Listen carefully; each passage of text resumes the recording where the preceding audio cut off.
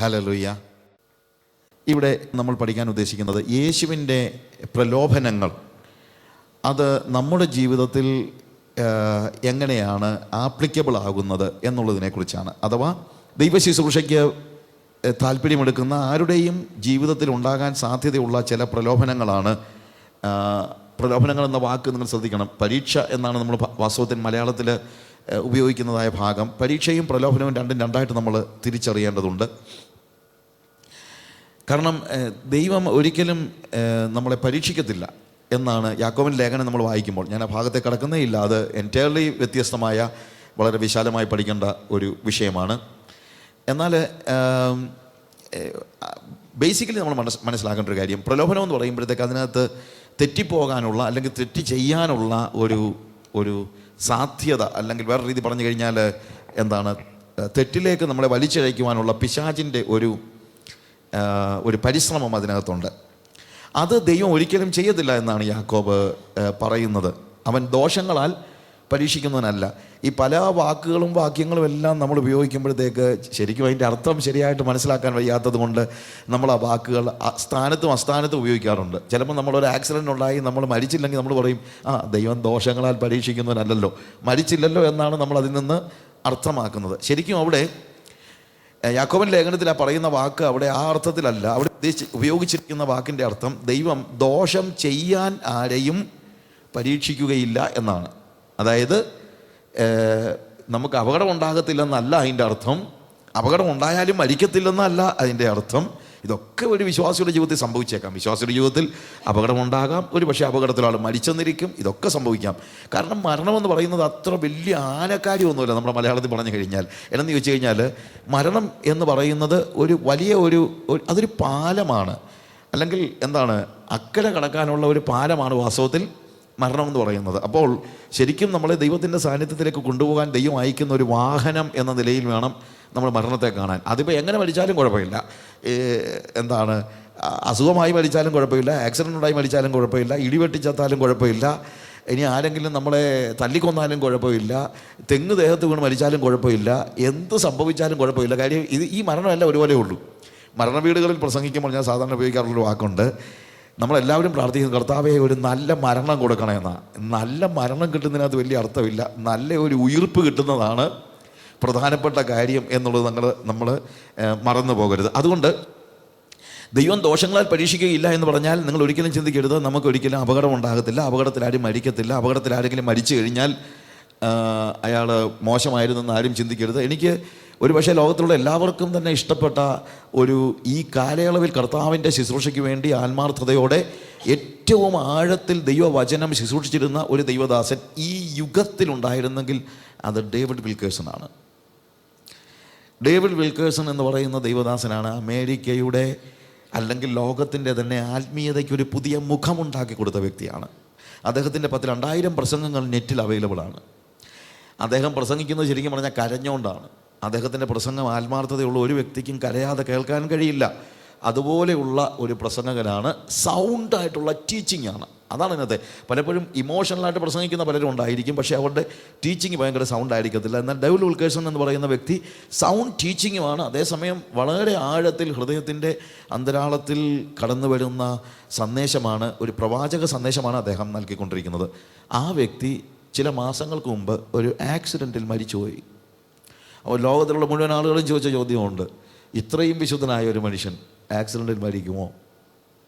എന്തുകൊണ്ടാണ് ദൈവം അത് ചെയ്തത്? എന്തുകൊണ്ടാണ് ദൈവം അത് ചെയ്തതെന്ന് നമുക്കറിയത്തില്ല. പക്ഷെ ഒരു കാര്യം നമുക്കറിയാം, എത്ര വിശുദ്ധനായ വ്യക്തിക്കും ആക്സിഡൻ്റ് ഉണ്ടാകാം, ഒരുപക്ഷെ മരിച്ചു പോയേക്കാം. ഇതൊന്നും ഒരു വലിയ ഇഷ്യൂ അല്ല. എന്താണെന്ന് ചോദിച്ചാൽ എന്താണ്, മരണം നമ്മളെ എങ്ങോട്ട് കൊണ്ടുപോകുന്നു? കർത്താവിൻ്റെ സാന്നിധ്യത്തിലേക്ക് കൊണ്ടുപോകുന്നു എന്ന് മാത്രം നമ്മൾ ആലോചിച്ചാൽ മതി. ഇനി നമ്മൾ പറഞ്ഞ കാര്യം, ദൈവം ദോഷം ചെയ്യാൻ ആരെയും പ്രലോഭിപ്പിക്കത്തില്ല.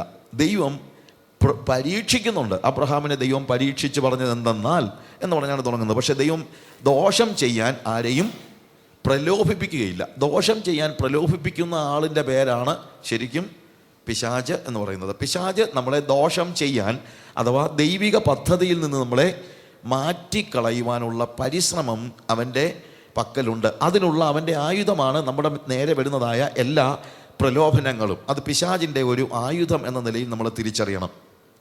ഇവിടെ യേശുവിനെ പരീക്ഷിക്കേണ്ടതിന് നമ്മൾ മത്തായിയുടെ സുവിശേഷത്തിലും ലൂക്കോസിൻ്റെ സുവിശേഷത്തിലും പറയുന്ന വാക്കുകൾ ഒരുപോലെ നമ്മൾ വായിച്ചു പോകണം. 4-ാം അധ്യായത്തിൻ്റെ 2-ൻ്റെയും 4-ാം അധ്യായം തന്നെയാണ്. മത്തായിയുടെ സുവിശേഷം 4-ാം അധ്യായത്തിന് 1-ാം വാക്യത്തിൽ then Jesus was led up by the Spirit into the wilderness to be tempted by devil. പിശാചിനാൽ യേശു പരിശുദ്ധാത്മാവ് നിറഞ്ഞവനായി യോർദാൻ വിട്ട് ലൂക്കിൽ വരുമ്പോഴത്തേക്ക് അവിടെ കാണുന്നത് 4-ാം അധ്യായത്തിൽ യേശു പരിശുദ്ധാത്മാവ് നിറഞ്ഞവനായി യോർദാൻ വിട്ട് മടങ്ങി ആത്മാവ് അവനെ മരുഭൂമിയിലേക്ക് നടത്തി പിശാച് അവനെ 40 ദിവസം പരീക്ഷിച്ചുകൊണ്ടിരുന്നു. അപ്പോൾ ഇവിടെ നമ്മളെ വളരെയേറെ ഈ വേദോസത്തിലെ ചില ഭാഗങ്ങളൊക്കെ വായിക്കുമ്പോഴത്തേക്ക് നമ്മൾ കൺഫ്യൂസ്ഡ് ആയി പോകും. അതായത് ഞാനുൾപ്പെടെ എല്ലാവർക്കും ഉള്ള പ്രശ്നമാണ്. ഭയങ്കര കൺഫ്യൂഷൻ ഉണ്ടാകും. ഇതെന്താ ഇങ്ങനെ എന്ന് ചിന്തിച്ചു പോകും. ഇവിടെ ഇതുപോലെ കൺഫ്യൂഷൻ ഉണ്ടാക്കുന്ന ഒരു വാക്കാണ് ഉപയോഗിച്ചിരിക്കുന്നത്. എന്താണ്? പിശാചിനാൽ പരീക്ഷിക്കപ്പെടേണ്ടതിന് ആത്മാവ് അവനെ മരുഭൂമിയിലേക്ക് നടത്തിയെന്ന്. നോക്ക്, ആത്മാവാണ് നടത്തിയത്, പക്ഷേ ആത്മാവല്ല പരീക്ഷിക്കുന്നത് അഥവാ പ്രലോഭിപ്പിക്കുന്നത് ആരാണ്? പിശാചാണ്. അപ്പോൾ പിശാചിനാൽ പരീക്ഷിക്കപ്പെടേണ്ടതിന് വേണ്ടിയാണ് ആത്മാവ് യേശുവിനെ മരുഭൂമിയിലോട്ട് നടത്തിയതെന്ന്. ഇത് ശരിക്കും കൺഫ്യൂഷൻ ഉണ്ടാക്കും. ഇതെന്തൊരു പരിപാടിയായി ഈ ആത്മാവ് കാണിക്കുന്നത്? പിശാചിൻ്റെ പരീക്ഷ വല്ലതും ഉണ്ടെങ്കിൽ അവിടെ നമ്മൾ രക്ഷിക്കാനല്ലേ ആത്മാവ് പരിശ്രമിക്കണം. ശരിക്കും പറഞ്ഞു കഴിഞ്ഞാൽ ആത്മാവിനെ കൊണ്ട് നമുക്കുള്ള ഒരു ഗുണം എന്നാന്ന് ചോദിച്ചു കഴിഞ്ഞാൽ നമ്മുടെ മനസ്സിലെ ചിന്ത പ്രലോഭനങ്ങളൊക്കെ ഉണ്ടാകുമ്പോൾ അങ്ങോട്ട് നമ്മളെ കടത്തി വിടാതെ നമ്മളെ സൂക്ഷിക്കുന്നതിന് വേണ്ടിയാണ് നമ്മൾ പരിശുദ്ധാത്മാവിനെ ആശ്രയിക്കുന്ന പല സമയത്തും. പക്ഷെ ഇവിടെ നേരെ തിരിച്ചാണ് കാണുന്നത്. പ്രലോഭിപ്പിക്കപ്പെടേണ്ടതിന് വേണ്ടി ആത്മാവ് എങ്ങോട്ട് നടത്തുകയാണ്? മരുഭൂമിയിലേക്ക് നടത്തുകയാണ്. മരുഭൂമിയിലേക്ക് പ്രലോഭിപ്പിക്കപ്പെടേണ്ടതിന് വേണ്ടി. U understand the difference? അപ്പോൾ ആത്മാവ് അറിഞ്ഞുകൊണ്ടാണ് ഇങ്ങോട്ട് തള്ളിവിട്ടത്. ഇത് ശരിയായ ഒരു നടപടിയാണോ?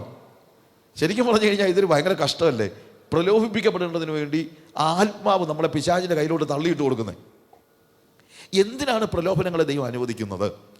അതെപ്പോഴും ആൾക്കാർ ചോദിക്കും. ഈ പ്രലോഭനം ഇല്ലായിരുന്നെങ്കിൽ ആദാമും ഹവ്വായും ഒക്കെ സുഖമായിട്ട് ദൈവത്തിൻ്റെ സാന്നിധ്യമൊക്കെ അനുഭവിച്ചുകൊണ്ട് ഈ ഏദൻ തോട്ടത്തിൽ കഴിഞ്ഞോണമായിരുന്നല്ലോ. എന്തിനാ ഈ വലിയ പ്രലോഭനങ്ങൾക്കും മറ്റുള്ള കാര്യങ്ങൾക്കൊക്കെ അനുവാദം കൊടുത്തത്? അതുകൊണ്ടല്ലേ?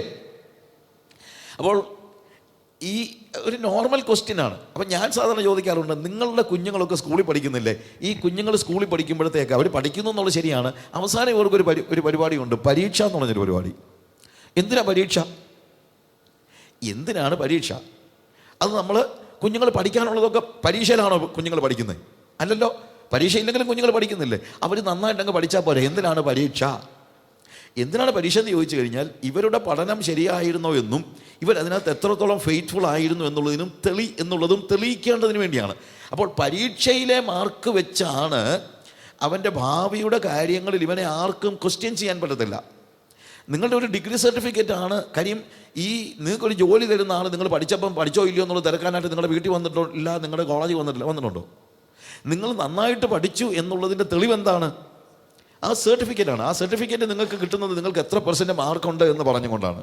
അഥവാ നിങ്ങൾ എത്രത്തോളം നന്നായിട്ട് പഠിച്ചു എന്നതിൻ്റെ തെളിവാണ്. ഇതുപോലെ തന്നെ ഒരു വ്യക്തിയുടെ ദൈവത്തോടുള്ള അവൻ്റെ ഭക്തിയുടെ തെളിവാണ്, അല്ലെങ്കിൽ അത് തെളിയിക്കപ്പെടേണ്ടതിന് വേണ്ടിയാണ് ശരിക്കും പറഞ്ഞു കഴിഞ്ഞാൽ പരിശോധനകളെ നമുക്ക് ലഭിക്കുന്നത്. അഥവാ ഒരു പരിധിവരെ ഇറ്റ് ഈസ് ഈ പരിശോധനയും അല്ലെങ്കിൽ പരീക്ഷയും പരിശോധനയും തമ്മിൽ ഉള്ള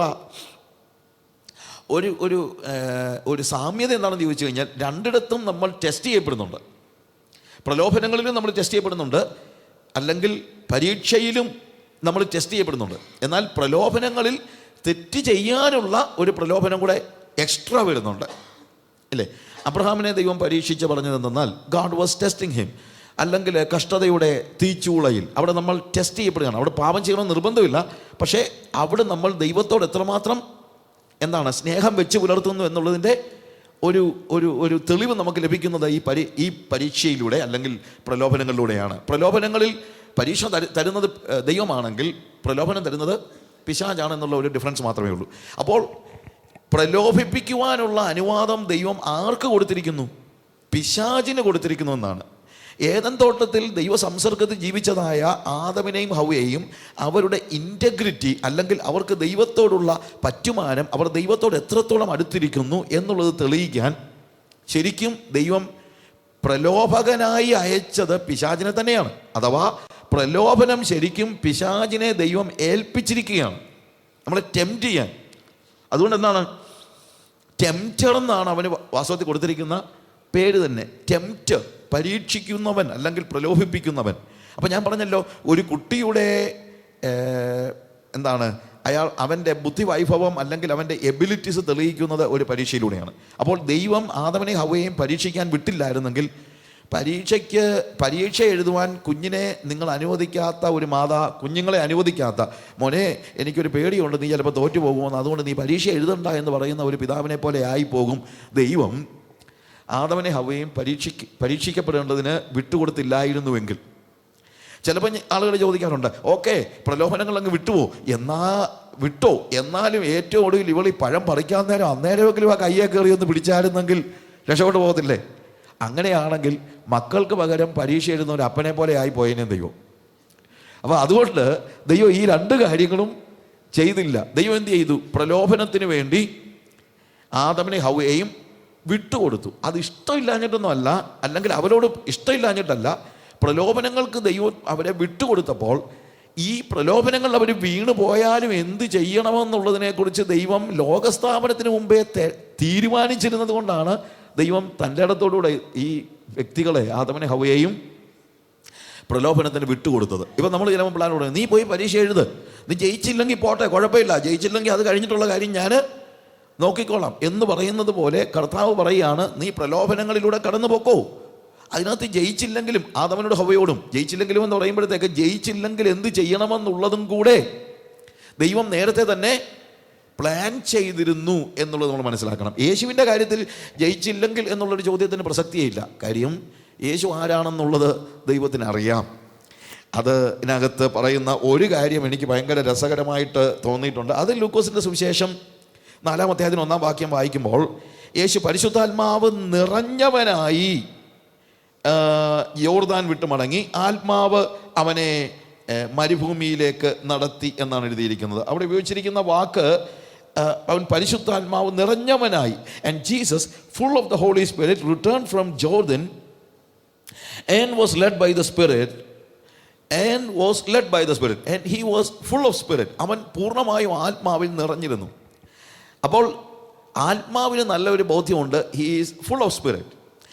ആത്മാവ് നിറഞ്ഞവനാണ്. ഫുൾ ഓഫ് സ്പിരിറ്റ് എന്ന് പറഞ്ഞു കഴിഞ്ഞാൽ, ഒരു കാര്യം ഫുള്ളാണെന്ന് പറഞ്ഞു കഴിഞ്ഞാൽ അതിൻ്റെ അർത്ഥം എന്നാന്ന് ചോദിച്ചു കഴിഞ്ഞാൽ വേറെ ഒന്നിനും അതിനകത്തോട്ട് കയറാൻ പറ്റത്തില്ല എന്നുള്ളതാണ് അതിൻ്റെ അർത്ഥം. ഞാനിപ്പോൾ ഒരു കുപ്പിക്കകത്ത് അല്ലെങ്കിൽ ഒരു ഗ്ലാസ്സിനകത്ത് ഒരു ഫുൾ ഗ്ലാസ്സിനകത്ത് ഞാൻ കുഞ്ഞുങ്ങൾ കളിക്കുന്ന മാർബിൾസ് ഉണ്ടല്ലോ, ഈ വട്ട് കളിക്കാൻ നമ്മൾ പറയുമല്ലോ മാർബിൾസ്, ആ മാർബിൾസ് എടുത്തിട്ട് അത് ഫില്ല് ചെയ്ത് കഴിഞ്ഞാൽ may be I can say that is full of marbles. പക്ഷേ എന്നാലും അതിനകത്ത് ഞാൻ കുറച്ച് ചരൽ വാരിയിട്ട് കഴിഞ്ഞാൽ അല്ലെങ്കിൽ മണ്ണ് വാരിയിട്ടാൽ പിന്നെ അതിനകത്ത് സ്പേസ് ഉണ്ട്. അതിൻ്റെ അർത്ഥം ഇത് മാർബിൾസ് നിറഞ്ഞിരുന്നെങ്കിലും അതിനകത്ത് വീണ്ടും എന്തുണ്ടായിരുന്നു? സ്പേസ് ഉണ്ടായിരുന്നെന്നാണ്. അപ്പോൾ ഇത് മണൽ നിറച്ച് കഴിയുമ്പോൾ നമ്മൾ കണ്ടാൽ ഇതെന്താണ്? ഫുള്ളാണ്. പക്ഷെ അതിനകത്ത് കുറച്ച് വെള്ളം ഒഴിച്ച് കഴിഞ്ഞാൽ വീണ്ടും നമുക്ക് മനസ്സിലാകും വെള്ളം ഉള്ളിലോട്ട് ഇറങ്ങിപ്പോകുന്നുണ്ട്, അപ്പോഴും അത് ഫുള്ളല്ല. എന്നാൽ ഒരു ഗ്ലാസ്സിനകത്ത് മുഴുവൻ വെള്ളം നിറച്ച് കഴിഞ്ഞിട്ട് നിങ്ങളൊരു മാർബിൾ ഇടാൻ നോക്കിയാലോ? നടക്കത്തില്ല. എന്തുകൊണ്ട് നടക്കത്തില്ല? Because it is full. അതിനകത്ത് വേറെ ഒന്നിനും പ്രവേശിക്കുവാനുള്ള സ്ഥലമില്ല. അതാണ് ആത്മാവ് നിറഞ്ഞവരാവുക എന്ന് പറഞ്ഞാൽ അതിൻ്റെ അർത്ഥം. നമ്മളൊക്കെ ആത്മനിറവ് പ്രാപിച്ചെന്ന് പറഞ്ഞു കഴിയുന്ന നമ്മൾ ചിന്തിക്കുന്നതെന്ന് അറിയാം, ആത്മാവ് നിറഞ്ഞ് പുറത്തോട്ട് അന്യഭാഷ പറയാൻ തുടങ്ങി കഴിഞ്ഞാൽ ആത്മാവ് നിറഞ്ഞു, പിന്നെ അതിനകത്ത് വേറെ എന്തുവാണ്? ആത്മാവ് നിറഞ്ഞു കഴിഞ്ഞെന്ന്. ആത്മാവ് നിറഞ്ഞു കഴിഞ്ഞാൽ പിന്നെ വേറെ ഒന്നിനകത്ത് കയറാൻ കഴിയാത്ത രീതിയിൽ നിറഞ്ഞാലേ ആത്മനിറവുള്ളവരായി എന്ന് നമുക്ക് പറയാനായിട്ട് പറ്റത്തുള്ളൂ. അപ്പോൾ ദൈവത്തിൻ്റെ ആത്മാവ് യേശുവിനെ മരുഭൂമിയിലേക്ക് നീ പൊക്കോ മോനെ എന്ന് പറഞ്ഞു വിടാനുള്ള കാരണം എന്ന് വെച്ച് കഴിഞ്ഞാൽ ആത്മാവിന് അറിയാമായിരുന്നു he is full of spirit. അതുകൊണ്ട് പിശാച് ലോകത്തിൻ്റെ എന്ത് പ്രലോഭനങ്ങളുമായിട്ട് യേശുവിൻ്റെ അടുത്തേക്ക് വന്നാലും അതിന് കടക്കാൻ ഇടമില്ലാതെ വണ്ണം യേശു കർത്താവ് ആത്മാവിൽ നിറഞ്ഞവനായിരുന്നു എന്നുള്ള ബോധ്യമുള്ളത് കൊണ്ടാണ് ആത്മാവ് തൻ്റെ ഇടത്തോടുകൂടെ എന്താണ് പിശാചിനാൽ പരീക്ഷിക്കപ്പെടേണ്ടതിന് യേശുവിനെ മരുഭൂമിയിലേക്ക് നടത്തുന്നത്. അപ്പോൾ യേശുവിൽ ആത്മാവിന് കംപ്ലീറ്റ് ആയിട്ടുള്ള കോൺഫിഡൻസ് ഉണ്ടായിരുന്നു. എന്തുകൊണ്ട്? Because he was full of spirit. നമ്മൾ പലപ്പോഴും പ്രലോഭിപ്പിക്കപ്പെടുന്നത് അല്ലെങ്കിൽ നമ്മൾ കഷ്ടത അനുഭവിക്കുന്നത് പരീക്ഷിക്കപ്പെടുന്നതൊക്കെ ദൈവത്തിന് നമ്മളിൽ കോൺഫിഡൻസ് ഉള്ളപ്പോഴാണ്. അല്ലാതെ ദൈവത്തിന് നമ്മളിൽ കോൺഫിഡൻസ് ഇല്ലാത്തപ്പോഴല്ല. നമ്മളിൽ പലപ്പോഴും നമ്മൾ പഠിച്ചു വെച്ചിരിക്കുന്ന പല പാഠങ്ങളും വെച്ച് അതാണല്ലോ ഈ പ്രോബ്ലം ഉണ്ടാക്കുന്നത്. ആർക്കാണ് കഷ്ടത ഉണ്ടാകുമെന്ന് ചോദിച്ചു കഴിഞ്ഞാൽ നമ്മൾ പറയും, അത് ബ്രദറെ വിശ്വാസം വേണം, വിശ്വാസം. അതുകൊണ്ട് നീ ഒന്ന് വിശ്വസിച്ച് കഴിഞ്ഞാൽ പിന്നെ നിനക്ക് എന്തുണ്ടാകത്തില്ല? കഷ്ടത ഉണ്ടാകത്തില്ല, പ്രയാസം ഉണ്ടാകത്തില്ല. പക്ഷേ അത് വേദപുസ്തകത്തിന് നേരെ വിപരീത ഉപദേശമാണ്. കാരണം വിശ്വാസമുള്ളവർക്കാണ് ദൈവം കഷ്ടത കൊടുക്കുന്നത്. ഇയ്യോബിൻ്റെ കാര്യത്തിൽ ദൈവത്തിന് ഭയങ്കര വിശ്വാസമായിരുന്നു, കോൺഫിഡൻസ് ഉണ്ടായിരുന്നു. അതുകൊണ്ട് സാത്താനോട് പറഞ്ഞു, നീ എന്തോ വേണേലും ചെയ്തോളാം. പത്രോസിൻ്റെ കാര്യത്തിൽ അത്രയും കോൺഫിഡൻസ് ഇല്ലായിരുന്നു. അതുകൊണ്ട് പത്രോസിനെ ഗോതമ്പ് പോലെ പാറ്റേണ്ടതിന് കർത്താവിനോട് അനുവാദം ചോദിച്ചപ്പോൾ കർത്താവ് പറഞ്ഞതില്ല, ഒരു മിനിറ്റ് ഞാൻ പറയാം, സമയമാകുമ്പോൾ പറയാം, അതുവരെ അവനെ അങ്ങനെ അങ്ങ് പാറ്റാൻ പറ്റത്തില്ല. എന്തുകൊണ്ടാണ്? കർത്താവിന് ഇയ്യോബിലുണ്ടായിരുന്ന അത്രയും കോൺഫിഡൻസ് ആരിലില്ലായിരുന്നു? പത്രോസിൽ ഇല്ലായിരുന്നു. അപ്പോൾ ഒരു വ്യക്തിയുടെ കഷ്ടതയും പ്രയാസവും കണ്ടിട്ട് അയാൾക്ക് വിശ്വാസമില്ലെന്ന് പറയരുത്. അയാൾക്ക് വിശ്വാസം കൂടുതലുള്ളത് കൊണ്ടാണ് ദൈവം അയാളുടെ ജീവിതത്തിൽ കൂടുതൽ കഷ്ടതയും കൂടുതൽ പ്രയാസവും കൊടുക്കുന്നത് എന്നാണ് നമ്മൾ മനസ്സിലാക്കേണ്ടത്. കാരണം ദൈവത്തിന് അവൾ ആ വ്യക്തിയിൽ കോൺഫിഡൻസ് ഉണ്ട്. നമ്മൾ സാധാരണ ഇങ്ങനെ പറയാറുണ്ട്, when God answers your prayers you will have confidence in God. ദൈവം നമ്മുടെ പ്രാർത്ഥനകൾ കേൾക്കുമ്പോൾ നമുക്ക് ദൈവത്തിൽ കോൺഫിഡൻസ് ഉണ്ടാകും. ഞാൻ പ്രാർത്ഥിച്ചാൽ കർത്താവ് എൻ്റെ പ്രാർത്ഥന കേൾക്കും, ഇല്ലേ? പ്രാർത്ഥന കേൾക്കുമ്പോഴല്ലേ നമുക്ക് ദൈവത്തിൽ എന്തുണ്ടാകുന്നത്? ഒരു ഉറപ്പുണ്ടാകുന്നത്, ഒരു കോൺഫിഡൻസ് ഉണ്ടാകുന്നത്. എന്നാൽ അതിൻ്റെ മറുവശം എന്നറിയാമോ? when God doesn't answer your prayers God has confidence in you. ദൈവം നിങ്ങളുടെ പ്രാർത്ഥന കേൾക്കുന്നില്ലെങ്കിൽ അതിൻ്റെ അർത്ഥം ദൈവത്തിന് നിങ്ങളിൽ കോൺഫിഡൻസ് ഉണ്ടെന്നാണ്. എന്ത് കോൺഫിഡൻസ്? ഇവൻ്റെ പ്രാർത്ഥന ഇപ്പോൾ കേട്ടില്ലെങ്കിലും കുഴപ്പമൊന്നുമില്ല, ഇവൻ എന്നെ ഇട്ടേച്ച് പോകത്തില്ലെന്ന്. ഞാൻ പറഞ്ഞാൽ മനസ്സിലാക്കണം. എന്തുകൊണ്ടാണ് ആളുകൾ പ്രാർത്ഥിക്കും അന്നേരം ടകടാന്ന് പറഞ്ഞ് എല്ലാ കാര്യവും നടക്കുന്നതെന്നറിയാമോ? അങ്ങനെ നടന്നില്ലെങ്കിൽ ഇവൻ ചിലപ്പോൾ എന്നെ ഇട്ടേച്ച് പോയാലോ എന്ന് ദൈവത്തിന് പേടിയുള്ളത് കൊണ്ടാണ്. ഹല്ലേലൂയ. എന്നാൽ നമുക്ക് വിശ്വാസം ഇല്ലെങ്കിൽ കർത്താവ് എന്ത് ചെയ്യും? പ്രാർത്ഥിക്കും, എൻ്റെ ദൈവമേ ഇനി ഇവൻ ഇത് കൊടുക്കാഞ്ഞിട്ട് എന്നെ ഇട്ടേച്ച് പോകണ്ട എന്ന് വെച്ച് പലപ്പോഴും കർത്താവ് ഒത്തിരി പേർക്ക് ഒത്തിരി കാര്യങ്ങൾ കൊടുക്കുന്നുണ്ട്. അല്ലാതെ നിങ്ങളുടെ പ്രാർത്ഥനയുടെ കൂടുതൽ കൊണ്ടോ നിങ്ങളുടെ വിശ്വാസത്തിൻ്റെ കൂടുതൽ കൊണ്ടോ ഒന്നും അല്ല. ദൈവത്തിന് കോൺഫിഡൻസ് ഉണ്ടാകണമെങ്കിൽ പല സമയത്തും നമ്മുടെ പ്രാർത്ഥനകൾ ദൈവം കേൾക്കാതിരിക്കണം. അപ്പോഴാണ് അതിൻ്റെ അർത്ഥം ദൈവത്തിന് നമ്മളിൽ എന്തുണ്ട്? കോൺഫിഡൻസ് ഉണ്ട്, കോൺഫിഡൻസ് ഉണ്ട്. പലപ്പോഴും ഈ ഇൻവാലിഡ് ചിൽഡ്രൻ ഉള്ള മാതാപിതാക്കളെയൊക്കെ ഞാൻ ഒത്തിരി അപ്രീഷിയേറ്റ് ചെയ്യാറുണ്ട്. എന്താണെന്ന് ചോദിച്ചാൽ അവരിൽ ദൈവത്തിന് കോൺഫിഡൻസ് ഉള്ളത് കൊണ്ടാണ് അങ്ങനെ ഒരു കുഞ്ഞിനെ അവർക്ക് കൊടുത്തത്. കാരണം അതിനെയൊക്കെ നമ്മളെയൊക്കെ ഏൽപ്പിച്ചു കഴിഞ്ഞായിരുന്നെങ്കിൽ നമ്മൾ സ്വർഗത്തിൽ പോകത്തില്ലെന്നുള്ളത് ദൈവത്തിന് അറിയാവുന്നത് കൊണ്ട് ദൈവം എന്ത് ചെയ്തു? അത് നോക്കി നടത്താൻ. It's so fragile, right? It's so fragile. എപ്പോഴും പൊട്ടിപ്പോകാവുന്ന ഒരു പളുങ്ക് പാത്രം പോലെയാണ് ഒരു ഇൻവാലിഡ് ചൈൽഡ് എന്ന് പറയുന്നത്. അങ്ങനൊരു കുഞ്ഞിനെയൊക്കെ തന്ന മാതാപിതാക്കളിൽ ദൈവത്തിന് എന്തുമാത്രം കോൺഫിഡൻസ് ഉണ്ടായിരിക്കണം, ഇല്ലേ? അങ്ങനെ ഒരാളെ മാത്രമേ അത് ഏൽപ്പിച്ചു കൊടുക്കത്തുള്ളൂ. You understand the difference? അപ്പോൾ ദൈവത്തിന് നമ്മളിലുള്ള കോൺഫിഡൻസ് ഒരു വലിയ വിഷയമാണ്. യേശുവിൽ ദൈവത്തിന് കോൺഫിഡൻസ് ഉണ്ടായിരുന്നത് കർത്താവ് പറഞ്ഞു, I don't care, you just go, there is somebody waiting for you in the wilderness. Who is that? He is not an angel, he is the devil. അപ്പോൾ ഞാൻ ആലോചിക്കാറുണ്ട്, ഈ പ്രലോഭനങ്ങൾ ദൈവം ഏൽപ്പിക്കുന്നത് വല്ല ഏഞ്ചൽസിനെയും ആയിരുന്നെങ്കിൽ കുറച്ചുകൂടെ നന്നായിരുന്നു, അല്ലേ? ഒരു മയമൊക്കെ കാണുമല്ലോ. പക്ഷേ ഇത് ഒരു മയവുമില്ലാതെ പ്രലോഭനങ്ങൾ ആരെ ഏൽപ്പിച്ചിരിക്കുകയാണ്? പിശാചിനെ ഏൽപ്പിച്ചിരിക്കുകയാണ്. അതെന്താ പിശാചിനെ ഏൽപ്പിച്ചത്? കാരണം നമ്മളുടെ ഇൻറ്റഗ്രിറ്റിയിൽ സംശയം പ്രകടിപ്പിക്കുന്ന വ്യക്തികൾ ഏഞ്ചൽസ് അല്ല. നമ്മുടെ ഇൻറ്റഗ്രിറ്റിയിൽ സംശയം പ്രകടിപ്പിക്കുന്ന വ്യക്തി പിശാചാണ്. അപ്പം അവനെ തന്നെ പ്രലോഭനം ഏൽപ്പിച്ചെങ്കിലേ അവൻ്റെ നാവടയ്ക്കാനായിട്ട് പറ്റത്തുള്ളൂ. ഇപ്പം നമ്മൾ തന്നെ പറയുമല്ലോ, പലപ്പോഴും ആളുകളോട് പറയുന്ന ഒരു കാര്യമുണ്ട്, നിനക്ക് എന്തെങ്കിലും സംശയം ഉണ്ടെങ്കിൽ നീ ഒന്ന് ടെസ്റ്റ് ചെയ്ത് നോക്കാൻ പറയത്തില്ലേ? സംശയം ഉള്ളവരല്ലേ ടെസ്റ്റ് ചെയ്യണ്ടേ?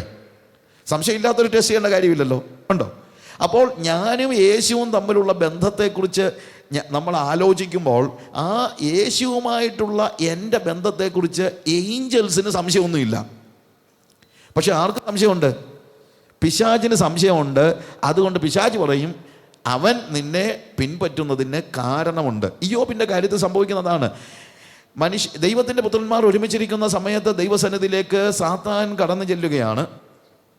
അത് തന്നെ നമ്മളെ കുഴയ്ക്കുന്നൊരു പ്രശ്നമാണ്. ഏതാ? ദൈവം എന്താ ഈ സാത്താനെ അവിടെ കയറി വരാനായിട്ട് അനുവദിച്ചത്?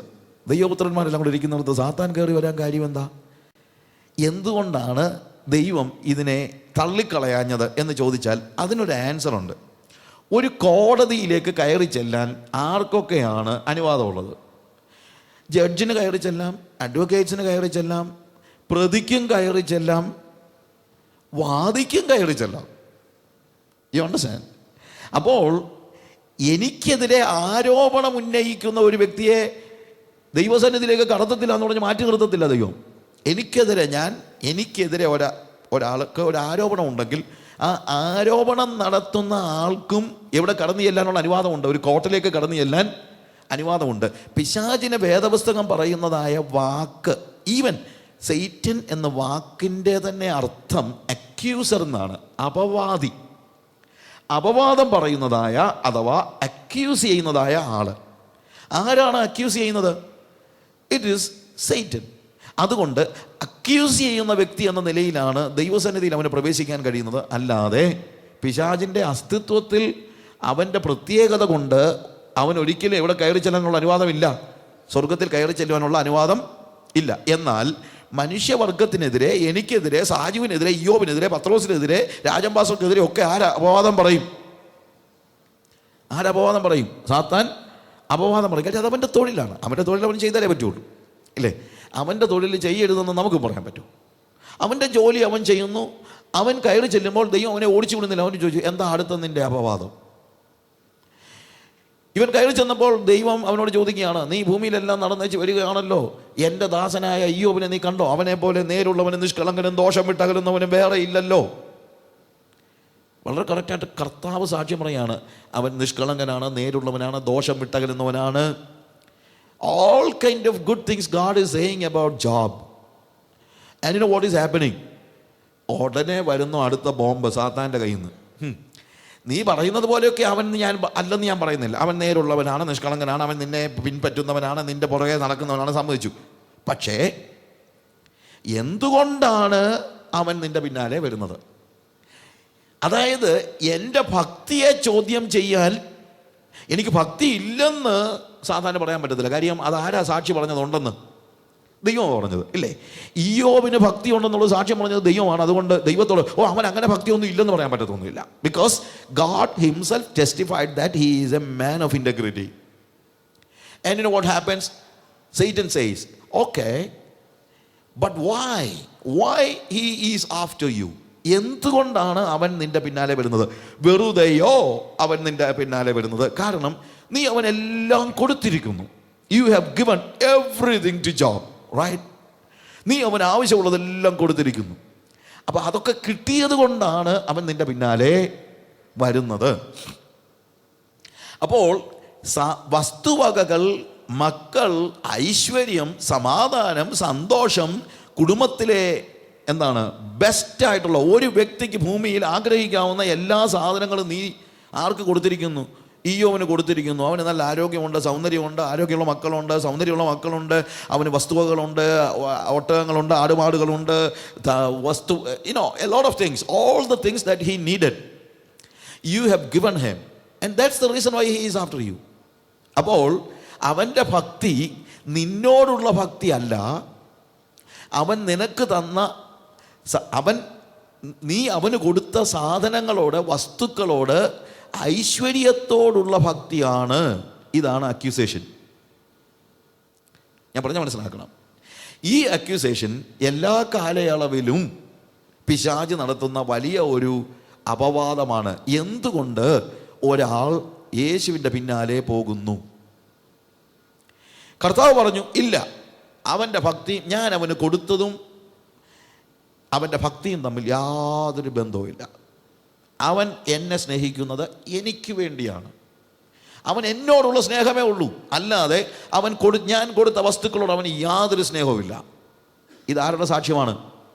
ദൈവത്തിൻ്റെ സാക്ഷ്യം. നിനക്ക് സംശയമുണ്ടെങ്കിൽ പരിശോധിക്കാം, പ്രലോഭിപ്പിക്കാം, അല്ലെങ്കിൽ you can test him. എങ്ങനെ? Take all the things that I have given him. നീ എല്ലാം എടുത്തോന്നേ. I just want to see that my son Job is free from all kind of accusations. നീ പറയുന്ന എല്ലാ അപവാദങ്ങളിൽ നിന്നും എൻ്റെ മകൻ ഫ്രീ ആയിരിക്കണം എന്ന് ഞാൻ ആഗ്രഹിക്കുന്നു. ഞാൻ ഒരിക്കലും സമ്മതിക്കത്തില്ല എൻ്റെ കുഞ്ഞ്, എൻ്റെ ഇയ്യോബ് എൻ്റെ പുറകെ വരുന്നത് ഞാൻ അവന് കൊടുത്ത വസ്തുവകകളുടെ പേരിലാണെന്ന് പറയുന്നത് എനിക്ക് സഹിക്കാൻ പറ്റത്തില്ല. നിനക്ക് സംശയമുണ്ടോ? നിനക്കെല്ലാം എടുക്കാം. സാത്താൻ വന്നിട്ട് അവൻ്റെ വസ്തുവകകളെ എടുത്തു, അവൻ്റെ എടുത്തു. അത് കഴിഞ്ഞപ്പോൾ സാത്താൻ പിന്നെയും വന്നിട്ട് പറയാണ്, അതൊക്കെ എടുത്തിട്ടൊന്നും അവൻ്റെ ഭക്തിയൊന്നും മാറിയില്ല. അവൻ്റെ ശരീരത്തെ സ്പർശിക്കുക മനുഷ്യൻ്റെ ഏറ്റവും വലിയ പ്രശ്നമാണ്.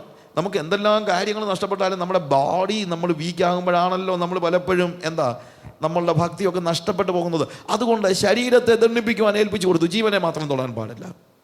അവൻ്റെ ശരീരത്തെ, ഞാൻ പെട്ടെന്ന് പറഞ്ഞു പോവുകയാണ്, അവൻ്റെ ശരീരത്തെ ദണ്ഡിപ്പിക്കുവാനുള്ള അനുവാദം കൊടുത്തു. എല്ലാം ചെയ്തു. വല്ലതും സംഭവിച്ചോ? ഒന്നും സംഭവിച്ചില്ല. ഇതിലെല്ലാത്തിലും ഒരു കാര്യത്തിൽ പോലും ഇയ്യോബ് തൻ്റെ നാവ് കൊണ്ട് പാപം ചെയ്തില്ല. അവൻ ദൈവത്തെ തള്ളിപ്പറഞ്ഞില്ല. അവൻ്റെ സ്വന്തം ഭാര്യ മാറി നിന്നിട്ട് പറഞ്ഞു, നീ ദൈവത്തെ തള്ളിപ്പറഞ്ഞിട്ട് പോയി ചത്തുകളാ. മാൻ, യു ഗെറ്റ് ലാസ്റ്റ്. ശരിക്കും പറഞ്ഞു കഴിഞ്ഞാൽ പോയി ചത്തുകളെന്നൊക്കെ പറയുന്നത് ശാപത്തിൻ്റെ അവസാനത്തെ വാക്കാണ്, ഇല്ലേ? അങ്ങനെ അവൻ്റെ ഭാര്യ പറഞ്ഞു. ഇയ്യോബ് ചോദിക്കുന്നത്, നീ എന്താ ഒരു പൊട്ടി സംസാരിക്കുന്നത് പോലെ സംസാരിക്കുന്നത്? അപ്പം ഞാൻ ഈ വാക്യം വായിച്ച് പറഞ്ഞു, എന്ത് ഇതിനകത്ത് ഇത്ര പൊട്ടത്തരം? ഏത് സ്ത്രീ ആണെങ്കിലും പറഞ്ഞു പോകുന്ന കാര്യമാണ് ഇത്രയും കഷ്ടങ്ങളെല്ലാം ദൈവത്തിൻ്റെ പിന്നാലെ വന്നിട്ട് ഇത്രയും കഷ്ടമെല്ലാം സഹിക്കുമ്പോൾ ആരാണെങ്കിലും ഇമോഷണലായിട്ട് പെട്ടെന്ന് പറഞ്ഞു പോകത്തില്ലേ? എന്തിനാ നിങ്ങളുടെ ഭക്തി മുറുകെ പിടിച്ചുകൊണ്ടിരിക്കുന്നത്? നിങ്ങൾ ഈ ദൈവത്തെ തള്ളി പറഞ്ഞിട്ട് വേറെ വല്ല പണി നോക്കരുത്. ആരെ പറഞ്ഞു പോകാത്തെ? Humanly speaking, I'm saying, ഒരു സ്പിരിച്വൽ വേയിലല്ല, ഒരു ഹ്യൂമൻ വേയിൽ ആലോചിച്ചാൽ ഇയ്യോബിൻ്റെ ഭാര്യ പറഞ്ഞതൊന്നും വലിയൊരു പാതകമായിട്ടൊന്നും എനിക്ക് തോന്നുന്നില്ല. എന്നിട്ട് എന്താ ഇയ്യോബ് നീ ഒരു പൊട്ടി സംസാരിക്കുന്നത് പോലെ ആസ് എ ഫുളിഷ് വുമൻ എന്ന് പറയാൻ കാര്യം എന്താ? ഇവൾ പറയുന്ന വാക്കെന്താണെന്നറിയാമോ? നീ നിൻ്റെ ഭക്തി ത്യജിച്ച് കളഞ്ഞിട്ട് പോയി ജീവിക്കാനല്ല, നീ നിൻ്റെ ഭക്തി ത്യജിച്ച് പോയി ചത്ത് കളയാനാണ് പറയുന്നത്. അതാണ് അതിനകത്തെ പൊട്ടത്തരമെന്ന് പറയുന്നത്. നിൻ്റെ ഭക്തി ത്യജിച്ചാൽ നിനക്ക് ജീവിക്കാൻ പറ്റുമെന്ന് പറഞ്ഞാൽ പിന്നെയും വേണ്ടിയല്ലായിരുന്നു, ഇല്ലേ? അതിനകത്തൊരു ബുദ്ധി ഉണ്ടെന്ന് പറയാം. പക്ഷേ ഏതാണെങ്കിലും ചാകുകയാണെങ്കിൽ പിന്നെ ഈ ഭക്തിയുടെ ത്യജിച്ചേച്ച് പോയി ചാകേണ്ട കാര്യം എന്താ? അതൊരു ഫൂളിഷ്നെസ് അല്ലേ, റൈറ്റ്? അതുകൊണ്ട് അയ്യോ പറയുന്നത്, നീ ഒരു പൊട്ടി സംസാരിക്കുന്നത് പോലെ സംസാരിക്കുന്നു. പക്ഷേ ഇയ്യോബ് ഈ വക കാര്യങ്ങളിലൊന്നും പാപം ചെയ്തില്ല. ഇയ്യോബിൻ്റെ ഇൻറ്റഗ്രിറ്റി തെളിയിക്കപ്പെട്ടു. പക്ഷേ ഇയ്യോബിൻ്റെ ഇൻറ്റഗ്രിറ്റി തെളിയിക്കപ്പെടുവാനായി അവൻ അനേക കഷ്ടങ്ങളിലൂടെ, പ്രതിസന്ധികളിലൂടെ, പ്രയാസങ്ങളിലൂടെ കടന്നു പോകേണ്ടി വന്നു എന്നുള്ളതാണ് നമുക്ക് കാണാനായിട്ട് കഴിയുന്നത്. അതുകൊണ്ട് പ്രലോഭനങ്ങളും പരീക്ഷകളും നമ്മുടെ ജീവിതത്തിലേക്ക് കടന്നു വരുന്നത് എന്തിനു വേണ്ടിയാണ്? നമ്മുടെ ഇൻറ്റഗ്രിറ്റി തെളിയിക്കപ്പെടുവാൻ, അഥവാ നമ്മുടെ ഭക്തി തെളിയിക്കപ്പെടുവാൻ, കർത്താവിനോടുള്ള നമ്മുടെ സ്നേഹം തെളിയിക്കപ്പെടുവാൻ, നമ്മൾ എന്തിനെയാണ് കൂടുതൽ സ്നേഹിക്കുന്നത് എന്നുള്ളത് തെളിയിക്കപ്പെടുവാനുള്ള ഒരു അവസരമാണ് ഇവിടെ. അതുകൊണ്ട് ദൈവം എന്ത് ചെയ്യുന്നു? ദൈവം പ്രലോഭനങ്ങളെ അനുവദിച്ചിരിക്കുന്നു. യേശുവിൻ്റെ ജീവിതത്തിലുണ്ടായ പ്രലോഭനങ്ങളുടെ പ്രത്യേകതകളെ നമ്മളിനി ഒരു ചെറിയ സമയം കൊണ്ട് അപഗ്രഥനം ചെയ്യാനായിട്ട് ആഗ്രഹിക്കുകയാണ്. ദ ഫസ്റ്റ് ടെംപ്റ്റേഷൻ, ആദ്യത്തെ ടെംപ്റ്റേഷൻ എന്താണ്? ആദ്യത്തെ temptation, and of course he was fasted 40 days and 40 nights and afterwards he was hungry. അവൻ 40 രാവും 40 പകലും ഉപവസിച്ചു. അതിനുശേഷം അവന് വിശന്നു. അതിനുശേഷം പിശാച് വന്നെന്നാണ് മത്തായിയിൽ കാണുന്നത്. പക്ഷേ ലൂക്കോസിൽ കാണുമ്പോഴത്തേക്ക് ഈ 40 days and 40 nights ആ ദിവസങ്ങളിലും 40 ദിവസം യേശുവിനെ പിശാച് പരീക്ഷിച്ചുകൊണ്ടേ ഇരുന്നെന്നാണ് പറയുന്നത്. അതായത് നിങ്ങൾ ഉദ്ദേശിക്കരുത്, ചിന്തിക്കരുത് എന്താണ് ഫാസ്റ്റിങ്ങിൻ്റെ ലാസ്റ്റ് ഡേ മാത്രമേ പിശാച് വരത്തുള്ളൂ. അങ്ങനെയൊന്നും അല്ല. ഫാസ്റ്റിംഗ് തുടങ്ങുമ്പോഴേ അവൻ അടുത്ത് തന്നെ ഉണ്ട്. ഫാസ്റ്റിംഗ് തുടങ്ങുന്ന സമയത്ത് തന്നെ അവിടെ എന്തുണ്ട്? പിശാച് അടുത്ത് തന്നെ ഉണ്ട്. എന്നാൽ അപ്പോൾ അതുകൊണ്ട് പരീക്ഷകൾ എല്ലാ സമയത്തും, ശരിക്കും ഫാസ്റ്റിങ്ങിൻ്റെ സമയത്താണ് ഏറ്റവും കൂടുതൽ പരീക്ഷകൾ ഉണ്ടാകുന്നത്, ഇല്ലേ? ഫാസ്റ്റിങ്ങിലാണ് നമുക്ക് കൂടുതൽ വിശപ്പും മറ്റുള്ള കാര്യങ്ങളുണ്ട്. എന്തുകൊണ്ടാണ് ഈ ഫാസ്റ്റിങ്ങിൻ്റെ സമയത്ത് നമുക്ക് ഒത്തിരി ദേഷ്യവും, ഇല്ലേ? ഫാസ്റ്റിങ്ങിൻ്റെ സമയത്ത് കൂടുതൽ ദേഷ്യം വരും. ഫാസ്റ്റിങ്ങിൻ്റെ സമയത്ത് കൂടുതൽ ഓൾ കൈൻഡ് ഓഫ് ഇതിനെക്കുറിച്ചൊക്കെ വാസ്തവത്തിൽ വലിയ സ്റ്റഡീസ് വേണ്ടതാണ്. ശരിക്കും എന്താണ് ഫാസ്റ്റിംഗ്, എങ്ങനെയാണ് ഫാസ്റ്റ് ചെയ്യേണ്ടത്? റിച്ചാർഡ് ഫോസ്റ്ററിൻ്റെ ഒരു ബുക്കുണ്ട്, സെലിബ്രേഷൻ ഓഫ് ഡിസിപ്ലിൻ. അത് ഒരു ക്വേക്കറാണ്. സെലിബ്രേഷൻ ഓഫ് ഡിസിപ്ലിനകത്ത് അദ്ദേഹം പറയുന്നൊരു കാര്യമുണ്ട്. ന്യൂ ടെസ്റ്റമെൻറ്റിൽ ഇതിനെക്കുറിച്ചുള്ള ഡീറ്റെയിൽഡ് ആയിട്ടുള്ള സ്റ്റഡീസ് നടത്തിയിട്ടില്ല. എന്തുകൊണ്ട് നടത്തിയിട്ടില്ലെന്ന് ചോദിച്ചു കഴിഞ്ഞാൽ, അന്ന് ഫാസ്റ്റിംഗ് എന്ന് പറയുന്ന ഒരു കോമൺ പ്രാക്ടീസാണ്. അതുകൊണ്ട് ശരിയായിട്ട് ഉപവാസം എടുക്കുന്ന ആളുകൾ, ഉപവാസം എടുത്തു തുടങ്ങുന്ന ചെറിയ ആളുകളെ എപ്പോഴും എങ്ങനെ ഫാസ്റ്റിംഗ് എടുക്കണമെന്നും മറ്റും പരിശീലിപ്പിച്ചു കൊണ്ടിരുന്നു. പല സമയത്തും ഉപവാസവും മറ്റും എങ്ങനെയാണെന്നുള്ളതിനെക്കുറിച്ചുള്ള കൃത്യമായ ടീച്ചിങ്സ് ഉണ്ടായിരുന്നു. അതുകൊണ്ട് ന്യൂ ടെസ്റ്റമെൻറ്റിൽ അതൊരു ആവശ്യമായിട്ട് ആളുകൾക്ക് തോന്നിയില്ല. പക്ഷേ ഈ കാലയളവിൽ ഫാസ്റ്റിംഗ് എന്ന് പറയുന്നത് വളരെ വികലമായ നിലയിൽ പോയതുകൊണ്ട് വേദപുസ്തക പ്രകാരമുള്ള ഫാസ്റ്റിംഗ് എന്താണ്, ദൈവം നമ്മളെ ഏത് രീതിയിൽ അതിനെക്കുറിച്ച് ഉദ്ദേശിക്കുന്നതിനെക്കുറിച്ചുള്ള പഠനം ശരിക്കും ആവശ്യമാണ്. ഫാസ്റ്റിങ്ങിൻ്റെ സമയത്ത് ഒത്തിരി കോപം വരുമെന്നുള്ളത് ഒരു ഫാക്റ്റാണ്. കോപം മാത്രമല്ല, എല്ലാ തരത്തിലുള്ള വികാരങ്ങളും ആ സമയത്ത് നമുക്ക് ഇളകുക എന്ന് പറയുമല്ലോ, ശരിക്കും ഇളകുന്ന ഒരു സമയമാണ്. ഞാൻ സെമിനാരിയിൽ ഉണ്ടായിരുന്ന സമയത്ത് ഞാനവിടെ ഞാൻ ഒരു എക്സ്റ്റേണൽ സ്റ്റുഡൻ്റ് ആയിരുന്നു. പക്ഷേ I use to stay the for some time. അപ്പോൾ അവിടെ ഒരു പാസ്റ്റർ അവിടെ പഠിക്കുന്നുണ്ട്, BD ചെയ്യുന്നുണ്ട്. അപ്പം ഞാൻ ഗസ്റ്റ് ഹൗസിലാണ് താമസിച്ചുകൊണ്ടിരിക്കുന്നത്. അപ്പോൾ പാസ്റ്ററുടെ റൂംമേറ്റ്സൊക്കെ എന്താണ് നോമിനൽ മറ്റുള്ള ചർച്ചസിലെ ആളുകളാണ് കൂടെ പഠിക്കുന്നതൊക്കെ. പക്ഷേ ഇദ്ദേഹം ഫാസ്റ്റിംഗ് എടുക്കുന്നതെന്ന് പറയുമ്പോഴത്തേക്ക് മറ്റുള്ളവർക്ക് പേടിയാണ്. അദ്ദേഹം വന്ന് പറയും, എൻ്റെ പൊന്നു സാറേ അങ്ങേര് ഫാസ്റ്റിങ്ങിനാണ്, അങ്ങേർക്ക് ഇനി ദേഷ്യം സഹിക്കാൻ പറ്റത്തില്ല. അപ്പോൾ ഫാസ്റ്റിംഗ് എന്ന് പറയുമ്പോഴത്തേക്ക് മറ്റുള്ളവർക്കൂടെ പേടി തോന്നത്തക്ക രീതിയിൽ ഈ കോപമൊക്കെ വരാൻ കാര്യം എന്താണ്? മറ്റൊന്നുമല്ല, കോപമൊക്കെ നമ്മുടെ ഉള്ളിൽ ഒളിഞ്ഞ് കിടപ്പുണ്ട്. നേരത്തെ നമുക്ക് കോപമൊക്കെ വരുമ്പോൾ അതൊന്ന് സബ്സൈഡ് ചെയ്യാനായിട്ട് നമ്മൾ ചില ഭക്ഷണം കഴിക്കുകയോ പോയി ഒരു പത്രം വായിക്കുകയോ ഒരു TV കാണുകയൊക്കെ ചെയ്യുമ്പോൾ അതിനെ അടക്കാനൊരു മാർഗം ഉണ്ടായിരുന്നു. പക്ഷേ ഫാസ്റ്റിങ്ങിൽ എന്താണ്, ഉയർന്നു വരുന്ന കോപത്തെ സബ്സൈഡ് ചെയ്യിക്കത്തക്ക രീതിയിലുള്ള എക്സ്റ്റേണൽ ഫോഴ്സസ് ഒന്നും ഇല്ലാത്തതുകൊണ്ട്. എക്സ്റ്റേണൽ ഫോഴ്സസ് ഒന്നും ഇല്ലെന്നുള്ളത് ഞാൻ വേദപുസ്തക പ്രകാരമുള്ള ഫാസ്റ്റിങ്ങിൻ്റെ കാര്യം പറഞ്ഞതാണ്. പക്ഷേ നമ്മുടെ ഫാസ്റ്റിംഗ് അങ്ങനൊന്നും ഇല്ല. നമുക്കിന്ന് ഫാസ്റ്റിംഗ് എന്ന് പറഞ്ഞു കഴിഞ്ഞാൽ പട്ടിണി ഇരിക്കുക എന്നുള്ളതല്ലാതെ എന്തോ കഴിക്കത്തില്ല, ബാക്കിയെല്ലാം ചെയ്യും. സീരിയലിൻ്റെ സമയത്ത് സീരിയൽ മുടക്കത്തില്ല, ഫാസ്റ്റിംഗ് ആണെങ്കിലും ഇല്ലേ. ടെലിവിഷനിലെ സീരിയൽ മുടക്കത്തില്ല, പത്രം വായന മുടക്കത്തില്ല, ഒരു കാര്യങ്ങളും മുടക്കത്തില്ല. പിന്നെ എന്ത് മാത്രം മുടക്കും? ഭക്ഷണം മുടക്കും. Abstaining from food, that is not fasting. You are abstaining from all the things that hinder you to have a communion with God. ദൈവവുമായുള്ള നിരന്തര സംസർഗത്തിന് തടസ്സമായിരിക്കുന്ന സകല കാര്യങ്ങളിൽ നിന്നും ഒഴിഞ്ഞിരിക്കുന്നതാണ് ഫാസ്റ്റിംഗ്. ശരിയല്ലേ കൂടി aunty? Am I right? Okay, praise the Lord. ഞാൻ പറഞ്ഞത് വളരെ എന്താണ് ഫാസ്റ്റിങ്ങും മറ്റും അതിനെക്കുറിച്ച് you need to teach these people. എന്താണ് ഫാസ്റ്റിംഗ് എന്നുള്ളത്, ഈ കാര്യങ്ങളൊക്കെ നിങ്ങൾ പഠിപ്പിക്കണം, ബാക്കിയുള്ള ആളുകളെ പഠിപ്പിക്കണം. അല്ലെങ്കിൽ പറ്റുന്ന പ്രശ്നമെന്നറിയാമോ, നമ്മൾ എന്താണ് ഭക്ഷണം കഴിക്കാതിരിക്കുന്നതാണ് ഫാസ്റ്റിംഗ് എന്നുള്ള ചിന്തയിൽ ഇന്നിപ്പോൾ എല്ലാവരും ഫാസ്റ്റിങ്ങാണ്. അതിൻ്റെ കൂട്ടത്തിൽ ചില വണ്ണം കൂടെ കുറയ്ക്കാമല്ലോ എന്നുള്ളതാണ്. എന്നാണ് അതിൻ്റെ കൂട്ടത്തിൽ ചില വണ്ണം കൂടെ കുറയ്ക്കാമെന്നുള്ള ഇല്ലേ ഒരു ഗൂഢലക്ഷ്യം കൂടെ നമുക്ക് ഫാസ്റ്റിങ്ങിൻ്റെ കൂട്ടത്തിൽ ഉണ്ട്. പക്ഷെ എന്താണ് ബിബ്ലിക്കൽ ഫാസ്റ്റിംഗ്? ദൈവസംസർഗത്തിന് വിഘാതമായ സകല കാര്യങ്ങളിൽ നിന്നുമുള്ള ഒരു ഒഴിഞ്ഞിരിക്കലാണ്. You need to abstain from everything that hinders you from proper communion and communication with God. Hallelujah. അപ്പോൾ ഈ 40 ദിവസവും യേശുവിനെ പിശാച് പരീക്ഷിച്ചുകൊണ്ടിരുന്നു. എന്നാൽ 40 ദിവസം കഴിഞ്ഞപ്പോൾ അവന് വിശന്നു. എന്താ അതിൻ്റെ അർത്ഥം? ഫാസ്റ്റിംഗ് എടുത്തിട്ടുള്ളവർക്കറിയാം, വെൻ യു സ്റ്റാർട്ട് ഫാസ്റ്റിംഗ് വിശപ്പ് ഭയങ്കരമാണ്. അതുവരെ ഇല്ലാത്ത വിശപ്പ് എല്ലാം കൂടെ ഓടി വരും, ഇല്ലേ? അതുവരെ ഇല്ലാത്ത വിശപ്പ് എല്ലാം കൂടെ ഓടി വരും. പക്ഷേ after some time, maybe 3 days, 5 days, 7 days, you know what happens? പിന്നെ നമുക്ക് എന്തില്ല? വിശപ്പില്ല. അതിനുശേഷം നമുക്ക് വിശക്കുന്നത് എപ്പോഴാണോ, it is better to stop your fasting. അതാണ് റിച്ചാർഡ് ഫോസ്റ്റർ മറ്റും പറഞ്ഞത്. എന്നു ചോദിച്ചു കഴിഞ്ഞാൽ, നിങ്ങളുടെ ബോഡിയുടെ കപ്പാസിറ്റി തീർന്നു എന്ന് അതിൻ്റെ അർത്ഥം. നിങ്ങളുടെ ശരീരത്തിൻ്റെ കപ്പാസിറ്റി, ഓരോരുത്തർക്കും കപ്പാസിറ്റി ഡിഫറെൻ്റ് ആണ്. നിങ്ങളുടെ കപ്പാസിറ്റി തീർന്നു. എന്തുകൊണ്ട്? ഇപ്പോൾ നിങ്ങൾക്ക് വിശക്കുന്നത് നിങ്ങളുടെ ശരീരത്തെ നിങ്ങൾ തിന്നാൻ തുടങ്ങിയെന്ന് അതിൻ്റെ അർത്ഥം. ഞാൻ സയൻറ്റിഫിക്കായിട്ട് പറഞ്ഞു കഴിഞ്ഞാൽ എന്ന് കഴിഞ്ഞാൽ നിങ്ങളുടെ ബോഡിയുടെ കപ്പാസിറ്റി കഴിഞ്ഞു. അത് കഴിഞ്ഞിട്ടുള്ള ഫാസ്റ്റിംഗ് അത് വാസ്തവത്തിൽ അഡ്വൈസബിൾ ആയിട്ടുള്ളൊരു കാര്യമല്ല. ആദ്യം വിശപ്പുണ്ടായ ഉടനെ ഫാസ്റ്റിംഗ് നിർത്തരുത്. ആദ്യത്തെ 2 ദിവസം 3 ദിവസം വിശപ്പുണ്ടായ ഉടനെ ഫാസ്റ്റിംഗ് നിർത്തുന്നല്ല ഞാൻ പറഞ്ഞത്. ലോങ് ഫാസ്റ്റിങ്ങിൽ may be you are planning for 40 days. 40 days is okay, because ഒരു ഹ്യൂമൻ കപ്പാസിറ്റി ഒക്കെ 40 days കൂടുതൽ പറ്റത്തില്ല. ഹ്യൂമൻ കപ്പാസിറ്റി ഇല്ല അതിന് അപ്പുറത്തായിട്ട്. അങ്ങനെ ദൈവം ഉദ്ദേശിക്കുന്നുമില്ല. നിങ്ങളങ്ങനെ ഒരു തപസ് ചെയ്ത് എന്തെങ്കിലും കാര്യം സാധിക്കാനൊന്നും ദൈവം ഉദ്ദേശിക്കുന്നുമില്ല.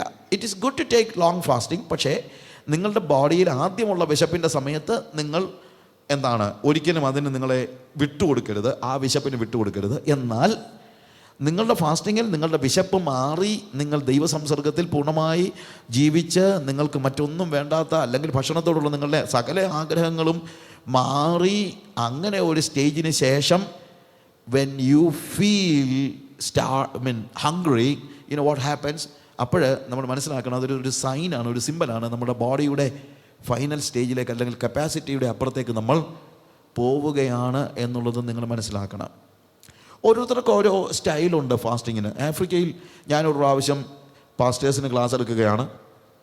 അപ്പോൾ അവർ പറഞ്ഞു day time we R fasting and only in the evening V eat food. അപ്പോൾ ഞാൻ പറഞ്ഞു ഓക്കെ ദാറ്റ്സ് ഗുഡ്. അപ്പോൾ ഞാൻ രാവിലെ 8:30 ക്ലാസ് തുടങ്ങും, വൈകുന്നേരം 4:30 വരെ ഞാൻ ക്ലാസ് എടുക്കണം, അവേഴ്സ് ആൻഡ് അവേഴ്സ്.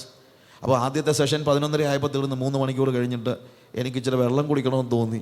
ഞാൻ ചോദിച്ചു കിച്ചൺ എവിടെയാണ്? അയ്യോ കിച്ചൺ ക്ലോസ്ഡ് ആണ്. ഞാൻ പറഞ്ഞു എനിക്ക് ഐ നീഡ് സം വാട്ടർ. അയ്യോ ഫാസ്റ്റിംഗ് അല്ലേ? കാര്യം അവരെന്താണ്, അവർ ഫാസ്റ്റിങ്ങിന് വെള്ളം കുടിക്കത്തില്ല അവർ. ദേ ഡോണ്ട് ഡ്രിങ്ക് വാട്ടർ, വെള്ളം കുടിക്കത്തില്ല. എനിക്ക് ഭയങ്കര അത്ഭുതമായിരുന്നു. ഇതിൻ്റെ പ്രോബ്ലം എന്ന് വെച്ച് കഴിഞ്ഞാൽ അവർ ഇരുന്ന് കേൾക്കുക, ഞാൻ all the time I was talking but അവരുടെ ഫാസ്റ്റിംഗ് അങ്ങനെയാണ്. So I didn't want to break that kind of thing. അവരെ വെറുതെ നമ്മൾ വിഷമിപ്പിക്കേണ്ട കാര്യമൊന്നുമില്ല. അതുകൊണ്ട് ഞാൻ പറഞ്ഞു ഓക്കെ ഇറ്റ്സ് ഓക്കെ.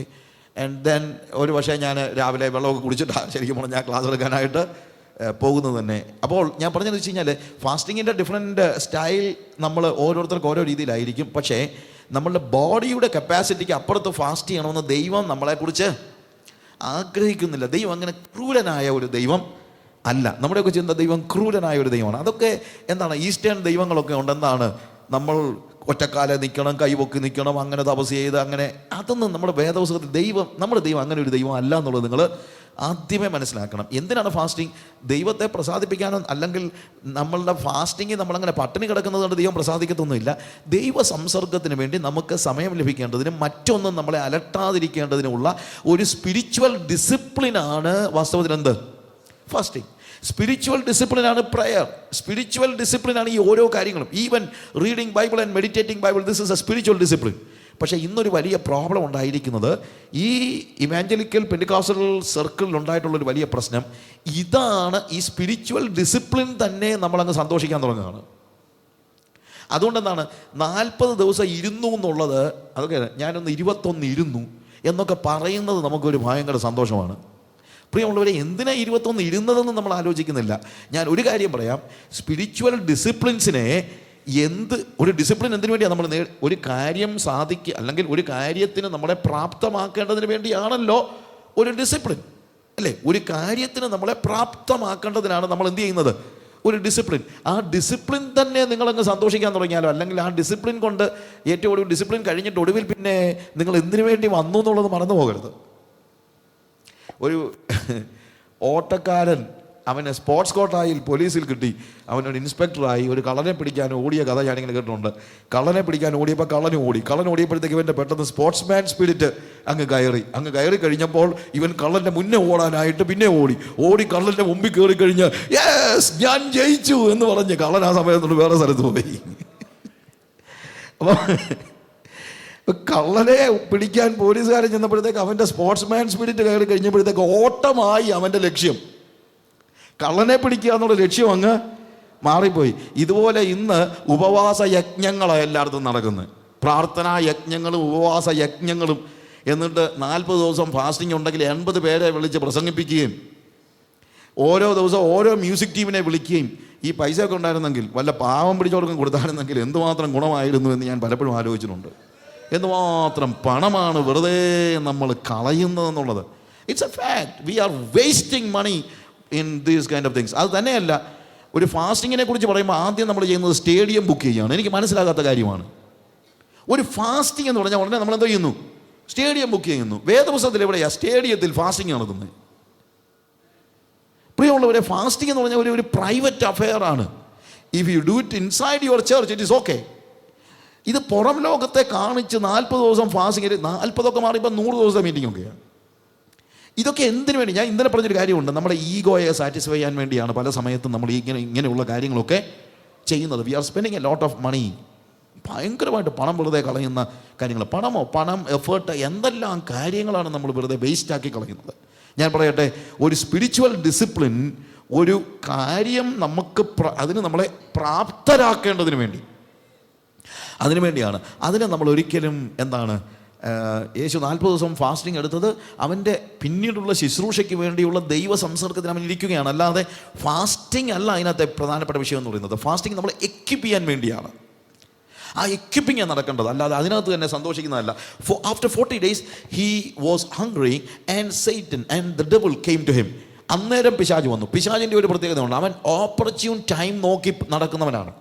നമ്മളെപ്പോലെ എല്ലായിടത്തും കയറി എപ്പോഴും പ്രവർത്തിക്കുന്നവനല്ല പിശാച്. പിശാച് എന്താണ്? അവന് തക്ക സമയം നോക്കി നടക്കുന്നവനാണ്. അത് നിങ്ങൾ മനസ്സിലാക്കണം. നമുക്കാണെങ്കിൽ എപ്പോഴും സമയമാണ്, ഇല്ലേ? കർത്താവ് പറഞ്ഞോളൂ, നിങ്ങൾക്കോ എപ്പോഴും സമയം. അതാണ് നമ്മുടെ പ്രത്യേകത. അങ്ങനെയല്ല. ഈ മിനിസ്ട്രിയിലാണെങ്കിൽ ഏത് കാര്യത്തിനും ദൈവത്തിൽ നിന്നുള്ള ഒരു സ്പെഷ്യൽ നിയോഗമില്ലാതെ ഒരു കാര്യവും നമ്മൾ ചെയ്യാനായിട്ട് പാടില്ല. I certainly advise people. എന്നെ ഒത്തിരി ചിന്തിപ്പിച്ചൊരു കാര്യമുണ്ട്. പൗലോസും ശീലാസും കൂടെ പോകുന്ന സമയത്ത് ഒരു വെളിച്ചപ്പാടത്തേക്കാരി സ്ത്രീ അവരുടെ പിന്നാലെ വന്ന് നല്ല നല്ല കാര്യങ്ങളെല്ലാം പറയുകയാണ്. നല്ല കാര്യമാണ് പറയുന്നത്. ഇവർ ദൈവത്തിൻ്റെ സുവിശേഷം നിങ്ങളോട് പ്രസംഗിക്കുകയാണ്, രക്ഷാമാർഗം നിങ്ങൾക്ക് ഉപദേശിക്കുകയാണ് എന്നൊക്കെ പറഞ്ഞപ്പോഴത്തേക്ക് നമ്മളാണെ പറഞ്ഞേനെ, കണ്ടോ പിശാച് പോലും സാക്ഷ്യം പറഞ്ഞു, ഞങ്ങൾ ദൈവത്തിൻ്റെ ആൾക്കാരാണ്, ഞങ്ങൾ രക്ഷാമാർഗമാണ്, കണ്ടോ ഇനിയെങ്കിലും നീ ഒന്ന് വിശ്വസിക്കട എന്ന് പറഞ്ഞേക്കും. പക്ഷേ പൗലോസ് പറയുന്നത്, ഞങ്ങൾക്ക് പിശാചിൻ്റെ സാക്ഷ്യമൊന്നും ആവശ്യമില്ല. പക്ഷേ പറഞ്ഞ ആദ്യത്തെ ദിവസം തന്നെ പൗലോസ് ഇതിനെ അങ്ങ് ശാസിച്ച് അമർത്തുന്നൊന്നുമില്ല. അതെന്നെ ഭയങ്കര ചിന്തിച്ച്, എന്താ ഇത് ചെയ്യാഞ്ഞത്? പല നാൾ ഇത് കേട്ട് മുഷിഞ്ഞിട്ടെന്ന് അവിടെ എഴുതിയിരിക്കുന്നത്. എന്താണെന്നറിയാമോ? He was seeking God's guidance to do that ministry. ആ ശുശ്രൂഷ ചെയ്യാൻ. അതായത് ഭൂതശാന്തി അന്നേരം കിട്ടിയൊന്നുമല്ല, പക്ഷേ ഭൂതശാന്തി ഉണ്ടെന്നും പറഞ്ഞുകൊണ്ട് ലോകം മുഴുവൻ നടന്ന് ഭൂതത്തെ ഇറക്കാനല്ല ദൈവം എന്നെ വിളിച്ചിരിക്കുന്നത്. എപ്പോൾ എവിടെ ഏത് ശുശ്രൂഷ ചെയ്യണമെന്ന് ദൈവത്തിൻ്റെ ആത്മാവെന്നെ ഉത്ബോധിപ്പിക്കുന്ന നിയോഗിക്കുന്ന സമയത്ത് മാത്രം ശുശ്രൂഷ ചെയ്യാനായിട്ട് ഞാൻ പഠിക്കണം. എല്ലാ ശുശ്രൂഷകരും മനസ്സിലാക്കേണ്ട ഒരു കാര്യമാണ്.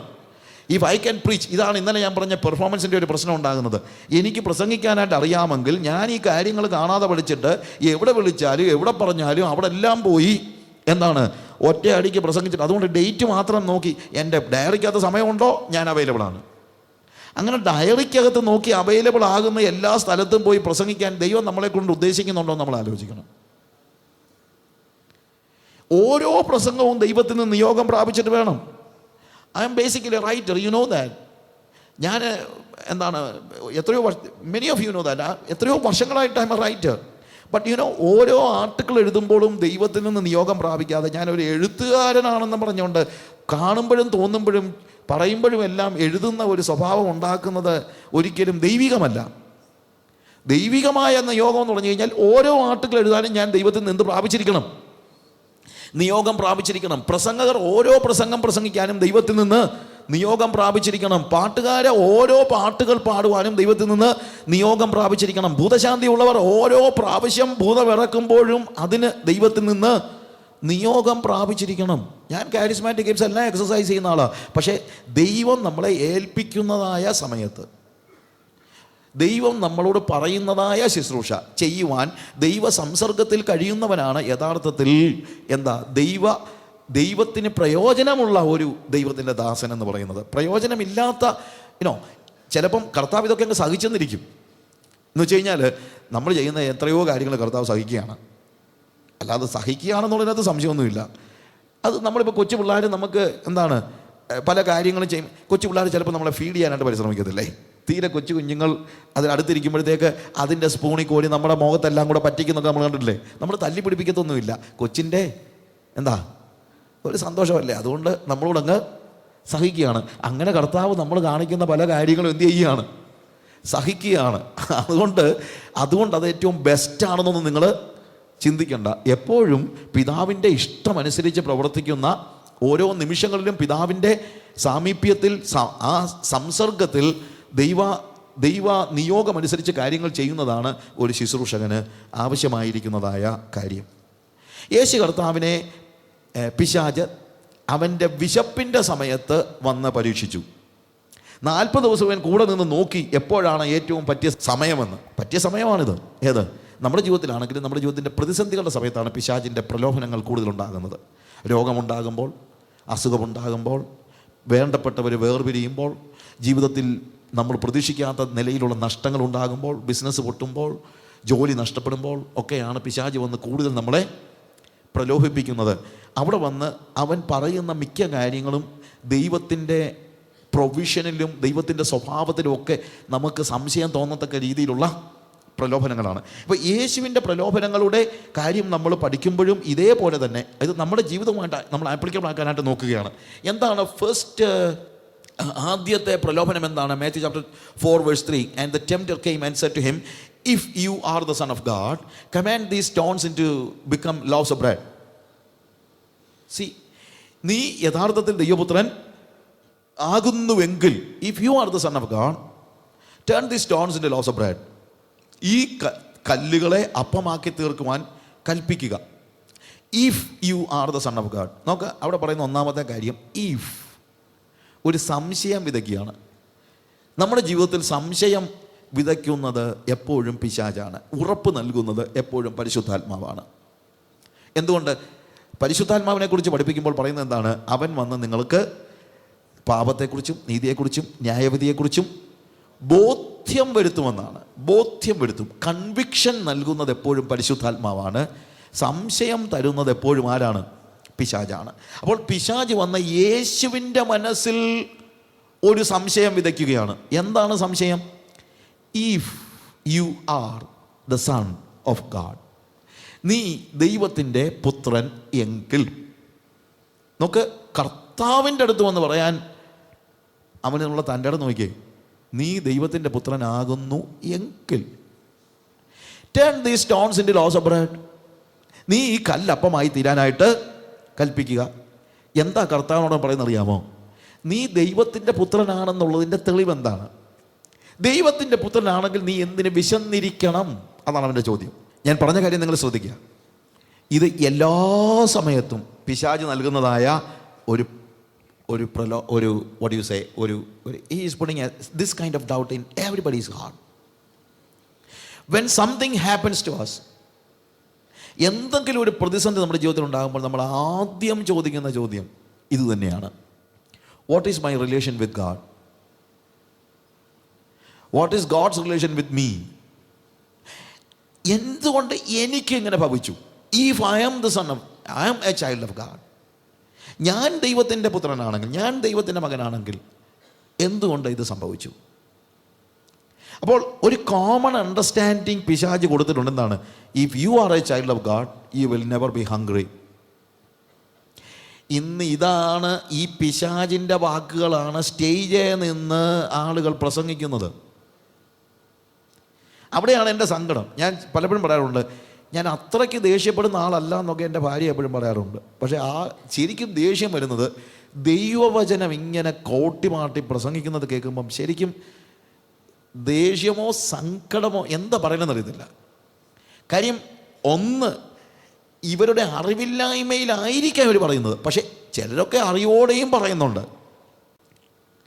എന്നാൽ അതിൻ്റെ ഫലമൊന്ന് ആലോചിച്ച് നോക്കി. എത്രയോ ആളുകൾ ഇവരാൽ വഞ്ചിക്കപ്പെടുന്നു. അതോർക്കുമ്പോഴേ ഈ സങ്കടം മുഴുവൻ. സി, പിശാച് വന്ന് ചോദിക്കുകയാണ്, if you are the son of God, then why you are hungry? നീ ഒരു കാര്യം ചെയ്യുക, ഈ കല്ല് അപ്പമായി തീരാൻ കൽപ്പിക്ക്. അങ്ങനെ സംഭവിക്കുകയാണെങ്കിൽ നിനക്ക് ഉറപ്പിക്കാം നീ ദൈവത്തിൻ്റെ പുത്രനാണെന്ന്. സംശയം വിതയ്ക്കുക എന്നുള്ളത് പിശാചിൻ്റെ പദ്ധതിയാണെന്നറിയാൻ വേറെ എങ്ങും പോകണ്ട. ആദ്യത്തെ പ്രലോഭനം ഉൽപ്പത്തി പുസ്തകത്തിൽ നമ്മൾ വായിക്കുമ്പോൾ അവിടെ തൊട്ട് കാണുന്ന കാര്യമാണിത്.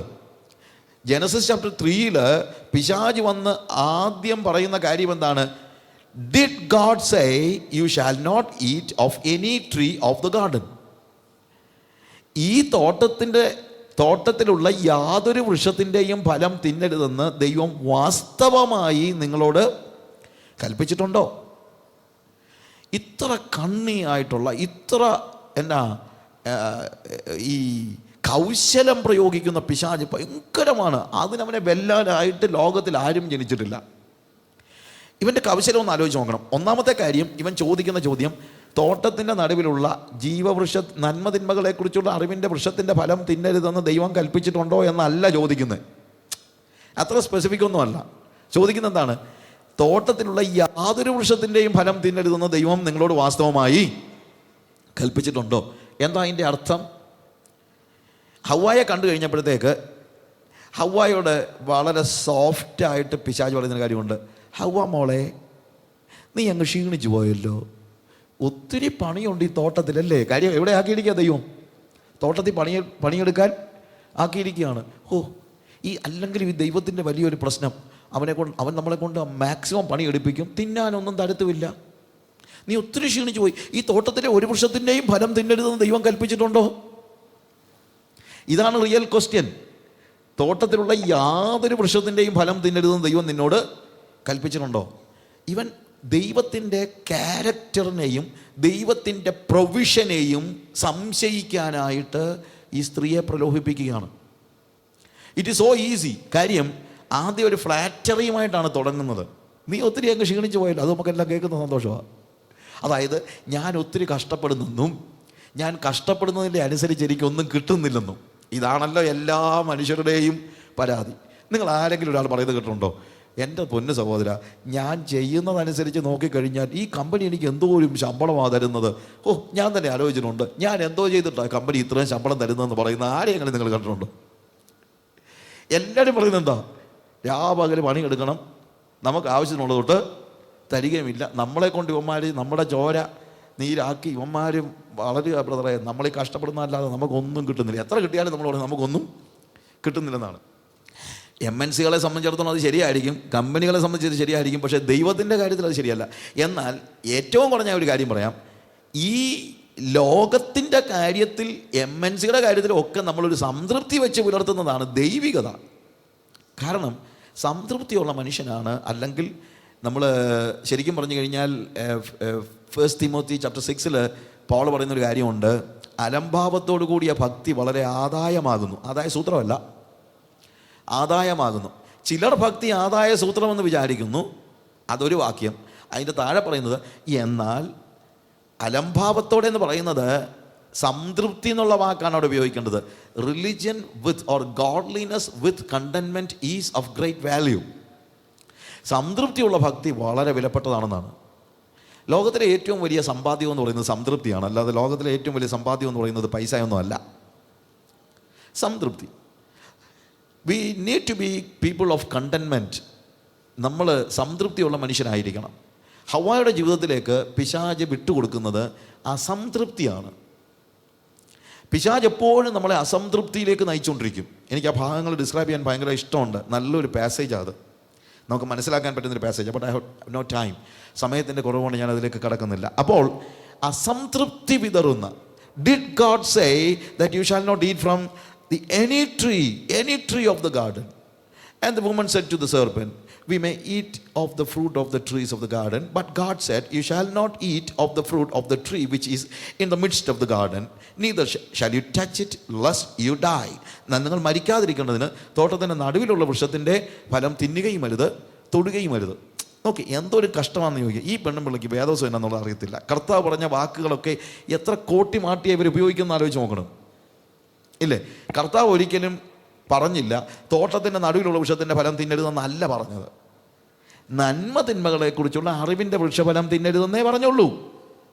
തോട്ടത്തിൻ്റെ നടുവിൽ തന്നെ 2 വൃക്ഷങ്ങളുണ്ട്.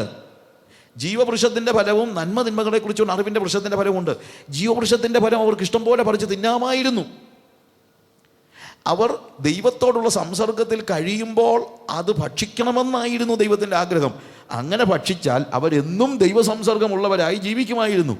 പാപം ചെയ്തു കഴിഞ്ഞപ്പോൾ ദൈവം ജീവൻ്റെ വൃക്ഷത്തിൻ്റെ ഫലം തിന്നാതിരിക്കേണ്ടതിന് ആദമിനെ പുറത്താക്കിയത് ഒരു ശിക്ഷയൊന്നുമല്ല. ശരിക്കും പറഞ്ഞു കഴിഞ്ഞാൽ അത് ദൈവത്തിൻ്റെ ഒരു വലിയ കരുണയാണ്. കാര്യം പാപം ചെയ്ത മനുഷ്യൻ ജീവവൃക്ഷത്തിൻ്റെ ഫലം പറിച്ചു തിന്നു കഴിഞ്ഞാൽ അവൻ പാപിയായിട്ട് എന്നേക്കും ജീവിക്കും എന്ന് ദൈവത്തിന് അറിയാമായിരുന്നത് കൊണ്ട്, അവൻ എന്നേക്കും പാപിയായി ജീവിച്ചാൽ അവൻ്റെ വീണ്ടെടുപ്പ് അസാധ്യമായതുകൊണ്ട് ദൈവം കരുണ തോന്നി അവനെ പുറത്ത് പറഞ്ഞു വിട്ടതാ.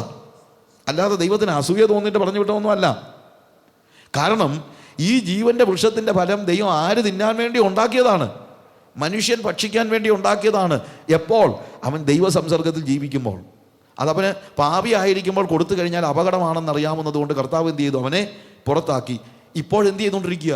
ജീവവൃക്ഷം ദൈവം കാത്തുകൊണ്ടിരിക്കുക. എന്തിനാണെന്നറിയാമോ? ജയിക്കുന്നവന് ഞാൻ ജീവവൃക്ഷത്തിൻ്റെ ഫലം തിന്മാൻ കൊടുക്കും. അതുവരെ ദൈവം സൂക്ഷിച്ചു വെച്ചിരിക്കുക. എന്തിന്? അന്ന് ദൈവം നമുക്ക് തിന്നാനായിട്ടുണ്ടാക്കിയ ജീവവൃക്ഷത്തിൻ്റെ ഫലം യുഗങ്ങളോളം ദൈവം സൂക്ഷിച്ചു വെക്കുകയാണ്. എന്തിനു വേണ്ടി? നമ്മൾ ജയിച്ചവൻ്റെ സന്നിധാനത്തിലേക്ക് മടങ്ങി ചെല്ലുന്ന സമയത്തിന് വേണ്ടി. അതാണ് ദൈവത്തിൻ്റെ സ്നേഹത്തിൻ്റെയും കരുണയുടെയും മാഹാത്മ്യം നമ്മൾ തിരിച്ചറിയുന്നത്. നോക്ക്, അവള് വേദപുസ്തകം തെറ്റിച്ചാണ് പറയുന്നത്. അതിനെ തൊടരുതെന്നൊന്നും കർത്താവ് പറഞ്ഞില്ല, അത് തിന്നരുതെന്ന് മാത്രമേ പറഞ്ഞുള്ളൂ. നമ്മളങ്ങനെ അതിവിശുദ്ധി ഒന്നും കാണിക്കണ്ട. ചില ആളുകളുടെ വിശുദ്ധി കണ്ടു കഴിഞ്ഞാൽ അവർ ദൈവത്തെക്കാൾ വിശുദ്ധന്മാരാണെന്ന് തോന്നിപ്പോവും, ഇല്ലേ? ദൈവത്തെക്കാൾ നമ്മൾ വിശുദ്ധരൊന്നും ആകേണ്ട കാര്യമൊന്നുമില്ല. ദൈവം പറയുന്നതിന് അപ്പുറത്ത് കയറി നമ്മളൊന്നും പറയേണ്ട കാര്യമൊന്നും ഇല്ല. വാട്ട് ഗോഡ് സെഡ്, കർത്താവ് എന്ത് പറഞ്ഞു എന്നുള്ളത് മാത്രം നമ്മൾ ആലോചിച്ചാൽ മതി. ദൈവം എന്ത് പറഞ്ഞു, ദൈവവചനം എന്ത് പറയുന്നു, അതായിരിക്കണം നമ്മുടെ എന്താണ് നമ്മുടെ സീല് കയറി അതിനും അപ്പുറത്ത് കയറി പറയേണ്ട കാര്യമൊന്നും ഇല്ല. അങ്ങനെ കാര്യങ്ങൾ പറയുന്നതിന് അർത്ഥമില്ല. ഓക്കെ, ഇവിടെ ആദ്യത്തെ സ്ത്രീയോട് പോലും ആദ്യത്തെ പ്രലോഭനം എന്തായിരുന്നു? സംശയം വിതയ്ക്കുകയായിരുന്നു. ആദ്യത്തെ പ്രലോഭനം ദൈവത്തിൻ്റെ ക്യാരക്ടറിലും ദൈവത്തിൻ്റെ പ്രൊവിഷനിലും സംശയം ഉണ്ടാക്കുകയായിരുന്നു. ഇവിടെ യേശു കർത്താവിൻ്റെ അടുത്ത് ചെന്നിട്ട് പിശാച് പറയുന്നത് അത് തന്നെയാണ്. If you are the son of God, നീ ദൈവത്തിൻ്റെ പുത്രനാകുന്നുവെങ്കിൽ നീ വിശന്നിരിക്കേണ്ട കാര്യമില്ല, ഈ കല്ല് അപ്പമായി തീരാൻ കൽപ്പിക്ക്. അതിനകത്ത് മറ്റൊരർത്ഥം കൂടെ ഉണ്ട്. മനുഷ്യൻ്റെ പ്രധാനപ്പെട്ട പ്രശ്നം എന്താണെന്നാണ് അവൻ പറയുന്നത്? ഭക്ഷണമാണ്. മനുഷ്യൻ്റെ പ്രധാനപ്പെട്ട പ്രശ്നം ഭക്ഷണമാണ്. യെരുശലേമിൽ ശരിക്കും പറഞ്ഞു കഴിഞ്ഞാൽ അത് പട്ടിണിയുടെ കാലഘട്ടമാണ്. ചില നാളുകൾക്ക് ശേഷം, ചില വർഷങ്ങൾക്ക് ശേഷം ശരിക്കും യെരുശലേമിൽ ക്ഷാമം ഉണ്ടാകും നമ്മൾ കാണുന്നുണ്ട്. യേശുവിൻ്റെ കാലഘട്ടത്തിൽ ശരിക്കും യെരുശലേമിൽ പട്ടിണിക്കാലമാണ്. നമുക്കറിയാമല്ലോ, 5000 പുരുഷന്മാരുടെ കർത്താവ് പരിപോഷിപ്പിക്കുന്നതായ സമയത്ത് അവരുടെ കൂട്ടത്തിൽ ഒരൊറ്റ പയ്യൻ്റെ കയ്യിൽ മാത്രമേ എന്തുണ്ടായിരുന്നുള്ളൂ? 5 അപ്പവും 2 മീനും ഉണ്ടായിരുന്നുള്ളൂ. എന്തുകൊണ്ടാണ്? മറ്റാർക്കും വീട്ടിൽ നിന്ന് അത് കൊണ്ടുവരാനായിട്ട് സാഹചര്യമില്ലായിരുന്നു. വല്ലതും കഴിച്ചിട്ട് വേണ്ടായി കൊണ്ടുവരാൻ. ഒരു ജോലിക്കാരിയോട് ഒരിക്കൽ ഒരു കൊച്ചമ്മ രാവിലെ പഴങ്കഞ്ഞി കൊടുത്തപ്പോൾ അവൾ പറഞ്ഞു, ഞാൻ പഴങ്കഞ്ഞി ഒന്നും കുടിക്കത്തില്ല അമ്മേ. അതിനാ നീ എന്നെ പഴങ്കഞ്ഞി ഒന്നും കുടിക്കത്തില്ല, നീ എന്നാ എവിടുന്ന് വന്നതാ? അതൊന്നും അല്ല പ്രശ്നം, ഞാനിതുവരെ പഴങ്കഞ്ഞി കുടിച്ചിട്ടില്ല. എന്താണ് നീ ഇതുവരെ പഴങ്കഞ്ഞി കുടിക്കാഞ്ഞ്? അത് വൈകിട്ട് തികഞ്ഞിട്ട് വേണ്ടേ രാവിലെ പഴങ്കഞ്ഞി കുടിക്കാൻ എന്ന് പറഞ്ഞതുപോലെ പൊതിച്ചോറും കെട്ടിക്കൊണ്ട് പോകാനൊന്നും വാസവം പറഞ്ഞു കഴിഞ്ഞാൽ ആരുടെ കയ്യിലും ഇല്ല. അങ്ങനത്തെ ഒരു സാഹചര്യമാണ്. അപ്പോൾ പിശാച് കർത്താവിനോട് പറയുന്ന ഒരു വ്യംഗ്യമായി പറയുന്ന ഒരു കാര്യമുണ്ട്. മനുഷ്യൻ്റെ യഥാർത്ഥ പ്രശ്നം എന്ന് പറയുന്നത് എന്താണ്? ബോഡിലി നീഡ്സ് ആണ്. അതുകൊണ്ട് നീ ഈ ക്രൂശിലൊക്കെ മരിച്ച് വെറുതെ വിഷമിക്കുന്നതിനേക്കാളൊക്കെ നല്ലത് നീ ദൈവപുത്രനല്ലേ, ഈ കല്ലപ്പമായി തീരാൻ കൽപ്പിച്ചാൽ മനുഷ്യൻ്റെ എല്ലാ പ്രശ്നവും തീരുകയാണ്. ഒന്നാമത് പലസ്തീനെക്കുറിച്ച് ഒരു റെബനിക് സ്റ്റോറി പറയുന്നത്, ദൈവം റെബനിക് സ്റ്റോറിയാണ്, അല്ലാതെ ബിബ്ലിക്കൽ സ്റ്റോറി അല്ല. ദൈവം ഭൂമിയെ സൃഷ്ടിച്ചപ്പോൾ ലോകത്തിലുള്ള എല്ലാ കല്ലുകളിലും പകുതി എടുത്ത് പലസ്തീനിലിട്ടു, ബാക്കി ലോകത്തിലെല്ലായിടത്തുമായിട്ട് ഇട്ടുന്നു. അത്രയ്ക്കും കല്ലുണ്ട് ഇവിടെ പലസ്തീനിൽ. അപ്പോൾ ഈ കല്ലൊക്കെ അപ്പമായി തീരാൻ കൽപ്പിച്ചു കഴിഞ്ഞാൽ എത്ര നൂറ്റാണ്ടുകൾ വേണമെങ്കിൽ ആളുകൾക്ക് ഭക്ഷിക്കാൻ തക്കവണ്ണമുള്ള അപ്പം ഉണ്ടെന്നാണ് പിശാച് ആരോട് പറയുന്നത്? യേശുവിനോട് പറയുന്നത്. ബോഡി നീഡ്സ്, ഈ ബോഡി നീഡ്സ് സാറ്റിസ്ഫൈ ചെയ്ത് കഴിഞ്ഞാൽ ക്രൂശിക്കപ്പെടാതെ തന്നെ നിന്നെ ആളുകൾ മശിഹയായിട്ട് കണക്കാക്കുമല്ലോ. ഈ അണ്ടർസ്റ്റാൻഡ്? ഈ പ്രലോഭനം ഇന്നും ഏതൊരു ശുശ്രൂഷകനുമുണ്ട്. എന്ത്? ബോഡിലി നീഡ്സ് സാറ്റിസ്ഫൈ ചെയ്യുവാനുള്ള ഒരു ടെംപ്റ്റേഷൻ. ക്രോസ് ഒഴിവാക്കിക്കൊണ്ട്, ക്രൂശ് ഒഴിവാക്കിക്കൊണ്ട് എന്ത്? മനുഷ്യൻ്റെ ശാരീരിക പ്രശ്നങ്ങൾ, ആ പ്രശ്നങ്ങൾ തീർക്കാനായിട്ടുള്ള ചെറിയ ഗിമ്മിക്സ് ഒക്കെ ക്രൂസൈഡുകളിൽ കാണിച്ചു കഴിഞ്ഞാൽ അത് മതി നിങ്ങൾക്ക് മശിഹയാകാൻ എന്നുള്ളതാണ് ഇന്നും പിശാചിൻ്റെ പ്രലോഭനം. മശിഹയാകാൻ ഞാൻ ഉദ്ദേശിച്ചത് ഇൻവേർട്ടഡ് കോമായി കൊടുത്തിരിക്കുകയാണ്. എന്ത്? മശിഹയാകാൻ എന്ന് വെച്ച് കഴിഞ്ഞാൽ എല്ലാവർക്കും മശിഹയാകണ്ടേ? അതിനിപ്പോൾ ഏറ്റവും നല്ല മാർഗം, മനുഷ്യൻ്റെ പ്രശ്നം എന്താണ്? കടഭാരം, മനുഷ്യൻ്റെ പ്രശ്നം ജോലി സ്ഥിരത, കടഭാരം, അസുഖങ്ങൾ, ശരീരത്തിൻ്റെ അസുഖങ്ങൾ, അല്ലെങ്കിൽ ശാപം, എന്തെല്ലാം കാര്യങ്ങളാണ്. ഇതിനകത്തൊന്നും മനുഷ്യൻ്റെ പാപം ഒരു പ്രശ്നമായിട്ട് എഴുതി കാണിക്കുന്നത് പോലുമില്ല. ഞാൻ ഈയിടെ ഒരു വലിയൊരു മെഗാ ചർച്ചിൻ്റെ ബാനർ വായിച്ചു. അതിനകത്ത് അവർ ഡീല് ചെയ്യുന്ന ഉണ്ടല്ലോ ഡോക്ടേഴ്സൊക്കെ, നമ്മളിപ്പം ഹോസ്പിറ്റലിൻ്റെ ഒക്കെ ഹോർഡിങ്സ് വായിക്കുമ്പോഴത്തേക്ക് ഏതൊക്കെ ഡിപ്പാർട്ട്മെൻറ്റ് ആ ഹോസ്പിറ്റലുണ്ടെന്ന് പറയുന്നത് പോലെ ഈ മെഗാ ചർച്ചിൻ്റെ ഡിപ്പാർട്ട്മെൻറ്റ്സ് എന്തൊക്കെയാണെന്നുള്ളത് ഞാനൊന്ന് എഴുതി വച്ചിരിക്കുകയാണ്, അവർ ഡീൽ ചെയ്യുന്ന ഡിപ്പാർട്ട്മെൻറ്റ്സ്. അപ്പോൾ കടഭാരമാണ് പ്രധാനപ്പെട്ട കാര്യം, പിന്നെ ശാപമുക്തി, പിന്നെ അത് കഴിഞ്ഞിട്ട് കൈൻഡ് ഓഫ് പണത്തിൻ്റെ പ്രശ്നങ്ങൾ, മറ്റുള്ള കാര്യങ്ങൾ, മെച്ചപ്പെട്ട വീട്, ഇങ്ങനെയുള്ള കാര്യങ്ങളെല്ലാം ഉണ്ട്. പക്ഷേ അതിനകത്ത് ഞാൻ നോക്കിയിട്ട് മനുഷ്യൻ്റെ പ്രശ്നത്തിൻ്റെ കൂട്ടത്തിൽ അവർ ഡീൽ ചെയ്യാത്തൊരു ഡിപ്പാർട്ട്മെൻ്റ് ഉണ്ട്. എന്ത്? പാപം. ഇത് ഈ പിശാച് യേശുവിനോട് പറഞ്ഞ അതേ കാര്യം തന്നെയാണ് നമ്മളോട് വന്ന ആളുകൾ പറയുന്നത്. എന്ത്? നീ ഡീൽ ചെയ്യേണ്ടത് എന്താണ്? മനുഷ്യൻ്റെ പ്രതിസന്ധികൾ. ആളുകൾ പറയുന്നതല്ലേ, എൻ്റെ ബ്രദറെ ആത്മരക്ഷയും മറ്റുള്ള കാര്യങ്ങളൊക്കെ പറഞ്ഞുകൊണ്ടിരുന്നു കഴിഞ്ഞാൽ അതൊന്നും അല്ലല്ലോ ഇവർക്ക് പ്രശ്നം. ഇവരുടെ പ്രശ്നം എന്ന് പറഞ്ഞു കഴിഞ്ഞാൽ അവരുടെ രോഗമല്ലേ ഈ പ്രശ്നം, ഇവരുടെ പ്രശ്നം അവരുടെ കടമല്ലേ, ഇവരുടെ പ്രശ്നം അവരുടെ വീടില്ലായ്മയല്ലേ, ഇവരുടെ പ്രശ്നം അവർക്ക് ജോലിയില്ലാത്തതല്ലേ. അപ്പോൾ അതുകൊണ്ട് നമുക്കൊരു കാര്യം ചെയ്യാം, ആദ്യം അവർക്ക് വീടും കാറും എന്താണ് അങ്ങനെയുള്ള കാര്യങ്ങൾ കൊടുക്കാം.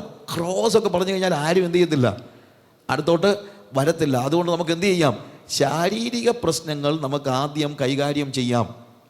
ഇതൊരു ടെംപ്റ്റേഷനാണ്, പിശാചിൻ്റെ ഒരു ടെംപ്റ്റേഷനാണ്. എന്തിനാണെന്നറിയാമോ?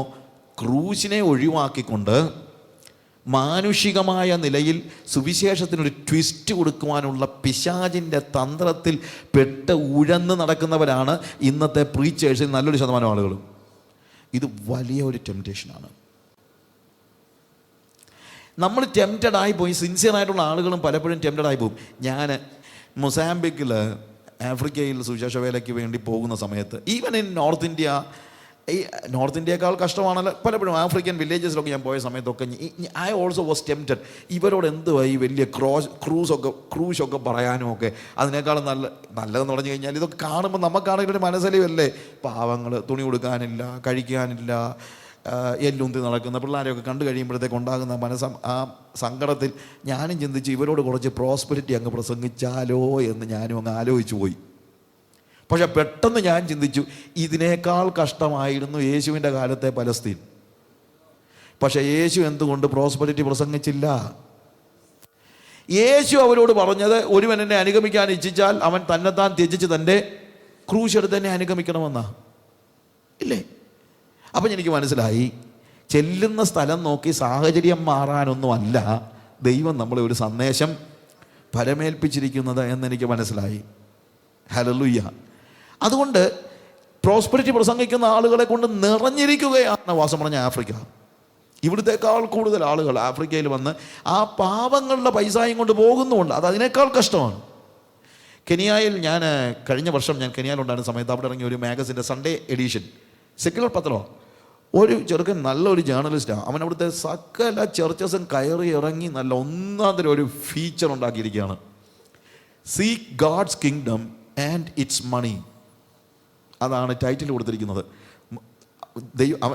Seek first the kingdom of God and its money.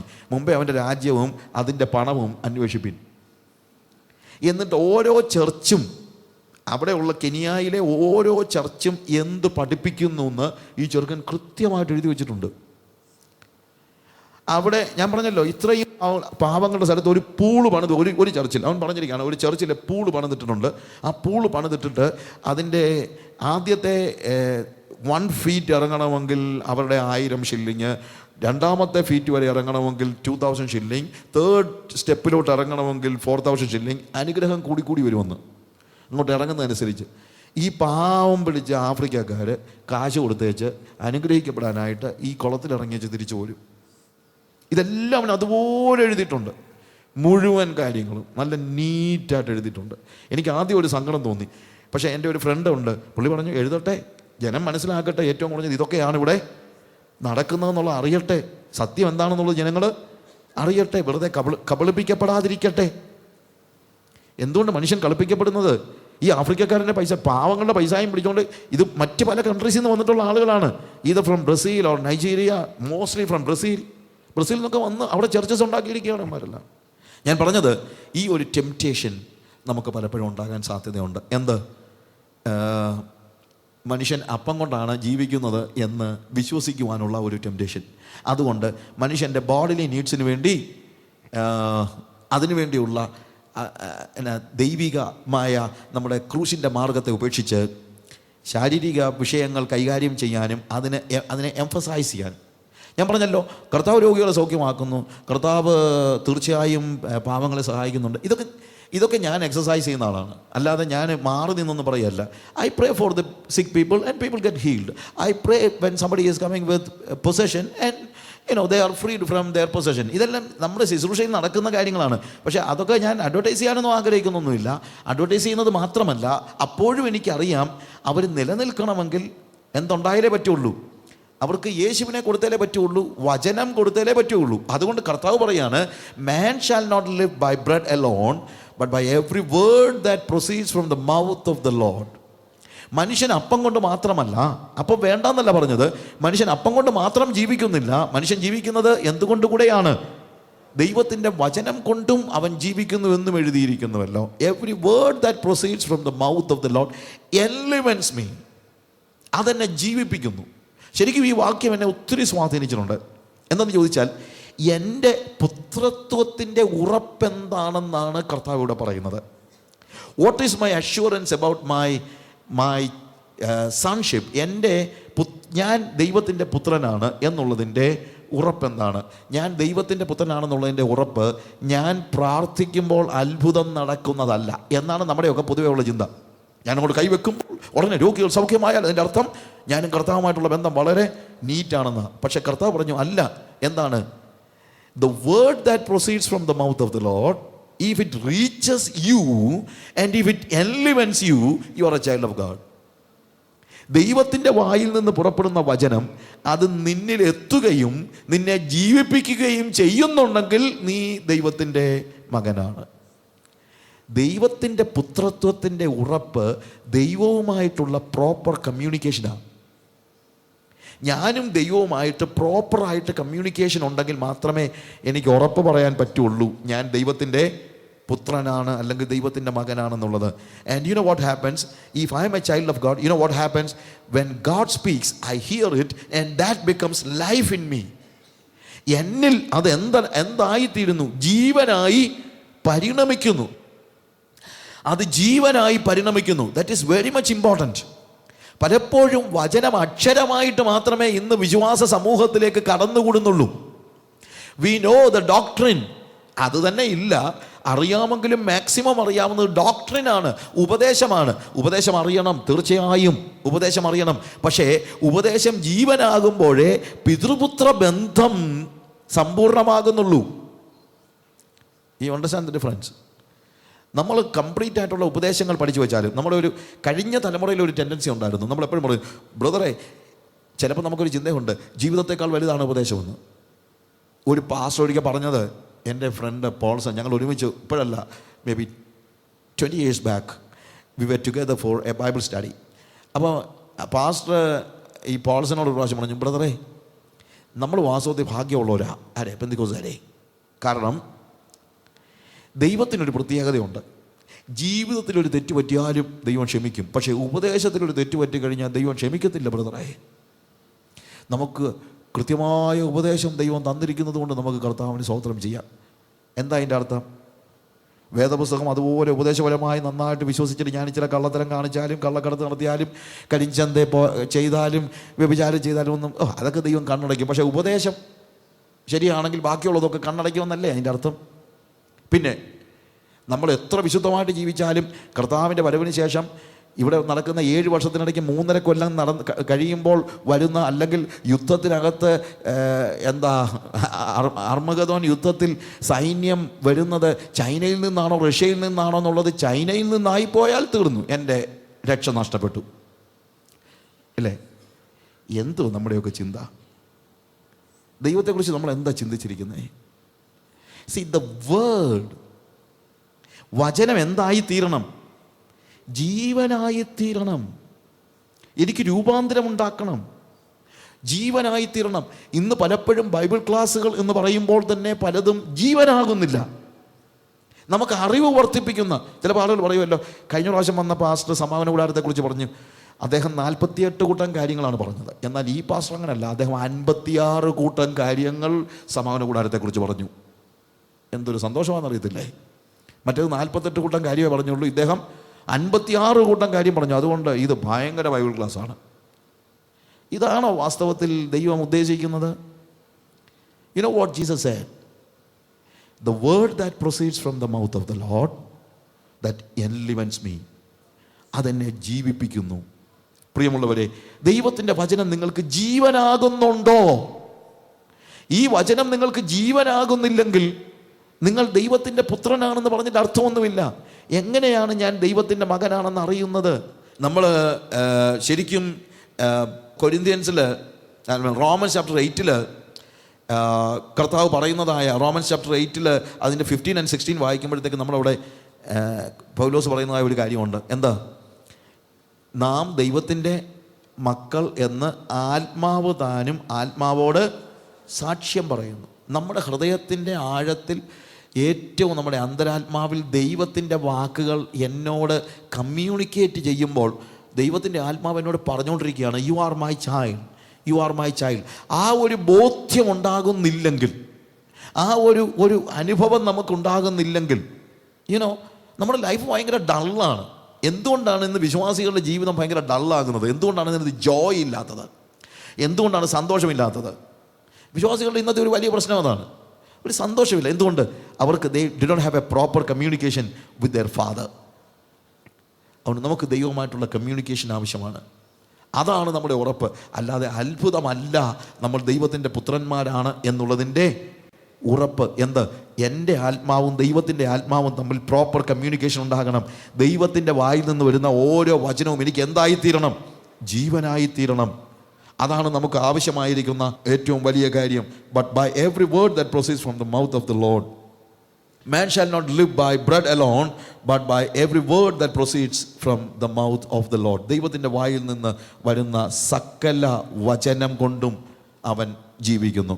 Then the devil took him to the holy city and set him on the pinnacle of the temple and said to him, if you are the Son of God, throw yourself down, for it is written, he will give his angels charge of you. Verse 5, the devil took him to the holy city and set him on the pinnacle of the temple and said to him, if you are the Son of God, throw yourself down, for it is written, he will give his angels charge of you. അവനെ കയറ്റി ദേവാലയത്തിൽ കൊണ്ടുപോയിട്ട് നീ ഇതിൽ നിന്ന് താഴോട്ട് ചാടുക. അങ്ങനെ ചാടിയാൽ എന്ത് സംഭവിക്കും? ദൂതന്മാർ നിന്നെ കാത്തുകൊള്ളും. കാര്യം സാംസ് 91:11-12 വായിക്കുമ്പോൾ അവിടെ പറഞ്ഞിട്ടുണ്ട്, നിന്റെ കാൽ കല്ലിൽ തട്ടിപ്പോകാതെ വണ്ണം ദൂതന്മാർ നിന്നെ കാത്തുകൊള്ളും എന്ന് പറഞ്ഞിട്ടുണ്ട്. അതുകൊണ്ട് നീ ദേവാലയത്തിൻ്റെ മുകളിൽ നിന്നിട്ട് താഴോട്ട് ചാട്. അപ്പോൾ ചാടുമ്പോഴത്തേക്ക് നീ ഒരിക്കലും ചുമ്മാ താഴെ വീണ് ചാകത്തൊന്നുമില്ല. Because you are the son of God. You know what is going to happen? ഒരു പാരാഷൂട്ടിൽ വന്ന് ഇറങ്ങുന്നത് പോലെ ഫ്ലൈ ചെയ്ത് നിനക്കിങ്ങനെ ഇറങ്ങാൻ പറ്റും. അപ്പോൾ ആളുകളെല്ലാം പറയും, എടാ ഇത് പഴയ നിയമത്തിൻ്റെ നിവൃത്തിയാണ് കേട്ടോ. ശരിക്കും പറഞ്ഞു കഴിഞ്ഞാൽ ഇവൻ താഴെ വീണ് ചാകേണ്ടതല്ലേ, പക്ഷെ ഇവൻ ചത്തിൽ. എന്തുകൊണ്ടാണ്? Because he is the anointed one and that's the reason why he could land in such a way. ഇതുപോലെ അത് ലാൻഡ് ചെയ്യാനായിട്ട് കഴിയുന്നതിൻ്റെ കാരണം എന്നാണ്? Because he is the son of God and people will consider U as A Messiah and everybody will be knowing about you. ആദ്യത്തേത് body needs ആയിരുന്നെങ്കിൽ രണ്ടാമത്തേത് it is അവൻ്റെ ഫെയിമാണ്. Fame. അപ്പോൾ ആദ്യം മനുഷ്യൻ പ്രലോഭിപ്പിക്കപ്പെടുന്നത് അവൻ്റെ ശാരീരിക ആവശ്യങ്ങളുടെ പൂരണത്തിലൂടെയാണ്. The world is ready to give you everything. നമ്മുടെ ശരീരത്തിന് ആവശ്യമുള്ള എല്ലാ കാര്യങ്ങളും നൽകിക്കൊണ്ടാണ്, അല്ലെങ്കിൽ അത് ലഭിക്കാനായിട്ട് ദൈവിക പാത വിട്ട് പ്രവർത്തിക്കാനുള്ള ടെംപ്റ്റേഷനാണ് നമുക്ക് ആദ്യം ഉണ്ടാക്കുന്നത്. രണ്ടാമത്തേത് നമ്മൾ എന്താണ്? പ്രശസ്തി കിട്ടാനായിട്ട്, ദൈവിക പാത വിട്ട് പ്രശസ്തി കിട്ടാനായിട്ടുള്ള ഒരു വലിയ temptation. That's a big temptation. എപ്പോഴും ഉണ്ടാകുന്നതായ ഒരു വലിയ ടെംപ്റ്റേഷനാണ് സോളിഷ് ഡിസയേഴ്സ്. ആദ്യത്തേത് നമ്മുടെ ബോഡിലി നീഡ്സ് ആണെങ്കിൽ രണ്ടാമത്തേത് എന്താണ്? സോളിഷ് ആണ്. സോളിഷ്. രണ്ടാമത്തേത് ദേഹിയുമായി ബന്ധപ്പെട്ടാണ്. മറ്റേന്താണ്? ആഹാരം എന്ന് പറയുന്നത് നമ്മുടെ ശരീരത്തിൻ്റെ നീഡാണ്. അപ്പോൾ പിശാചിൻ്റെ പ്രലോഭനങ്ങളുടെ പ്രഥമ പടി നമ്മുടെ ശാരീരിക ആവശ്യങ്ങളെ മുന്നിൽ കൊണ്ടുവച്ചിട്ട് അതിനു വേണ്ടി ദൈവിക പാത വിട്ട് പ്രവർത്തിപ്പാനുള്ള ടെംപ്റ്റേഷനാണ് ആദ്യത്തെ ടെംപ്റ്റേഷൻ. രണ്ടാമത്തെ ടെംപ്റ്റേഷൻ എന്ന് പറയുന്നത് നമ്മുടെ സോൾ. ആ സോളിൻ്റെ നീഡാണ്. People should recognise me, understand me, people should appreciate me and some kind of appraisal ആവശ്യമുണ്ട്. നമുക്കെല്ലാം കുറച്ച് പ്രശസ്തി ആവശ്യമുണ്ട്. പ്രശസ്തനാകുവാനുള്ള മോഹം, അല്ലെങ്കിൽ മറ്റുള്ളവരിൽ നിന്ന് ഔട്ട്സ്റ്റാൻഡ് ചെയ്യാനുള്ള ഒരു, അല്ലെങ്കിൽ സ്റ്റാൻഡ് ഔട്ട് ചെയ്യാനുള്ള വലിയ ഒരു മോഹം, മറ്റുള്ളവരിൽ നിന്ന് വ്യത്യസ്തമായിട്ട്. ഈ പിള്ളേരൊക്കെ ഈ എല്ലാ ഗിമ്മിക്സും കാണിക്കുന്നത് എന്തിനു വേണ്ടിയാണ്? അവരുടെ ഹൃദയത്തിൻ്റെ ഒരു സോളിഷ് നീഡാണത്. അതുകൊണ്ടാണ് എല്ലാ ഫാഷൻസും ഇവിടെ അരങ്ങേറുന്നതും. അതുകൊണ്ടാണ് പിള്ളേർ ഈ ബൈക്കിൽ ആവശ്യമില്ലാതെ ചെത്തി നടക്കുന്നത്. എല്ലാ കാര്യങ്ങളും എന്താണ്? അവരുടെ സോളിഷ് നീഡാണ്, അല്ലാതെ വേറെ ഒന്നുമല്ല. It's not their physical need, it is their soulish, അല്ലെങ്കിൽ അവരുടെ ദേഹിയുടെ ഒരു നീഡാണ് മറ്റുള്ളവരുടെ ശ്രദ്ധ പിടിച്ചു പറ്റുക, അപ്രൈസൽ കിട്ടുക എന്നുള്ളതാണ്. ഇത് ഒരു സുവിശേഷകരമായ കാര്യത്തിന് വേണ്ടി ഇറങ്ങി പുറപ്പെടുന്ന ആൾക്കും ഇതേപോലെയുള്ള സോളിഷ് ആയിട്ടുള്ള ചിന്തകളുണ്ട്. ഒരു പക്ഷേ എന്താണ് ശരീരത്തിൻ്റെ നീഡ്സിനേക്കാൾ ഭയങ്കരമായിട്ട് എന്താണ് നമ്മളെ പിടിച്ചുലയ്ക്കുന്നതായ കാര്യമാണ് ശരിക്കും പറഞ്ഞാൽ എന്ത്, നമുക്ക് പ്രശസ്തിക്ക് വേണ്ടിയുള്ള മോഹം, പദവികൾക്ക് വേണ്ടിയുള്ള മോഹം. അതുകൊണ്ടാണല്ലോ നമ്മുടെ ഇലക്ഷനും എല്ലാം നടക്കുന്നത്, ഇല്ലേ? ഞാൻ ചിലപ്പോൾ ഈ ചർച്ച് ഇലക്ഷനെ കുറിച്ച് പറയുമ്പോഴെല്ലാം എൻ്റെ മനസ്സിലൊരു ചിന്തയുണ്ട്, ഇത് ബിബ്ലിക്കൽ അല്ല എന്നുള്ള എൻ്റെ തോന്നലിൻ്റെ കാര്യം. എന്നോട് നിങ്ങൾ നാളെ ഇതിൻ്റെ മറ്റൊന്നും ചോദിക്കാനൊന്നും വന്നേക്കരുത്, അതിന് എന്തോ റെമഡി എന്നൊന്നും എന്നോട് ചോദിക്കരുത്, എനിക്കറിയത്തില്ല. പക്ഷേ ഒരു കാര്യം ഞാൻ പറയാം, ഇലക്ഷനിൽ ഒരാൾ മത്സരിക്കുമ്പോൾ അയാൾ പറയുന്നത് എന്താണ്? അയാൾ പറയുന്നത് എൻ്റെ എതിരായിട്ട് നിൽക്കുന്ന ആൾക്ക് വേണ്ടത്ര വിവരമില്ല, അയാളെ കൊണ്ട് ഈ കാര്യമൊന്നും ചെയ്യാൻ പറ്റത്തില്ല. നിങ്ങൾ എന്നെ തിരഞ്ഞെടുക്കുകയാണെങ്കിൽ, ഇപ്പോൾ പത്രങ്ങളെല്ലാം പെന്തിക്കോസ് പത്രമൊക്കെ എടുത്ത് നോക്കി, ഇതല്ലേ കാണുന്നത് മുഴുവൻ, എന്തൊരു കഷ്ടമാണെന്ന് ആലോചിച്ച് നോക്ക്, ഇല്ലേ? എന്നെ തിരഞ്ഞെടുക്കുകയാണെങ്കിൽ ഞാൻ ഇതെല്ലാം വളരെ നീറ്റായിട്ട് കൈകാര്യം ചെയ്യാം, ഞാനിതിന് യോഗ്യൻ. എന്നാൽ വേദോസം പറയുന്നു, ഓരോരുത്തൻ മറ്റുള്ളവരെ തങ്ങളെക്കാൾ ശ്രേഷ്ഠരെന്ന് എണ്ണിക്കൊള്ളട്ടെ. ഏതെങ്കിലും ഒരു കാൻഡിഡേറ്റ് നിങ്ങളോട് പറഞ്ഞിട്ടുണ്ടോ, ബ്രദറെ എനിക്ക് വോട്ട് ചെയ്യരുത്, കാര്യം എനിക്ക് അതിനുള്ള യോഗ്യതയില്ല, എനിക്കെതിരായിട്ട് നിൽക്കുന്ന ആളാണ് ശരിക്കും പറഞ്ഞാൽ ഇതൊക്കെ ചെയ്യാൻ യോഗ്യനായ ആൾ എന്നാരെങ്കിലും പറഞ്ഞിട്ടുണ്ടോ? ഇല്ല. എല്ലാവരും വന്ന് പറയുന്നത് എന്താണ്? ഞാൻ യോഗ്യൻ, ഞാൻ യോഗ്യൻ. ഞാൻ യോഗ്യൻ എന്ന് പറയാൻ ഒരു വ്യക്തിയെ അനുവദിക്കുന്ന എന്ത് കാര്യവും ബിബ്ലിക്കലല്ല, വേദപുസ്തക പ്രകാരം അതുള്ളതല്ല. ഞാൻ പറഞ്ഞ മനസ്സിലാക്കണം. ഞാൻ യോഗ്യൻ, ഈ കസേരയിലിരിക്കാൻ ഞാൻ യോഗ്യൻ എന്ന് ഞാൻ പറയുന്ന ഒരു സ്റ്റേജ് ഒരു സംഘടനയിലുണ്ടായാൽ ആ സംഘടന പിരിച്ചു വിടണം. കാരണം അതിപ്പോൾ എങ്ങനെയുള്ളതല്ല, ആത്മീകമല്ല, ബിബ്ലിക്കലല്ല, വേദപുസ്തക പ്രകാരമല്ല ആ കാര്യം പോകുന്നത്. ജനായത്തപരമെന്ന് പറയുമായിരിക്കും, പക്ഷെ വേദപുസ്തകത്തിൻ്റെ സിസ്റ്റം അല്ല സഹോദരങ്ങളെ. അത് മജോറിറ്റി നോക്കി നിങ്ങൾ പോകരുത്. മജോറിറ്റി ഒരിക്കലും മജോറിറ്റി ആത്മീകരാണെങ്കിൽ കുഴപ്പമില്ല. മജോറിറ്റി ആത്മീകരല്ലെങ്കിൽ തിരഞ്ഞെടുക്കപ്പെടുന്ന നേതാവും ആത്മീകനായിരിക്കത്തില്ല. കാര്യം മജോറിറ്റിയുടെ നീഡ്സിനെ സാറ്റിസ്ഫൈ ചെയ്യുന്നവരെ അല്ലേ ഇവർ തിരഞ്ഞെടുക്കത്തുള്ളൂ, അല്ലാതെ ആരെയാണ് തിരഞ്ഞെടുക്കുന്നത്? You understand what I say? I'm not against anybody. എനിക്കറിയാവില്ല, നിങ്ങൾക്ക് അറിയാവില്ല, ഞാനിവിടെ ആർക്കും എതിരൊന്നുമല്ല. എല്ലാവരും ഈ നിൽക്കുന്നവരും വാഴുന്നവരും എല്ലാം എൻ്റെ അടുത്ത സുഹൃത്തുക്കളാണ്. പക്ഷേ അവരുടെ മുഖത്ത് നോക്കിയാൽ ഇത് തന്നെ പറയും, അല്ലാതെ ഇത് മാറി നിന്നൊന്നുമല്ല. ഇത് അവരെല്ലാം എൻ്റെ സുഹൃത്തുക്കളാണ്. സൗഹൃദം വേറെ, ആത്മീയം വേറെ.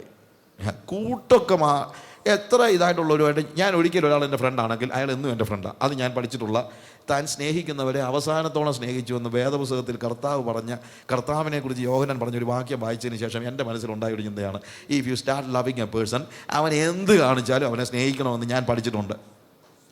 അതുകൊണ്ട് ഇവരെല്ലാവരും എൻ്റെ സുഹൃത്തുക്കളാണ്. പക്ഷേ സുഹൃത്തുക്കളാണെന്ന് പറഞ്ഞുകൊണ്ട് അവർ അനാത്മീകമായ ഒരു കാര്യം ചെയ്യുമ്പോൾ അതിന് കൂടെ നിൽക്കാൻ എന്നെ കിട്ടത്തില്ല. അത്രയേ ഉള്ളൂ. സോളിഷ് ആയിട്ടുള്ള അത് ഇന്നത്തെ സഭ മുന്നോട്ട് പോകുന്നത്, ഇന്ന് ജനങ്ങൾ മുന്നോട്ട് പോകുന്നത് സ്പിരിച്വൽ, അവരെ നയിക്കുന്ന അവരുടെ സ്പിരിറ്റ് അല്ല, അവരുടെ സോളാണ്.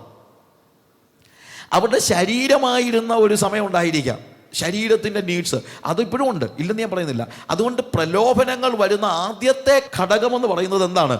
നമ്മളുടെ ദേഹമാണ്, നമ്മളുടെ ബോഡിയാണ്, നമ്മുടെ ഫുഡ്, നമ്മളുടെ ഓൾ ദ ബോഡി നീഡ്സ്, നമ്മുടെ ആരോഗ്യം, നമ്മുടെ ഫുഡ്, നമ്മുടെ ഇടപെടൽ, നമ്മുടെ വികാരങ്ങൾ, ഇതിനകത്തെല്ലാം ഒത്തിരി ടെംപ്റ്റേഷൻസ് നമുക്ക് ഉണ്ടാകാനുണ്ട്.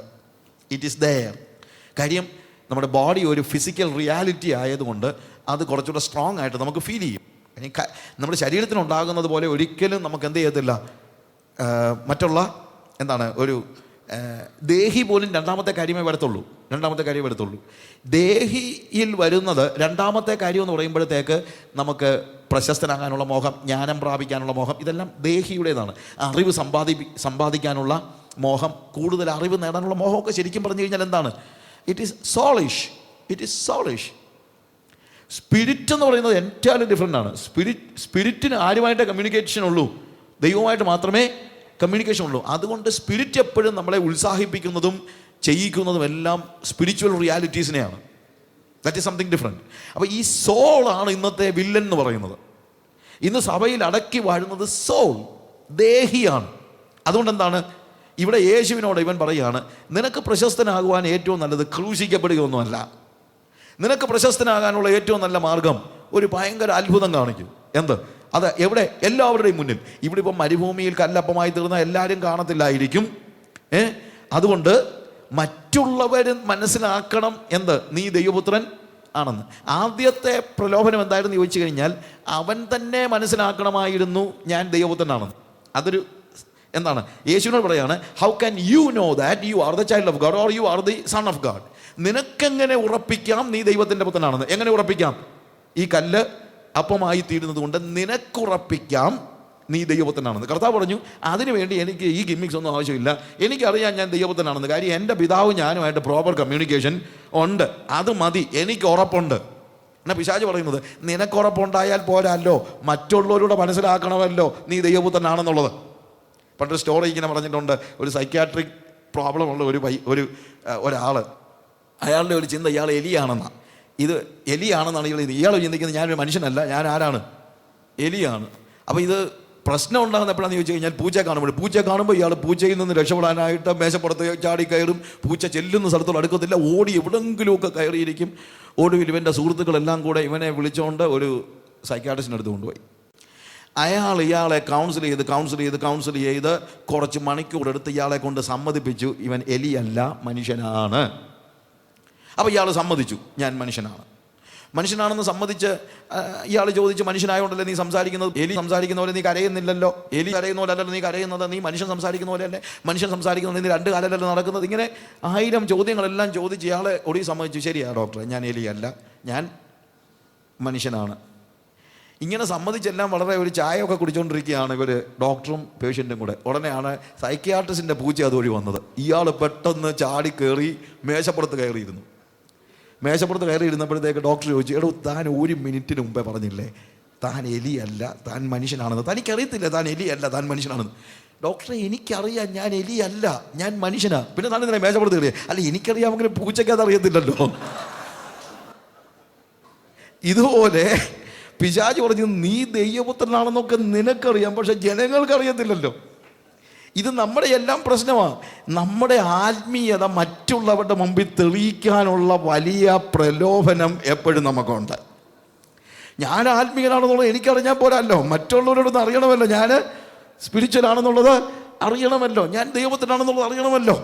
അപ്പം അതുകൊണ്ട് എന്താണ്, എല്ലാവരും കാണുക ഒരു അത്ഭുതം നീ കാണിക്കണം. എന്തത്ഭുതം? നീ ദേവാലയത്തിൻ്റെ മുകളിൽ നിന്ന് താഴേക്ക് ചാടിയാൽ, ഇറ്റ് ഈസ് സോ ഹൈ, ഭയങ്കര ഹൈറ്റുള്ള വളരെ ഉയരമുള്ള ഒരു സ്ഥലമാണ്. അവിടെ നിന്ന് ചാടിയാൽ എല്ലാവരും നിന്നെ കാണും. നീ ഇങ്ങനെ പാരാഷൂട്ടിൽ ലാൻഡ് ചെയ്യുന്നത് പോലെ ദൂതന്മാർ നിന്നെ കൈകളിൽ താങ്ങി ഇറക്കുന്നത് ജനങ്ങൾ കാണും. അപ്പോൾ ജനങ്ങൾ മനസ്സിലാക്കും U are the son of God. ഇവിടെ പിശാച് ഉപയോഗിക്കുന്നത്, ഞാൻ പറഞ്ഞില്ല, പിശാചിൻ്റെ ഏറ്റവും വലിയ പ്രശ്നം എന്ന് പറയുന്നത്, അവൻ വചനം ഉദ്ധരിക്കാൻ ഭയങ്കര മിടുക്കനാണെങ്കിലും ഒരിക്കലും അവൻ വചനം നേരായ രീതിയിൽ പറയത്തില്ല. ഇവിടെ ഇവൻ പറയുന്നത് ദേവാലയത്തിൻ്റെ അഗ്രത്ത് നിന്ന് താഴേക്ക് ചാടുക എന്നാണ്. സങ്കീർത്തനത്തിൽ പറയുന്നത് നീ വീണാൽ നിന്നെ കാക്കാനുണ്ടെന്നാ. വീഴുന്നതും ചാടുന്നതും രണ്ടാ പ്രിയമുള്ളവരെ, അത് നിങ്ങൾ മനസ്സിലാക്കണം. പലരും ചാടിയേച്ച് ഞാൻ വീണെന്ന് പറയാറുണ്ട്, പക്ഷേ ശരിക്കും അത് വീഴ്ചയല്ല, എന്താണ്, ചാട്ടമാണ്. എല്ലാവരുടെയും ഞാൻ വീണുപോയി, അങ്ങേര് വീണുപോയി, അങ്ങനെ അത് വീഴ്ചയല്ല. വീഴ്ചയും ചാട്ടവും തമ്മിലുള്ള വ്യത്യാസം എന്ന് ചോദിച്ചു കഴിഞ്ഞാൽ, വീഴ്ച എന്ന് പറയുന്നത് ഇഷ്ടമില്ലാഞ്ഞിട്ടും സംഭവിക്കുന്ന കാര്യമാണ്. പക്ഷേ ചാട്ടം എന്ന് പറഞ്ഞു കഴിഞ്ഞാൽ അതല്ല. ചാട്ടം എന്ന് പറയുന്നത് നമ്മൾ അതിനകത്ത് സന്തോഷിക്കുന്നുണ്ട്, രസിക്കുന്നുണ്ട്. ഞാൻ പറയട്ടെ, നമ്മൾ മിക്കപ്പോഴും പാപത്തിൽ വീഴുകയല്ല, പാപത്തിൽ ചാടുകയാണ്. എന്നിട്ട് നമ്മൾ വീഴ്ചയായിരുന്നു, എൻ്റെ ഒരു വീക്ക്നെസ് ആണെന്നൊക്കെ അങ്ങ് പറയുന്നത്, അത് കള്ളമാണ്. അങ്ങനൊന്നും പറയരുത് ദയവ് ചെയ്ത്. പാപത്തിൽ ചാടിയിട്ട് എൻ്റെ ഒരു വീക്ക്നെസ് ആണ്, എനിക്കൊരു ബലഹീനത പറ്റിപ്പോയി എന്നൊന്നും പറയരുത്. അങ്ങനെ പറഞ്ഞാൽ തന്നെ അതിനകത്തൊന്നും രക്ഷപ്പെടാൻ പറ്റത്തില്ല. ഒരു പാസ്റ്ററുടെ അടുത്ത് ഒരു സ്ത്രീ വന്നിട്ട് പറഞ്ഞു, പാസ്റ്ററെ എനിക്ക് വേണ്ടി പ്രാർത്ഥിക്കണം. എന്താ പ്രശ്നം? അതെ, ഞാൻ എക്സാഗ്രേറ്റ് ചെയ്യുന്ന ഒരു വീക്ക്നെസ് എനിക്കുണ്ട്. ഞാൻ എപ്പോഴും എന്തെങ്കിലുമൊക്കെ സംസാരിക്കുമ്പോൾ ചില ആളുകളുണ്ടല്ലോ, എന്താണ് പറയുമ്പോൾ ഇച്ചിരി കൂട്ടി പറയും, അതൊരു വീക്ക്നെസ്സാണ്. അപ്പോൾ അതുകൊണ്ട് എനിക്ക് അങ്ങനെ ഒരു വീക്ക്നെസ് ഉണ്ട്, എനിക്ക് വേണ്ടി പ്രാർത്ഥിക്കണം. പാസ്റ്റർ പറഞ്ഞു, ഞാൻ പ്രാർത്ഥിക്കത്തില്ല. എന്നെ ചോദിച്ചു, പാസ്റ്റർ അതെന്താ? ഞാനൊരു ആത്മീയ പ്രശ്നവുമായി പാസ്റ്റർ അടുത്ത് വന്നതാണല്ലോ, അല്ലാതെ വേറെ എന്താ, എനിക്ക് പൈസ വേണമെന്നോ ജോലി വേണമെന്നോ ഒന്നും പറഞ്ഞല്ല. എൻ്റെ ഒരു ആത്മീയ പ്രശ്നവുമായി പാസ്റ്റർ അടുത്ത് വന്നിട്ട് പാസ്റ്റർ എന്താ എനിക്ക് വേണ്ടി പ്രാർത്ഥിക്കാത്തത്? എന്നെ പാസ്റ്റർ പറഞ്ഞു, സഹോദരി ഞാൻ പ്രാർത്ഥിക്കണമെങ്കിൽ ആദ്യം സഹോദരി എൻ്റെ അടുത്ത് വന്ന് പറയണം, പാസ്റ്ററെ കൂട്ടിപ്പറയുക എന്ന ഒരു വലിയ പാപത്തിൻ്റെ അടിമയാണ് ഞാൻ. ഇതിൽ നിന്നൊരു വിടുതലിന് വേണ്ടി പ്രാർത്ഥിക്കണം. അല്ലാതെ ഇത് വീക്ക്നെസ് ആണെന്ന് പറഞ്ഞുകൊണ്ട് വന്നാലൊന്നും ഞാൻ പ്രാർത്ഥിക്കത്തില്ല. കാര്യം വീക്ക്നെസ് ആണെന്ന് പറഞ്ഞാലേ പിന്നെ എന്ത് ചെയ്യാൻ പറ്റത്തില്ല, ഇതിനകത്തൊന്ന് രക്ഷപ്പെടുവാൻ നമുക്ക് കഴിയത്തില്ല. നമ്മുടെ നാട്ടിലൊരു ചൊല്ലുണ്ടല്ലോ, മീൻ വെട്ടുമ്പം പൂച്ച വന്ന് അടുത്തിരിക്കും. പൂച്ച അയല കൊണ്ട് പൂച്ച അടിച്ചാൽ പൂച്ച പോകത്തില്ലെന്ന് പറയാറുണ്ടല്ലോ, ഇല്ലേ? പൂച്ച എന്ന് പറഞ്ഞുകൊണ്ട് വെട്ടിക്കൊണ്ടിരിക്കുന്ന മീനും കൊണ്ടൊരു അടി അടിച്ചു കഴിഞ്ഞാൽ പൂച്ച അങ്ങ് പോകും. അങ്ങോട്ടൊന്ന് തിരിഞ്ഞേച്ച് പൂച്ച പിന്നെ തിരിച്ചു വരും. പൂച്ച പോകണമെങ്കിൽ നല്ല ചൂരവടി കൊണ്ടുള്ള അടി കിട്ടണം എന്ന് പറഞ്ഞതുപോലെ എനിക്കൊരു വീക്ക്നെസ് ഉണ്ടെന്ന് പറഞ്ഞുകൊണ്ട് ദൈവത്തിൻ്റെ അടുത്ത് എന്നാൽ നിങ്ങൾ ജന്മം ചെയ്താൽ നിങ്ങളുടെ പാപത്തിൽ നിന്ന് വിടുതൽ പ്രാപിക്കത്തില്ല. Call sin a sin. പാപത്തിൽ വീഴുന്ന വ്യക്തി അത് പലപ്പോഴും നമ്മൾ ചാടുകയാണ്. Because we love sin. നമ്മൾ പാപത്തിനകത്ത് രസിക്കുന്നുണ്ട്. ഒരു ഒരു ആൽക്കഹോളിക് എന്ന് പറയണ്ട, കള്ളുകുടിയനായ ഒരു വ്യക്തി വിശ്വാസത്തിൽ വന്നു, രക്ഷിക്കപ്പെട്ടു വന്നു കഴിഞ്ഞിട്ട് അവൻ കുറച്ച് നാളത്തേക്ക് മദ്യം ഒന്നും ഉപയോഗിക്കുന്നില്ല. അതിനുശേഷം ഒരു ദിവസം ഇവൻ കൂട്ടുകാരുടെ കൂടെ കൂടിയ കൂട്ടത്തിൽ അറിയാതെ കുടിച്ചുപോയി.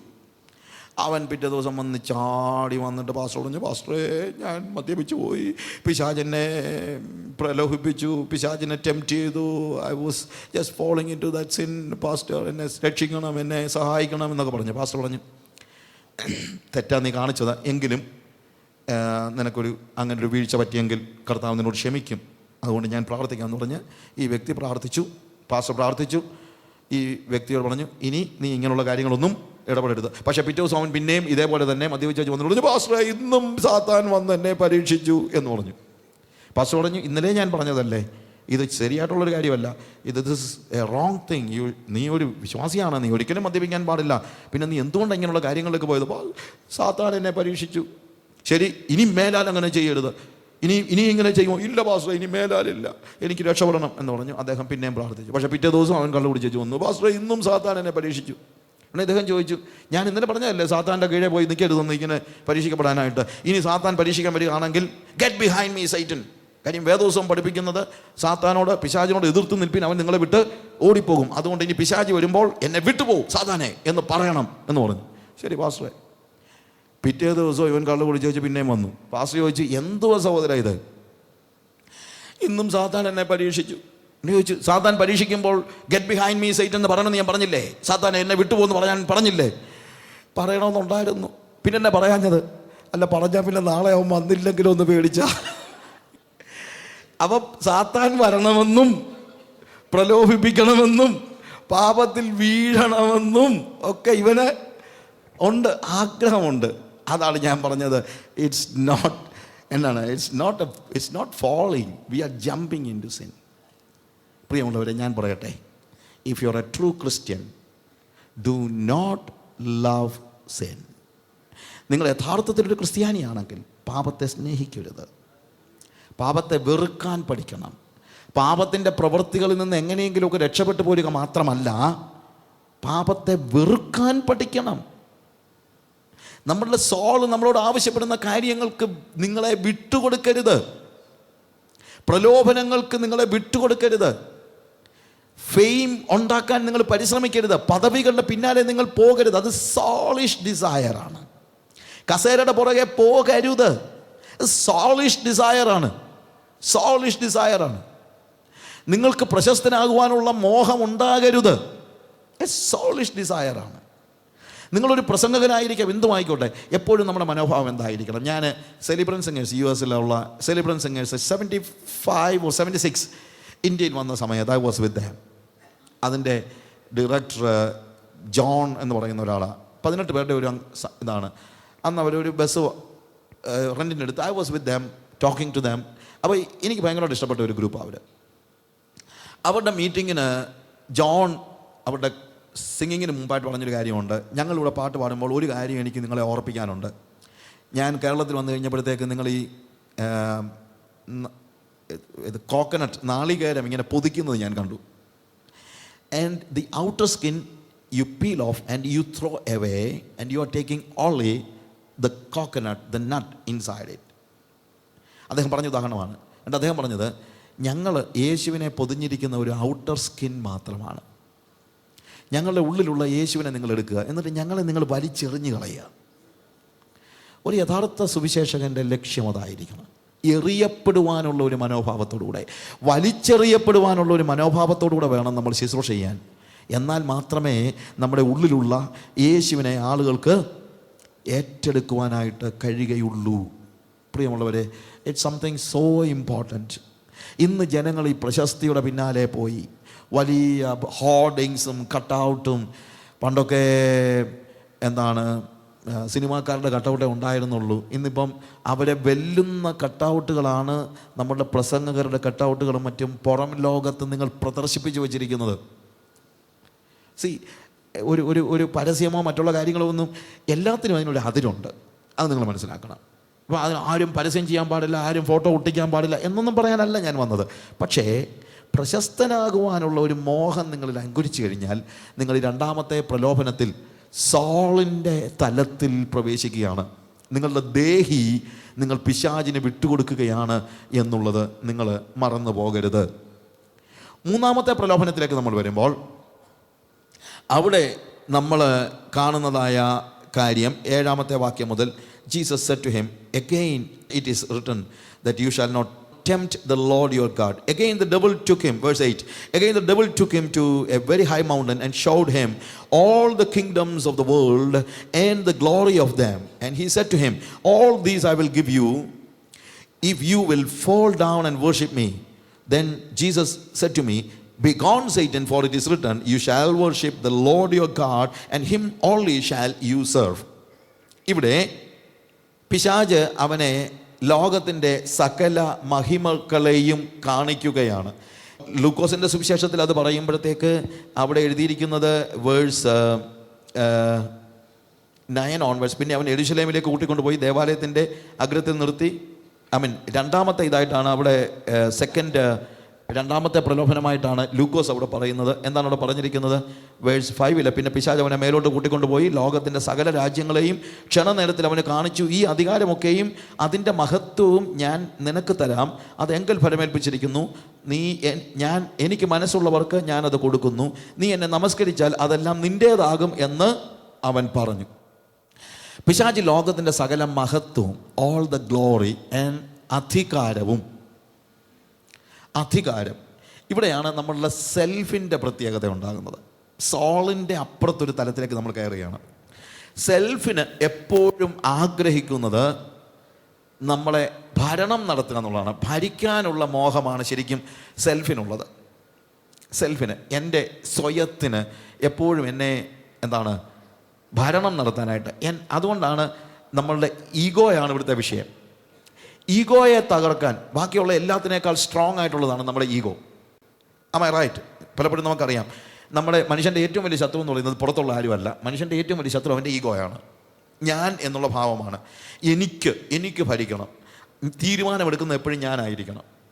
ലോകത്തിലെ ഏറ്റവും പ്രശ്നങ്ങളുണ്ടായിട്ടുള്ളത് തീരുമാനമെടുക്കാനുള്ള ഒരു മനുഷ്യൻ്റെ മോഹത്തിന് വേണ്ടിയാണ്. തീരുമാനമെടുക്കാൻ, അതായത് ഫൈനലായിട്ടുള്ള തീരുമാനം ആരാണ് എടുക്കുന്നത്? ഇതാണ് എവിടെയും ഉണ്ടാകുന്ന പ്രധാനപ്പെട്ട ചോദ്യം. ഒരു സഭയിലാണെങ്കിലും ഒരു സംഘടനയിലാണെങ്കിലും എല്ലാം ആത്യന്തികമായി തീരുമാനമെടുക്കുന്നത് അതിൻ്റെ അധികാരിയാണ്. അതുകൊണ്ടാണ് അധികാരം എന്ന് പറയുമ്പോൾ ഒരു കസേരയിരിക്കുന്ന മാത്രമല്ലല്ലോ, ഫൈനലായിട്ട് തീരുമാനമെടുക്കാൻ കഴിയുന്ന ഒരു വ്യക്തിത്വം ഉണ്ട്. അല്ലെങ്കിൽ അങ്ങനെ ഒരു അവസ്ഥയ്ക്ക് വേണ്ടിയാണ് ഈ മനുഷ്യൻ ഈ പെടാപ്പാടെല്ലാം പാടുന്നത്. ഒരു വീട്ടിലാണെങ്കിലും ഭാര്യ ഭർത്താക്കന്മാർ തമ്മിലുള്ള ഏറ്റവും വലിയ പ്രശ്നത്തിൻ്റെ കാര്യം ഇതാണ്. ആരാണ് ആത്യന്തികമായി തീരുമാനമെടുക്കുന്നത്? സഭയിലും പ്രശ്നം ഉണ്ടാകുന്നതാണ്, ആരാണ് അവസാനമായി തീരുമാനമെടുക്കുന്നത്, ഇല്ലേ? അത് നമ്മുടെ ഈഗോയുടെ പ്രശ്നമാണ്. ഞാൻ ഒരു കാര്യം പറയാം, ലോകത്തിലെ ഏറ്റവും വലിയ ഭാഗ്യം എന്ന് പറയുന്നത് തീരുമാനമെടുക്കുന്നതല്ല.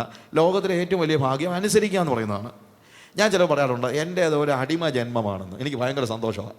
എന്ന് ചോദിച്ചു കഴിഞ്ഞാൽ ഞാൻ എപ്പോഴും ആളുകൾ പറയുന്നത് അനുസരിക്കുക. ഇന്ന സമയത്ത് പ്രസംഗിക്കാൻ പറ്റണമെന്ന് പറഞ്ഞാൽ ഇന്ന സമയത്ത് പ്രസംഗിക്കാൻ ചെല്ലുക. ഇന്ന സമയത്ത് പ്രസംഗിക്കുന്നത് നിർത്തണമെന്ന് പറഞ്ഞാൽ നിർത്തുക. ഇന്ന വീട്ടിൽ കിടക്കണമെന്ന് പറഞ്ഞാൽ അവിടെ പോയി കിടക്കുക, ഇല്ലേ? ഇന്നത് കഴിക്കാൻ പറഞ്ഞാൽ അവർ തരുന്നത് കഴിക്കുക. ശരിക്കും പറഞ്ഞാൽ ഒരു അടിമ ജന്മമാണ്. എന്ന് വെച്ച് കഴിഞ്ഞാൽ ഞാൻ തീരുമാനം എന്ത് കഴിക്കണമെന്ന് ഞാൻ തീരുമാനിക്കുന്നില്ല, എവിടെ കിടക്കണമെന്നുള്ളത് ഞാൻ തീരുമാനിക്കുന്നില്ല, എപ്പോൾ പ്രസംഗിക്കണം. ശരിക്കും പറഞ്ഞു കഴിഞ്ഞാൽ മനുഷ്യനും എന്നോട് എന്തെങ്കിലും പറയാത്ത സമയത്ത്, അല്ലെങ്കിൽ all the time I am obedient to God. തീരുമാനമെടുക്കുന്ന ദൈവമാണ്. അത് കഴിഞ്ഞിട്ട് ഇങ്ങോട്ട് താഴോട്ട് വന്നു കഴിഞ്ഞാലും ഞാൻ എല്ലാവരുടെയും അടിമയാണ്. അതാണ് ജീവിതത്തിൽ ഏറ്റവും വലിയ ഭാഗ്യം. കാര്യം പൗലോസ് പറയുന്നൊരു കാര്യമുണ്ട്, ഞങ്ങൾ പ്രസംഗിക്കുന്നത് യേശുവിനെ കർത്താവെന്നും ഞങ്ങളെ പറ്റിയോ ഞങ്ങളോ ക്രിസ്തു നിമിത്തം നിങ്ങളുടെ ദാസന്മാർ എന്നും അത്രേ. ദൈവത്തിൻ്റെ ദാസന്മാരാകാൻ എല്ലാവർക്കും ഇഷ്ടമാണ്. പക്ഷേ പൗലോസ് പറയുന്നത് ഞാൻ ദൈവത്തിൻ്റെ ദാസൻ മാത്രമല്ല നിങ്ങളുടെയും കൂടെ ദാസനാണെന്ന്. ഒരു പാസ്റ്റേഴ്സ് കോൺഫറൻസിന് ഇത് ക്ലാസ് എടുത്തിട്ട് ഞാൻ കേട്ട എന്തുമാത്രം പ്രയാസം. സാജു എന്ന് പറയുന്നത് നമ്മൾ നവന്മാരുടെ ദാസന്മാരാണോ എന്ന് എന്നോട് പാസ്റ്റർമാർ ചോദിച്ചിട്ടുണ്ട്. ഞാൻ പറഞ്ഞു യെസ്, ഞാൻ ദാസനാണ്. കാര്യം വേദോസം പഠിപ്പിക്കുന്നത് if you want to be great in the kingdom of God you need to be the servant of all. അല്ലാതെ ദൈവത്തിൻ്റെ ദാസൻ മാത്രമാകുന്നതല്ല, എല്ലാവരുടെയും ദാസനാകുന്നതാണ് ഏറ്റവും പ്രധാനപ്പെട്ടതായ കാര്യം എന്ന് നിങ്ങൾ മനസ്സിലാക്കണം. പിശാച് ഇവിടെ ഓഫർ ചെയ്യുന്നത് യേശുവിൻ്റെ സെൽഫിനെ, അല്ലെങ്കിൽ അധികാരം മുഴുവൻ, സകല മഹത്വവും അധികാരവും, ലോകത്തെ ഭരിക്കാനുള്ള സകല മഹത്വവും അധികാരവും ഞാൻ നിനക്ക് തരാമെന്നാണ് പറയുന്നത്. You understand? All the glory of the worldly kingdoms, ലോകത്തിലെ സകല രാജ്യങ്ങളുടെയും അധികാരം ആർക്ക് കിട്ടും? യേശുവിന്. ഒരു പക്ഷേ യേശുവിനോട് പിശാച് പറഞ്ഞെങ്ങനെ ആയിരിക്കും, ഏതാണെങ്കിലും ഈ ഭൂമിയെ വീണ്ടെടുക്കാനാണല്ലോ നീ വന്നത്, അതിനുവേണ്ടി നീ ഇങ്ങനെ വെറുതെ ഇങ്ങനെ ക്രൂശിലൊന്നും കയറേണ്ട കാര്യമൊന്നുമില്ല. നീ ഒരു കാര്യം ചെയ്യുക, എന്നെ കൂടെ നമസ്കരിച്ചാൽ മതി, നമുക്ക് ഒരുമിച്ച് ഭരിക്കാം. നീ അങ്ങ് ഭരിച്ചോ, ഞാൻ ഈ കോണിലങ്ങ് ഇരുന്നോളാം. ഒരു കോംപ്രമൈസ്. പലപ്പോഴും പിശാചിൻ്റെ ഒടുക്കത്തെ തന്ത്രമാണ് കോംപ്രമൈസ് എന്ന് പറയുന്നത്. ആദ്യത്തെ തന്ത്രം അവൻ നമ്മളെ വീഴിക്കാനായിട്ട് എല്ലാം നോക്കിയിട്ട് ഒന്നും പറ്റിയില്ലെങ്കിൽ ഒടുവിൽ എന്ത് ചെയ്യുന്നു? അവനൊരു കോംപ്രമൈസിന് വേണ്ടി നമ്മളെ വിളിക്കുന്നു. പക്ഷേ ഒരു യഥാർത്ഥ ദൈവ പൈതൽ ഒരിക്കലും പിശാചുമായിട്ടോ ലോകവുമായിട്ടോ ജഡവുമായിട്ടോ അതിൻ്റെ മോഹങ്ങളുമായിട്ടോ ഒന്നുമായിട്ടോ ഒരു കോംപ്രമൈസ് ഇല്ലാത്ത ആളാണ്. A true Christian is an uncompromising person. Jesus was an uncompromising person. He was not looking for a mega church. 5000 പുരുഷന്മാർ അല്ലെങ്കിൽ 10,000-12,000 ആളുകൾ യേശുവിൻ്റെ കയ്യിൽ നിന്ന് അപ്പം ഭക്ഷിച്ച് തിന്നാൻ തയ്യാറായതിന് ശേഷം അടുത്തത് നമ്മൾ കാണുന്ന യോഹന്നാന്റെ സുവിശേഷം 6-ാം അധ്യായത്തിൽ അവർ അവനെ പിടിച്ച് രാജാവാക്കാൻ പരിശ്രമിച്ചെന്നാണ്. So it was easy for him. പിശാച് പറഞ്ഞ ഒരു വഴിയാണ് അത്. എന്ത്? നീ അപ്പം കൊടുത്തു കഴിഞ്ഞാൽ നിന്നെ അവരെന്താക്കും? രാജാവാക്കും, മശീഹയാക്കും. അതുകൊണ്ട് അപ്പം കൊടുത്ത് ആ ഒരു ശുശ്രൂഷ ചെയ്യുക എന്നാണ് പറയുന്നത്. പിറ്റേ ദിവസം കർത്താവ് തീരുമാനിച്ചു, ഇനി മേലെ ഇവന്മാർക്ക് ഭക്ഷണം കൊടുക്കുന്ന പ്രശ്നമേ ഉദിക്കുന്നില്ല. കാര്യം ഇവന്മാരുടെ മനസ്സിലിരിപ്പ് വേറെയാണ്, ഇവന്മാർക്ക് എന്നെ രാജാവാക്കണം. ക്രൂശ് ഒഴിവാക്കുവാൻ കർത്താവ് തയ്യാറായിരുന്നില്ല. പിറ്റേ ദിവസം അവരുടെ അടുത്ത് വന്നപ്പോൾ കർത്താവ് പറയാണ്, ഇന്നലെ അപ്പം തിന്നതൊക്കെ മതി കുഞ്ഞുങ്ങളെ, ഇന്ന് ഞാൻ മറ്റൊരു കാര്യം നിങ്ങളോട് ആവശ്യപ്പെടുകയാണ്. I want you to make a covenant with me. നിങ്ങൾ എന്നെ ഭക്ഷിക്കണം, എന്നെ ഉള്ളിൽ കയറ്റണം, ഞാൻ നിങ്ങളിൽ ജീവിക്കും. ഞാൻ പറയുന്ന പോലെ ഇനി നിങ്ങൾക്ക് ജീവിക്കാൻ പറ്റുകയുള്ളൂ. നിങ്ങളുടെ ശരീരവും മനസ്സുമില്ല എനിക്ക് തന്നേലേ ഇനി മുന്നോട്ടുള്ളൂ. അന്ന് മുതൽ അവൻ്റെ ശിഷ്യന്മാർ അവനെ വിട്ടുപോയി. അവർ പിന്നെ അവനോടുകൂടെ സഞ്ചരിച്ചതുമില്ല. 12 പേര് മാത്രമേ ശേഷിച്ചുള്ളൂ. 12 പേര് ശേഷിച്ചപ്പോഴും കർത്താവ് ഒരു കോംപ്രമൈസിന് തയ്യാറായിരുന്നില്ല. ഈ 12 പേരോട് ഞാനായിരുന്നേ പറഞ്ഞേനെ, കണ്ടില്ലേ കുഞ്ഞുങ്ങളെ, അമ്മാർ ഇന്നലെ അപ്പമെല്ലാം നിന്നിട്ട് നന്ദിയുണ്ടോ ഒരൊറ്റ എണ്ണത്തിന്, കണ്ടില്ലേ പോയത്, നിങ്ങളെങ്കിലും എന്നെ ഇട്ടേച്ച് പോകരുതേ എന്നായിരിക്കണം പറയേണ്ടത്. പക്ഷേ യേശു പറഞ്ഞത്, എന്താടാ നോക്കി നിൽക്കുന്നത്, നിനക്കും പോകാൻ മനസ്സുണ്ടെങ്കിൽ പോകോ. ഇതാണ് യേശുവിൻ്റെ ജീവിതം, ഇതാണ് യേശുവിൻ്റെ മാർഗം. Uncompromising. He was not looking for a mega church, he was looking for disciples. അവൻ ശിഷ്യന്മാർക്ക് വേണ്ടി, അവനെ ഭക്ഷിക്കുന്ന, അവനുമായിട്ട് കവനന്റിലേക്ക് പ്രവേശിക്കുന്ന ശിഷ്യന്മാർക്ക് വേണ്ടിയാണ് അവൻ കൊതിച്ചത് എന്ന് നിങ്ങൾ മനസ്സിലാക്കണം. പ്രിയമുള്ളവരെ, യേശു കർത്താവിൻ്റെ അടുത്ത് ഇവൻ വന്ന് പറയുന്നത് എന്താണ്? പിശാച് പറയുന്നത്, സകല മഹത്വവും, all the authority, it is with me, so I will give it to you. I need just a compromise, a small thing. I also will sit here. Okay, but you can do anything you want. നിനക്ക് വേണ്ടത് എന്ത് വേണം നീ ചെയ്തു, ഞാനിവിടെ ഈ കോണിലിരിക്കും. കർത്താവ് പറഞ്ഞു, നോ വേ, നോ വേ. പിശാച് സകല മഹത്വവും, ഞാൻ പറയട്ടെ, ലോകത്തിൻ്റെ മഹത്വത്തെ കാണിച്ചു തരുന്നത് ലോകത്തിൻ്റെ പ്രഭുവാണ്. ഞങ്ങളുടെ ഒരു മിഷണറി ഉണ്ട്, ചെയ്സ് എന്ന് പറഞ്ഞ്. ചെയ്സ് എന്നോട് പറഞ്ഞൊരു സ്റ്റോറിയുണ്ട്. ഒരു സംഘടനയുടെ ഒരു മീറ്റിങ്ങിന് വേണ്ടി ചെയ്സിനെ ആളുകൾ വിളിച്ചു. ഒരു എയർ കണ്ടീഷൻഡ് ഹാളിൽ ഒരു മീറ്റിംഗ് നടക്കുകയാണ്. അവിടെ വന്ന് പ്രസംഗിച്ച ആളുകൾ പറഞ്ഞ ഇതാണ്, നമ്മൾ ദൈവത്തിൻ്റെ മക്കളാണ്, ഈ ഭൂമിയും അതിൻ്റെ പൂർണ്ണതയും യഹോവയ്ക്കുള്ളതാണ്. അതുകൊണ്ട് ഇവിടുത്തെ പൊന്നും, ഇവിടുത്തെ വെള്ളിയും, ഇവിടുത്തെ സ്വർണ്ണവും, ഇവിടുത്തെ ജുവൽസും, ഇവിടുത്തെ പണവും, ഇവിടുത്തെ ധനവും, ഇവിടുത്തെ മഹിമകളും എല്ലാം നമ്മുടെ വകയാണ്. Because we are children of God. നമ്മൾ രാജാവിൻ്റെ മക്കളാണ്. അപ്പോൾ അതുകൊണ്ട് നിങ്ങൾ ഈ യേശു നിങ്ങൾ രാജാവാണെങ്കിൽ ആ രാജാവിൻ്റെ മക്കളെ പോലെ വേണം നമ്മൾ ജീവിക്കാൻ. അതെല്ലാം നിങ്ങൾക്ക് തരുവാനായി ഇതാ യേശു വരികയാണ്.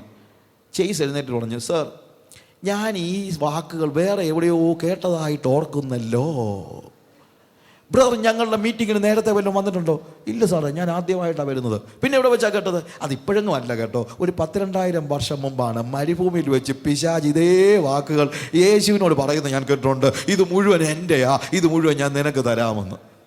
പ്രിയമുള്ളവരെ, ഇന്ന് കൺവെൻഷൻ സ്റ്റേജുകളിൽ മുഴങ്ങി കേൾക്കുന്നത് ഈ പിശാചിൻ്റെ ശബ്ദമാണ്. ഈ ലോകത്തിൻ്റെ പ്രഭു പറയുകയാണ്, എന്ത്? ഈ ലോകത്തിൻ്റെ മുഴുവൻ ഞാൻ നിനക്ക് തരാം, ഇത് മുഴുവൻ, ഈ സകല മഹത്വവും ഞാൻ നിനക്ക് തരാമെന്നാണ് പറയുന്നത്. നിങ്ങളൊന്ന് ആലോചിച്ച് നോക്കിയേ. ഞാൻ ഒരു കാര്യം പറയാം, അവിടെ പിശാച് പറയുന്ന പോലെയാണ്, നീ എന്നെ വീണ് നമസ്കരിച്ചാൽ ഇതൊക്കെ ഞാൻ നിനക്ക് തരാമെന്നാണ്. അവനെ വീണ് നമസ്കരിക്കുന്നവൻ അവൻ ഇതൊക്കെ കൊടുക്കും. അവനെ വീണ് നമസ്കരിക്കുന്നവൻ അവൻ ഇതൊക്കെ കൊടുക്കും. പക്ഷേ സ്വർഗീയനായ ഒരു പിതാവിനെയാണ് നിങ്ങൾ വീണ് നമസ്കരിക്കുന്നെങ്കിൽ നിങ്ങൾക്ക് കിട്ടുന്നത് സ്വർഗത്തിലാണ്. ഭൂമിയിലെ ദൈവത്തെയാണ്, ലോകത്തിൻ്റെ ദൈവത്തെയാണ് നിങ്ങൾ വീണ് നമസ്കരിക്കുന്നതെങ്കിൽ നിങ്ങൾക്ക് ഈ ഭൂമിയിലേത് കിട്ടും. എന്ത് വേണമെന്നുള്ളത് നിങ്ങൾ തന്നെ തീരുമാനിച്ചോ. കർത്താവ് പറഞ്ഞു, ഈ ലോകത്തിൻ്റെ മഹിമകൾക്ക് വേണ്ടിയൊന്നും അല്ല ഞാൻ വന്നത്. ഞാൻ വന്നത് ഡിഫറൻ്റ് ആയിട്ടുള്ള ലക്ഷ്യത്തോടെയാണ്. ക്രൂശിൽ മരിച്ച് നിന്റെ തല തകർക്കാനാ, അല്ലാതെ നീയുമായിട്ട് കോംപ്രമൈസ് നടത്തി ഭരണത്തിൻ്റെ പങ്ക് പറ്റാനല്ല. പ്രിയമുള്ളവരെ, ഒരു യഥാർത്ഥ ദൈവ പൈതൽ ഒരിക്കലും പിശാചുമായിട്ട് കോംപ്രമൈസ് ചെയ്ത് ഏതെങ്കിലും സുവിശേഷ വേലയ്ക്ക് വേണ്ടി പോലും പിശാചുമായിട്ട് കോംപ്രമൈസ് ചെയ്യാൻ പാടില്ല. ചില ആളുകൾ പറഞ്ഞു കേട്ടിട്ടുണ്ട്, സുവിശേഷ വേലയ്ക്ക് വേണ്ടി സാത്താൻ പൈസ തന്നാലും ഞാൻ വാങ്ങിക്കുമെന്ന്. സുവിശേഷ വേലയ്ക്ക് വേണ്ടി സാത്താൻ പൈസ തരത്തില്ല. അവന് അങ്ങനെ മണ്ടനൊന്നുമല്ല. അവൻ കാശ് തന്നാൽ നിങ്ങൾ അവൻ്റെ സുവിശേഷമായിരിക്കും നാളെ പ്രസംഗിക്കുന്നത്, അതിന് സംശയമൊന്നുമില്ല. ഒരു കാര്യത്തിലും കോംപ്രമൈസ് ചെയ്യാൻ കർത്താവ് നമ്മളെക്കുറിച്ച് ഉദ്ദേശിക്കുന്നില്ല. ആ ഒരു ടെംപ്റ്റേഷൻ വരുമ്പോൾ നമ്മൾ മനസ്സിലാക്കണം, എന്ത്? ഈ ടെംപ്റ്റേഷൻ എൻ്റെ കർത്താവ് കടന്നു പോയ, അല്ലെങ്കിൽ ആ കർത്താവിനോട് പിശാച് പറഞ്ഞ അതേ വാക്കുകൾ ആണ് പിശാച് ഇന്ന് എന്നോടും പറയുന്നത്. 3 അവസ്ഥകളിലും എൻ്റെ ബോഡിലി നീഡ്സ്, എൻ്റെ സോൾ, എൻ്റെ ഈഗോ, ഇതിനെയൊക്കെ സാറ്റിസ്ഫൈ ചെയ്യാനായിട്ട് ദൈവികമായ മാർഗത്തിൽ നിന്നുള്ള വ്യതിചലനമാണ് പിശാച് ഈ സ്ഥലങ്ങളിലെല്ലാം നമ്മളെ പഠിപ്പിക്കുന്നത്. You understand what I say? എത്ര ജാഗരൂകരായിരിക്കണം ഈ പ്രലോഭനങ്ങളുടെ കാര്യത്തിൽ. പിശാചിനോട് കർത്താവ് പറഞ്ഞു, get behind me Satan, I have nothing to do with you. നീയുമായിട്ട് എനിക്ക് യാതൊരു കാര്യങ്ങളുമില്ല, നീ എന്നെ വിട്ടുപോ. What is written? You shall worship God and Him alone. You shall have only one God. You shall have only one authority. നിന്റെ മേൽ വ്യാപരിക്കുന്ന ഒരു അതോറിറ്റിയെ ഉണ്ടാകാൻ പാടുള്ളൂ. നിന്റെ മേൽ വ്യാപരിക്കുന്ന ഒരു അധികാരമേ ഉണ്ടാകുവാൻ പാടുള്ളൂ. അത് അവിടെ നിങ്ങൾ പ്ലേസ് ചെയ്യേണ്ടത്. നമ്മൾ ഇന്നലെ കേട്ട വാക്കുകൾ നിങ്ങൾ ഓർക്കുന്നുണ്ടല്ലോ. നമ്മുടെ ശരീരത്തിന്, നമ്മുടെ ജീവിതത്തിൻ്റെ പ്രത്യേകത, നമ്മൾ ഒറ്റ കസേരയുള്ള ഒരു മുറിയാണ്. അവിടെ 2 കസേരയില്ല. ആ കസേരയിൽ പിശാചിനെ ഇരുത്താൻ പാടില്ല, എൻ്റെ ഈഗോയെയും കയറ്റി ഇരുത്താൻ പാടില്ല. ഈഗോ കയറ്റി ഇരുത്തിയാലും ഭരിക്കുന്നത് പിശാചായിരിക്കും. കാര്യം, പിശാചിൻ്റെ കയ്യിലെ ആയുധമാണ് ഇപ്പോൾ എൻ്റെ ഈഗോ, എൻ്റെ സെൽഫ്. ഞാൻ പറഞ്ഞല്ലോ, കർണാലിറ്റി, കാർണൽ സെൽഫ്. എന്തുകൊണ്ടാണ്? അത് പിശാചിൻ്റെ കയ്യിലെ, ജഡം എന്ന് പറയുന്നത് പിശാചിൻ്റെ കയ്യിലെ ഒരു ആയുധമായി വന്നിരിക്കുകയാണ്. അതുകൊണ്ട് ജഡത്തെ ഞാൻ അതിൻ്റെ രാഗമോഹങ്ങളോടുകൂടെ ക്രൂശിച്ചിരിക്കുന്നു. പിശാചിൻ്റെ ആയുധമാണത്. ഞാൻ ജഡത്തെ, ലോകം, ജഡം, പിശാച്, ഈ 3 കാര്യങ്ങൾ ഞാൻ ജാഗരൂകരായിരിക്കണം. കൂടുതൽ ജാഗരൂകരാകേണ്ടത്, ശരിക്കും പറഞ്ഞു കഴിഞ്ഞാൽ ഞാൻ പലപ്പോഴും ആലോചിച്ചിട്ടുണ്ട്, ഞാനെങ്ങാണമാണ് എഴുതുന്നതെങ്കിൽ, അതുകൊണ്ടാണല്ലോ ദൈവം എന്നെ ദയിപ്പിക്കാഞ്ഞ്, ഞാൻ എഴുതുന്നത് പിശാച്, ലോകം, പിശാച്, ജഡം, ലോകമെന്നായിരിക്കും. പക്ഷേ പരിശുദ്ധാത്മാവ് എഴുതിയപ്പോൾ ലോകം, ജഡം, പിശാച് എന്നാണ് എഴുതിയത്. എന്നാണെന്നറിയാമോ? പിശാചാണ് ഇതിൻ്റെ എല്ലാം പിന്നിൽ പ്രവർത്തിക്കുന്നത്. പക്ഷേ പിശാച് പലപ്പോഴും അവൻ്റെ കൊമ്പും കാലും കൊണ്ടൊന്നും നമ്മുടെ മുമ്പിൽ വരികയല്ല, അവൻ്റെ ഏജൻസിനെ മുന്നോട്ട് വിടുകയാണ്. അവൻ്റെ ഏജൻസ് വന്ന് ആർക്ക് വേണ്ടിയാണ് നമ്മളോട് ഫൈറ്റ് ചെയ്യുന്നത്? പിശാചിന് വേണ്ടിയാണ്. അവൻ്റെ ഏജൻസ് ആണ് ആര്? ലോകവും ജഡവും. അതുകൊണ്ട് ക്രോസിനെ കുറിച്ച് നമ്മൾ പഠിക്കുന്നുണ്ട്, അതുകൊണ്ട് ഞാൻ ആ ഭാഗത്തെക്കുറിച്ച് പറയുന്നില്ല. അവനാൽ ഞാൻ ലോകത്തിനും ലോകം എനിക്കും ക്രൂശിക്കപ്പെട്ടിരിക്കുന്നു. ജഡത്തെ ക്രൂശിക്കുക, ലോകത്തെ ക്രൂശിക്കുക. കാര്യം, ഇതിനെ ഒന്നിനെയും എൻ്റെ ഒരു കസേരയുള്ളൂ എനിക്ക്, ആ കസേരയിൽ കയറിയിരുത്താനായിട്ട് ഞാൻ അനുവദിക്കുകയില്ല. അവിടെ ആര് മാത്രമേ ഇരിക്കാവൂ? യേശു കർത്താവ് മാത്രം ഇരിക്കുക. അപ്പോൾ ടെംപ്റ്റേഷൻസ് എപ്പോഴും ഈ കസേര യേശുവിൽ നിന്ന് മാറ്റി വേറെ എൻ്റെ ജഡത്തിന്, എൻ്റെ സോളിന്, എൻ്റെ ഈഗോയ്ക്ക് കൊടുക്കാൻ വേണ്ടിയുള്ള ടെംപ്റ്റേഷനാണ് ശരിക്കും ഈ പ്രലോഭനങ്ങളെല്ലാം. യേശു ഇരിക്കുന്ന സ്ഥലത്തേക്ക് എൻ്റെ ബോഡി, എൻ്റെ ശരീരത്തിൻ്റെ ആവശ്യങ്ങൾ, ഡിസയേഴ്സ് ഓഫ് മൈ ഫ്ലഷ്, എൻ്റെ ശരീരത്തിൻ്റെ മോഹങ്ങൾക്ക് കയറിയിരിക്കാൻ എന്നെ നിയന്ത്രിക്കാനായിട്ട് എൻ്റെ ബോഡിയെ അനുവദിക്കുക, എന്നെ നിയന്ത്രിക്കാനായിട്ട് എൻ്റെ സോളിനെ അനുവദിക്കുക, എന്നെ നിയന്ത്രിക്കാനായിട്ട് എൻ്റെ ഈഗോയെ അനുവദിക്കുക. ഇതാണ് പിശാചിൻ്റെ തന്ത്രം, ഇതാണ് പിശാചിൻ്റെ പ്രലോഭനങ്ങൾ. പ്രിയമുള്ളവരെ, നമ്മുടെ ക്രിസ്തീയ ജീവിതത്തിൽ നമ്മൾ ഒരിക്കലും ഈ കസേരയിൽ നിന്ന് യേശുവിനെ മാറ്റി എൻ്റെ ഈഗോയെയോ എൻ്റെ സെൽഫിനെയോ എൻ്റെ ബോഡിയെയോ കയറ്റിയിരുത്തുവാൻ അനുവദിക്കരുത്. ശരീരം നമ്മളെ ഭരിക്കരുത്. ശരീരം നമ്മുടെ അടിമയാകണം, അല്ലാതെ നമ്മൾ ശരീരത്തിൻ്റെ അടിമ ആകാൻ പാടില്ല. ശരീരം നമ്മുടെ അടിമയായിരിക്കണം. എൻ്റെ കൈ എന്ത് ചെയ്യണമെന്ന് എനിക്ക് തീരുമാനിക്കാൻ കഴിയാത്ത സ്റ്റേജിൽ ആണ് അത് എൻ്റെ ശരീരം എൻ്റെ ഈഗോയുടെ അടിമയാണെങ്കിൽ എൻ്റെ ശരീരം ന്യൂട്രലാണ്. Body is neutral, but it is controlled by either by Jesus or by my body or my soul or my ego. അതാണ് അവിടുത്തെ പ്രശ്നം. ഇതിൽ യേശു അല്ലാതെ വേറെ ആര് കയറിയിരുന്നാലും അതിൻ്റെ പിന്നിൽ പ്രവർത്തിക്കുന്ന ആര് തന്നെയാണ്? ഇറ്റ് ഈസ് ഡബിൾ, പിശാചാണ്. അതുകൊണ്ട് നമുക്ക് പിശാചിനോട് പറയാൻ കഴിയണം, get behind me Satan, it is written that you shall worship God and him alone. അവനെ മാത്രമേ നമസ്കരിക്കാവൂ എന്ന് എഴുതിയിരിക്കുന്നു. അതൊരു വലിയൊരു ഡിസിഷനാണ്. ഞാൻ എൻ്റെ കർത്താവിനെ മാത്രമേ നമസ്കരിക്കത്തുള്ളൂ. I have only one God എന്ന് പറഞ്ഞു കഴിഞ്ഞാൽ ഞാൻ വേറെ ജാതീയ ദൈവങ്ങളെ അനുസരിക്കത്തില്ലെന്നല്ല അതിൻ്റെ അർത്ഥം. If I have only one God, money is not my God, my ego is not my God.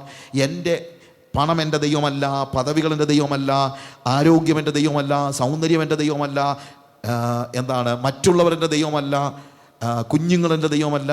ഇന്ന് പലപ്പോഴും കുഞ്ഞുങ്ങളുടെ വീട്ടിലെ ദൈവങ്ങൾ, ഓരോ ഭൂമിയിലെ യാതൊന്നും എൻ്റെ ദൈവമല്ല. I have only one God. ഞാൻ പറഞ്ഞല്ലോ, ഇതാണ് വേദപുസ്തകം പഠിക്കുമ്പോഴത്തേക്ക് നമുക്ക് ഭയങ്കര ആശ്വാസം. അയ്യോ, നമ്മൾ വേറെ അമ്പലത്തിലും ഒന്നും പോകുന്നില്ല ബ്രദറെ, നമ്മൾ വേറെ ആരെയും ആരാധിക്കുന്നില്ല ബ്രദറെ, നമ്മൾ യേശുവിനെ തന്നെ ആരാധിക്കുന്നു. അതല്ല, God is my only God എന്ന് പറയുമ്പോൾ അതിൻ്റെ അർത്ഥം അതല്ല. നമ്മളെ പലപ്പോഴും ഭരിക്കുന്നത് പണമാണ്, പണമോഹമാണ്, ജഡമാണ്, ജഡമോഹമാണ്, ശരീരമാണ്, ശരീരമോഹമാണ്, ഈഗോയാണ്. അവിടെയാണ് നമ്മുടെ ദൈവങ്ങൾ ആരൊക്കെയാണ് നമ്മൾ തിരിച്ചറിയുന്നത്.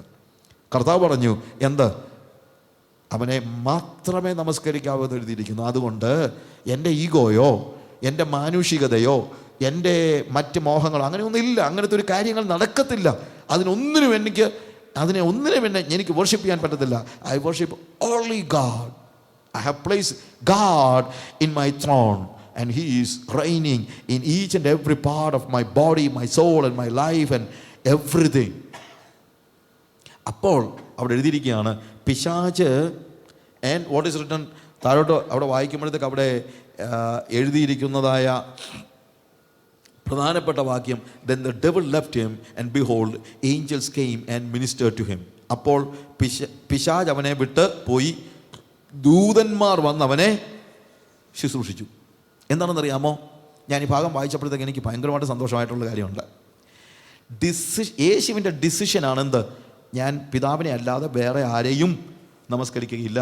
പിതാവിൻ്റെ വില്ലല്ലാതെ എൻ്റെ ജീവിതത്തിൽ മറ്റൊരു വില്ലും എനിക്ക് വേണ്ട. അത് ഡിസിഷൻ ആരുടേതാണ്? യേശുവിൻ്റേതാണ്. എന്നാൽ ആ ഡിസിഷൻ എടുത്തു കഴിഞ്ഞപ്പോൾ, ആ ഡിസിഷൻ പ്രഖ്യാപിച്ചു കഴിഞ്ഞപ്പോൾ അവനെ സഹായിക്കുവാനും അവനെ ശുശ്രൂഷിക്കുവാനുമായിട്ട് ദൈവം ദൂതന്മാരെ അയക്കുകയാണ്.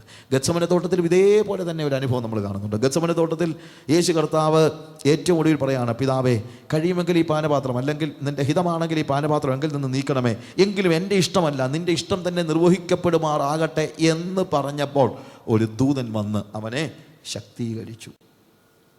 ഡിസിഷൻ എടുത്തത് വ്യക്തിയാണ്, യേശുവാണ്.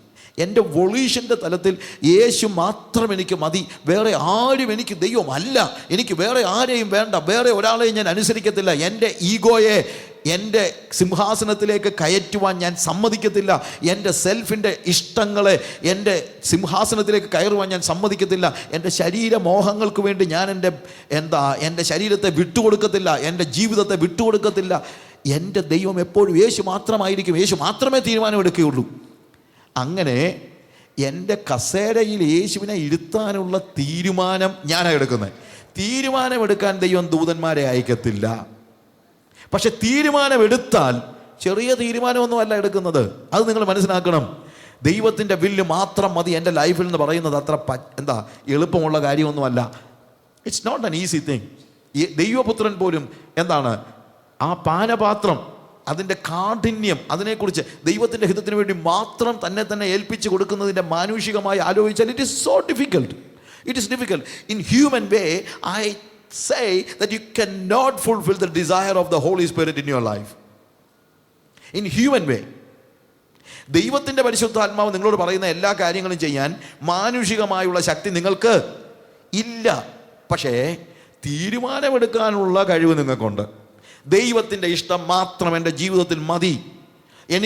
ഞാൻ ജഡത്തിൻ്റെ മോഹങ്ങൾ എന്നിലേക്ക് വരുമ്പോൾ ഞാൻ അതിനെ വീണ്ടും ഒരാണിയോട് അടിച്ച് കാൽവറി ക്രൂസിൽ തറച്ചു കളയും. ഞാൻ ഒരിക്കലും ജഡം എന്നിൽ ഭരണം നടത്താൻ അനുവദിക്കത്തില്ല. എൻ്റെ ശരീരത്തിൻ്റെ മോഹങ്ങൾ എന്നെ ഭരണം നടത്താൻ ഞാൻ അനുവദിക്കത്തില്ല.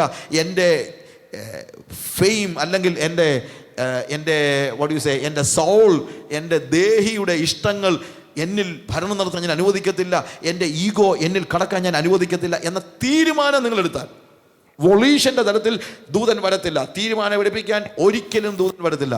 അങ്ങനെയാണെന്നെങ്കിൽ എന്ത് ഈസിയായിരുന്നു കർത്താവിന് ആളുകളെ വിശ്വാസത്തിലേക്ക് നയിക്കാനായിട്ട്. തീരുമാനമെടുക്കേണ്ട സമയത്ത് ദൂതൻ വരത്തില്ല. പക്ഷെ തീരുമാനം എടുത്താൽ അമാനുഷികമായ നിലയിൽ മാനുഷികമായി സാധിക്കാത്തതിനെ സാധിച്ചെടുക്കേണ്ടതിന് ദൈവം തൻ്റെ ദൂതന്മാരെ അയച്ച് നിങ്ങളുടെ പ്രലോഭനങ്ങളുടെ ഏത് വലിയ പ്രയാസങ്ങളുടെയും പ്രതിസന്ധികളുടെയും പ്രലോഭനങ്ങളുടെയും മധ്യത്തിൽ തൻ്റെ ദൂതന്മാരെ കർത്താവ് നിങ്ങളെ ശക്തീകരിക്കേണ്ടതിന് അയച്ചു തരുമെന്നതിനകത്ത് സംശയമൊന്നും വേണ്ട. നമുക്ക് നമ്മുടെ കണ്ണുകളെ അടയ്ക്കാം. യേശു കർത്താവിൻ്റെ പ്രലോഭനങ്ങളുമായി ബന്ധപ്പെട്ട നമ്മൾ പഠിച്ച കാര്യങ്ങൾ നമ്മുടെ ജീവിതത്തിൽ നമ്മളോട് തന്നെ ഒന്ന് ചോദിക്കുക, എത്രത്തോളം നമ്മുടെ ജീവിതത്തിൽ പ്രാവർത്തികമാകുന്നു? പല സമയത്തും നമ്മുടെ ജീവിതത്തിൽ നമ്മൾ ദൈവത്തിൻ്റെ മക്കളാണ് എന്നുള്ള സാക്ഷ്യം നമുക്ക് ലഭിക്കേണ്ടതിന് നമ്മൾ പലപ്പോഴും ചിന്തിച്ചിരുന്നത് മറ്റ് പല അത്ഭുതങ്ങളും മറ്റുള്ള കാര്യങ്ങളുമാണ്. പിശാച് വന്ന് നമ്മളോട് പറഞ്ഞിട്ടുണ്ട് ശരീരത്തിൻ്റെ പ്രശ്നങ്ങളാണ് ഏറ്റവും വലിയ പ്രശ്നം. പലപ്പോഴും നമ്മുടെ ബോഡി നീഡ്സ് നമുക്ക് സഹിക്കാൻ പറ്റുന്നതിനും അപ്പുറത്താണെന്ന് പിശാച് നമ്മളോട് പറഞ്ഞിട്ടുണ്ട്. You cannot survive, you cannot come out of this kind of passions of your body. നിങ്ങളുടെ ശരീരത്തിൻ്റെ ഈ മോഹങ്ങളിൽ നിന്ന് വിടുതൽ പ്രാപിക്കാൻ നിങ്ങൾക്ക് കഴിയത്തില്ലെന്ന് പല സമയത്തും പിശാച് നമ്മളോടൊക്കെ പറഞ്ഞിട്ടുണ്ട്. But that is a lie, that is a lie. എന്താണ് നമ്മളെ ജീവിപ്പിക്കുന്നത്? നമ്മുടെ ശരീരത്തിൻ്റെ മോഹങ്ങൾ നമ്മളെ കീഴടക്കാൻ പരിശ്രമിക്കുമ്പോൾ നമ്മളെ ജീവിപ്പിക്കുവാൻ, അതിൽ നമ്മളെ വിടുവിക്കുവാൻ ദൈവം അവൻ്റെ വചനത്തെ അയക്കുന്നു. Every word that proceeds from the mouth of the Lord elevates me. എൻ്റെ ശരീരത്തിൻ്റെ മോഹങ്ങൾക്കപ്പുറത്ത് ഞാൻ കാണുന്നത് ദൈവത്തിൻ്റെ വചനത്തിൻ്റെ ആ ശക്തിയാണ്. കർത്താവിൻ്റെ വചനം എന്നിലേക്ക് വരുമ്പോഴത്തേക്ക് അത് ജീവനായി പരിണമിക്കുകയും ദൈവം എന്നെ പ്രലോഭനങ്ങളിൽ നിന്ന് വിടുവിക്കുന്നതിന് വേണ്ടി അവൻ്റെ വചനത്തെ അയച്ചു തരുന്നത് ഞാൻ അനുഭവിച്ചറിയുന്നു. പ്രിയമുള്ളവരെ, നമ്മുടെ ശരീരത്തിൻ്റെ മോഹങ്ങൾ നമ്മളെ വാഴരുത്. ദൈവത്തിൻ്റെ വചനം നമ്മളെ ജീവിപ്പിക്കണം. അതാണ് നമ്മളോട് പറയുന്നത്, U are the child of God. നമ്മൾ ആ ശബ്ദം കേൾക്കുന്നുണ്ടോ? ദൈവം നമ്മളോട് സംസാരിക്കുന്ന ദൈവത്തിൻ്റെ ആത്മാവിൻ്റെ ശബ്ദം നിങ്ങൾ കേൾക്കുന്നുണ്ടോ? ഇന്ന് ഈ പകലിൽ ഞാൻ ചോദിച്ചോട്ടെ, how many of you have a proper communication with God? How many of you know that you are a child of God in the spirit realm? How many of you hear the voice of the Spirit that speaketh to you in your spirit? നിങ്ങളുടെ ആത്മാവിൽ സംസാരിക്കുന്ന ദൈവത്തിൻ്റെ ആത്മാവിൻ്റെ ശബ്ദം, U are my son, you are my son, you are my sun എന്ന ആത്മാവ് നിങ്ങളോട് നിരന്തരം സംവാദിച്ചുകൊണ്ടിരിക്കുന്നത് കേൾക്കാൻ നിങ്ങൾക്ക് കഴിയുന്നുണ്ടോ? ഇല്ലെങ്കിൽ അവൻ്റെ ശബ്ദം കേൾക്കാനായിട്ട് നിങ്ങളുടെ ചെവികളെ തുറന്നു കൊടുക്കുക. എൻ്റെ ആടുകൾ എൻ്റെ ശബ്ദം കേൾക്കുന്നവർ തിരിച്ചറിയുന്നു എന്ന് കർത്താവ് പറയുന്നു. Here the voice of the Lord. നിങ്ങളെ ജീവിപ്പിക്കുന്നതാണ്.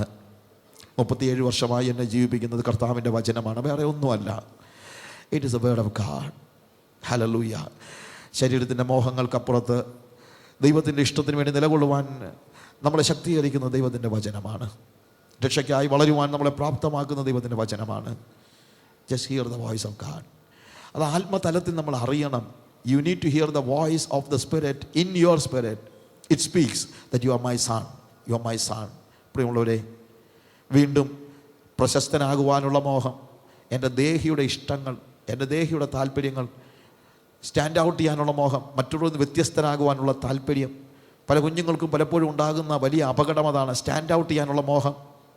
അതൊക്കെ ദേഹത്തിൻ്റെ ഇഷ്ടമാണ്, ദേഹിയുടെ ഇഷ്ടമാണ്. ദേഹിയുടെ ഇഷ്ടം, ദേഹത്തിൻ്റെയും ദേഹിയുടെയും ഇഷ്ടങ്ങൾക്ക് നമ്മൾ വശംവദരാകരുത്. സുവിശേഷകരെ, സുവിശേഷ വേലയിൽ താല്പര്യപ്പെടുന്നവരെ, പ്രശസ്തിക്ക് പിന്നാലെ പോകരുത്. ഒരു ബനാന നിങ്ങൾ പൊളിച്ചിട്ട് അതിൻ്റെ ഔട്ടർ സ്കിൻ എറിഞ്ഞു കളയുന്നത് പോലെ നിങ്ങൾ എറിഞ്ഞു കളയപ്പെടുവാൻ മോഹമുള്ളവരായിരിക്കണം. അതിൻ്റെ ഉള്ളിൽ ഉള്ള ബനാനയാണ് ആളുകൾക്ക് വേണ്ടത്. നമ്മൾ യേശുവിനെ പൊതിഞ്ഞു നിൽക്കുന്ന ഔട്ടർ സ്കിൻ മാത്രമാണെന്ന് നമ്മൾ മനസ്സിലാക്കണം. യേശുവിനെ കൊടുത്തു കഴിയുമ്പോൾ നമ്മുടെ അസ്തിത്വത്തിന് പ്രസക്തിയില്ലാതെയാകുന്നു. അവർ മറ്റുള്ളവർ നമ്മളെ എറിഞ്ഞ് കളയട്ടെ, അതിനുവേണ്ടി നമുക്ക് ദൈവത്തിൻ്റെ സന്നിധിയിൽ കൊടുക്കാം. പാപത്തിൽ വീഴുന്നത് വേറെ, പാപത്തിൽ ചാടുന്നത് വേറെ. പാപത്തെ ഹെയ്റ്റ് ചെയ്യാൻ നമുക്ക് കഴിയണം. ഹല്ലേലൂയ. പാപത്തെ ഇഷ്ടപ്പെടുന്ന, പാപത്തെ സ്നേഹിക്കുന്ന നമ്മുടെ മനോഭാവത്തിൽ നിന്ന് മാറി പാപത്തെ ഹെയ്റ്റ് ചെയ്യുന്ന ഒരു സ്റ്റേജ് നമുക്കുണ്ടോ? Let's ask ourselves. And also ലോകത്തിൻ്റെ മോഹങ്ങളെല്ലാം നമ്മുടെ മുമ്പിൽ നിരത്തി വെച്ചിട്ട് പിശാച് നമ്മളോട് ഇതൊക്കെ നിനക്ക് തരാം, ഒരു കോംപ്രമൈസ്, ഒരു ചെറിയ കോംപ്രമൈസ്. പ്രിയമുള്ളവരെ, ലോകത്തിൻ്റെ കാര്യങ്ങൾ കൈവശപ്പെടുത്തുന്നവർ എവിടെയെങ്കിലുമൊക്കെ കോംപ്രമൈസ് ചെയ്യേണ്ടി വരുന്നു എന്നുള്ളതൊരു യാഥാർത്ഥ്യമാണ്. ഒരു കോംപ്രമൈസിലൂടെ അല്ല ദൈവം നമ്മളെ നയിക്കുവാൻ ഉദ്ദേശിക്കുന്നത്. പിശാചിനോട് എതിർത്ത് നിൽപ്പീൻ, എന്നാൽ അവൻ നിങ്ങളെ വിട്ട് ഓടിപ്പോകും. അവനോട് കോംപ്രമൈസ് ചെയ്താൽ, ഒരിടത്ത് തുടങ്ങിയാൽ അവൻ വീണ്ടും വീണ്ടും വീണ്ടും വീണ്ടും പല പല കാര്യങ്ങളിലേക്ക് നമ്മൾ വീണു പോകുന്നത്. ഒരു ചെറിയ ഒരു കല്ല് റോൾ ചെയ്ത് വിട്ടാൽ അത് നേരെ വിടുന്ന സ്ഥലത്തോട്ടല്ല, അത് ഒരു സ്റ്റീപ്പായിട്ടുള്ള സ്ഥലത്തേക്ക് നിന്ന് താഴേക്ക് പോയി ഏറ്റവും ഒടുവിൽ സമുദ്രത്തിൽ ചെന്ന് പതിക്കുന്നത് പോലെ. നിങ്ങൾ ഏതെങ്കിലും ഒരു കോംപ്രമൈസിന് തയ്യാറായാൽ അതിൽ നിന്ന് വീണ്ടും ഉരുണ്ടുരുണ്ടുരുണ്ട് വീണ്ടും താഴേക്ക് പോകുന്നത് നിങ്ങൾക്കറിയാൻ പറ്റും. അങ്ങനെ വീണു പോകാതെ ഇരിക്കേണ്ടതിന് ഹല്ലേലൂയ, നമ്മുടെ ആത്മാവിൽ നമ്മളൊരു തീരുമാനമെടുക്കണം. I will have only one God. I will put Jesus in the throne. I will never allow myself to get into that throne. എൻ്റെ സിംഹാസനത്തിലേക്ക് കയറിയിരിക്കാൻ എൻ്റെ സെൽഫിനെ ഞാൻ അനുവദിക്കത്തില്ല. എൻ്റെ ഇഷ്ടങ്ങളെ ഞാൻ അനുവദിക്കത്തില്ല. എൻ്റെ ബോഡിയുടെ നീഡ്സിനെ ഞാൻ അനുവദിക്കത്തില്ല. എൻ്റെ ഈഗോയെ ഞാൻ അനുവദിക്കത്തില്ല. എൻ്റെ പ്രശസ്തിക്കുള്ള മോഹത്തെ ഞാൻ അനുവദിക്കത്തില്ല. എന്നെ ഭരിക്കാൻ ഒരാളെ ഉള്ളൂ, യേശു മാത്രം. ദൈവത്തിൻ്റെ ഹിതം മാത്രം മതി എനിക്ക്. നിങ്ങളെ തീർച്ചയായും സഹായിക്കുവാൻ ദൈവം തൻ്റെ ദൂതന്മാരെ അയക്കുമെന്നതിന് സംശയം വേണ്ട. ഇന്ന് ഈ പകലിൽ ഞാൻ ഒരു കാര്യം നിങ്ങളോട് ചോദിച്ചോട്ടെ. നിങ്ങൾ അങ്ങനെ ദൈവത്തിനെ പൂർണ്ണമായും അവനെ മാത്രം എനിക്ക് മതി എന്ന് പറയുന്ന, എൻ്റെ സിംഹാസനത്തിൽ കയറിയിരിക്കുവാൻ യേശു മാത്രം മതി, എൻ്റെ ശരീരത്തെയോ എൻ്റെ ഇഷ്ടങ്ങളെയോ എൻ്റെ പ്രശസ്തിയെയോ എൻ്റെ മോഹങ്ങളെയോ ഞാനതിൽ കയറ്റിയിരുത്താൻ ആഗ്രഹിക്കുകയില്ല എന്ന് നിങ്ങൾക്ക് ഹൃദയത്തിൻ്റെ ആഴത്തിൽ നിന്ന് പറയാൻ പറ്റുമോ? ഹല്ലേലൂയ. നമ്മൾ പരീക്ഷിക്കപ്പെടുന്നതിൽ പലപ്പോഴും ദൈവം അനുവദിക്കുന്നുണ്ട്. പക്ഷേ പ്രലോഭിപ്പിക്കപ്പെട്ടാൽ ഇൻറ്റഗ്രിറ്റി തെളിയിച്ചുകൊണ്ട് പുറത്തു വരേണ്ടതിന് നിങ്ങൾ നിങ്ങളുടെ ശരീരത്തെയും നിങ്ങളുടെ ദേഹത്തെയും നിങ്ങളുടെ ദേഹിയെയും നിങ്ങളുടെ ഈഗോയെയും തകർക്കുവാൻ നിങ്ങൾ തയ്യാറാണോ? ഹല്ലേലൂയ. പിശാച് യേശുവിൻ്റെ അരികിൽ വന്നു. അവൻ്റെ ദേഹവും അവൻ്റെ ദേഹിയും അവൻ്റെ ഈഗോയും ഒന്നും അവൻ പിശാചിനെ കീഴ്പ്പെടുത്തി കൊടുത്തില്ല. നമുക്ക് നമ്മുടെ ദേഹത്തിൻ്റെ മോഹങ്ങളെ, ശരീരമോഹങ്ങളെ, നമ്മുടെ ദേഹിയുടെ ഇഷ്ടങ്ങളെ, നമ്മുടെ ഈഗോയുടെ ഭരിക്കുവാനുള്ള മോഹത്തെ ഒക്കെ തകർക്കുവാൻ പിശാച് നമുക്ക് നമ്മളോട് പ്രലോഭനങ്ങൾ നടത്തുമ്പോൾ അതിനെ തകർക്കുവാൻ ദൈവം നമുക്ക് നൽകുന്നൊരു അവസരമാണ്. ഇന്ന് എത്ര പേര് പറയും, കർത്താവേ, എനിക്ക് എൻ്റെ സെൽഫിൽ നിന്ന്, എൻ്റെ ഈഗോയിൽ നിന്ന്, എൻ്റെ ശരീരമോഹങ്ങളിൽ നിന്ന്, എൻ്റെ ദേഹിയുടെ ഇഷ്ടങ്ങളിൽ നിന്ന് ഒക്കെ ഒരു വിടുതൽ ആവശ്യമുണ്ട്. ഞാൻ നിന്നെ മാത്രം നമസ്കരിക്കും. പലപ്പോഴും എനിക്കതിനുള്ള ശക്തിയില്ല. എന്നെ ശക്തീകരിക്കുന്നതിന് നീ എനിക്ക് അഭൗമികമായി സഹായിക്കുന്ന ദൈവമാണെന്ന് ഇന്നെനിക്ക് മനസ്സിലായി. അതുകൊണ്ട് കർത്താവെ, തീരുമാനത്തിൻ്റെ തലത്തിൽ ഞാൻ ഒരു തീരുമാനമെടുക്കുകയാണ്. നിൻ്റെ ഇഷ്ടം മാത്രം മതി എനിക്ക്. എത്ര പേര് ദൈവത്തിൻ്റെ കരങ്ങളിൽ ഒരു പ്രാവശ്യം കൂടെ പൂർണ്ണമായും ആ സിംഹാസനത്തിൽ യേശു മാത്രം ഇരിക്കേണ്ടതിനെ സമർപ്പിക്കും? കരങ്ങളെ ഉയർത്തി കർത്താവിനോട് പറ, കർത്താവേ, I just want to see that you are ruling, reigning in my life O God. Hallelujah. പ്രലോഭനങ്ങളുമായി പിശാച് വരുമ്പോൾ അതിൽ വീണു പോകുവാനല്ല. ഐ അണ്ടർസ്റ്റാൻഡ് ദാറ്റ് ലോർഡ്, എൻ്റെ ബോഡി നീഡ്സ് ആണ് വലുതെന്ന് പിശാച് എന്നോട് പലപ്പോഴും പറഞ്ഞിട്ടുണ്ട്. എൻ്റെ ദേഹിയുടെ മോഹങ്ങൾക്ക് വേണ്ടി ഞാൻ പലപ്പോഴും പിശാചിന് എന്നെ ഏൽപ്പിച്ചു കൊടുത്തിട്ടുണ്ട്. എൻ്റെ സിംഹാസനത്തിലേക്ക് എൻ്റെ ദേഹിയെ കയറ്റി എടുത്തിട്ടുണ്ട്. പ്രശസ്തിക്ക് വേണ്ടിയുള്ള മോഹം പലപ്പോഴും എനിക്ക് ഉണ്ടായിട്ടുണ്ട്. എന്നോട് ക്ഷമിക്കണമേ കർത്താവേ. ഹല്ലേലൂയ. കർത്താവേ, ഇന്ന് ഞാൻ ഒരിക്കലൂടെ ഏറ്റുപറയുന്നു, നീ മാത്രം ദൈവം. പണം എൻ്റെ ദൈവമല്ല, പദവികൾ എൻ്റെ ദൈവമല്ല, ആഹാരം എൻ്റെ ദൈവമല്ല, വസ്ത്രം എൻ്റെ ദൈവമല്ല. കർത്താവിൻ്റെ കൃപയിൽ ഞാൻ ആശ്രയിച്ചുകൊണ്ട് യേശു മാത്രം എന്നെ ഭരിക്കുന്ന ഒരു പുതിയ അവസ്ഥയിലേക്ക് ഞാൻ എന്നെ തന്നെ ഏൽപ്പിച്ചു കൊടുക്കുന്നു. കർത്താവേ, നീ എന്നെ സഹായിക്കണമേ. യേശുവിൻ്റെ നാമത്തിൽ തന്നെ ആമേൻ.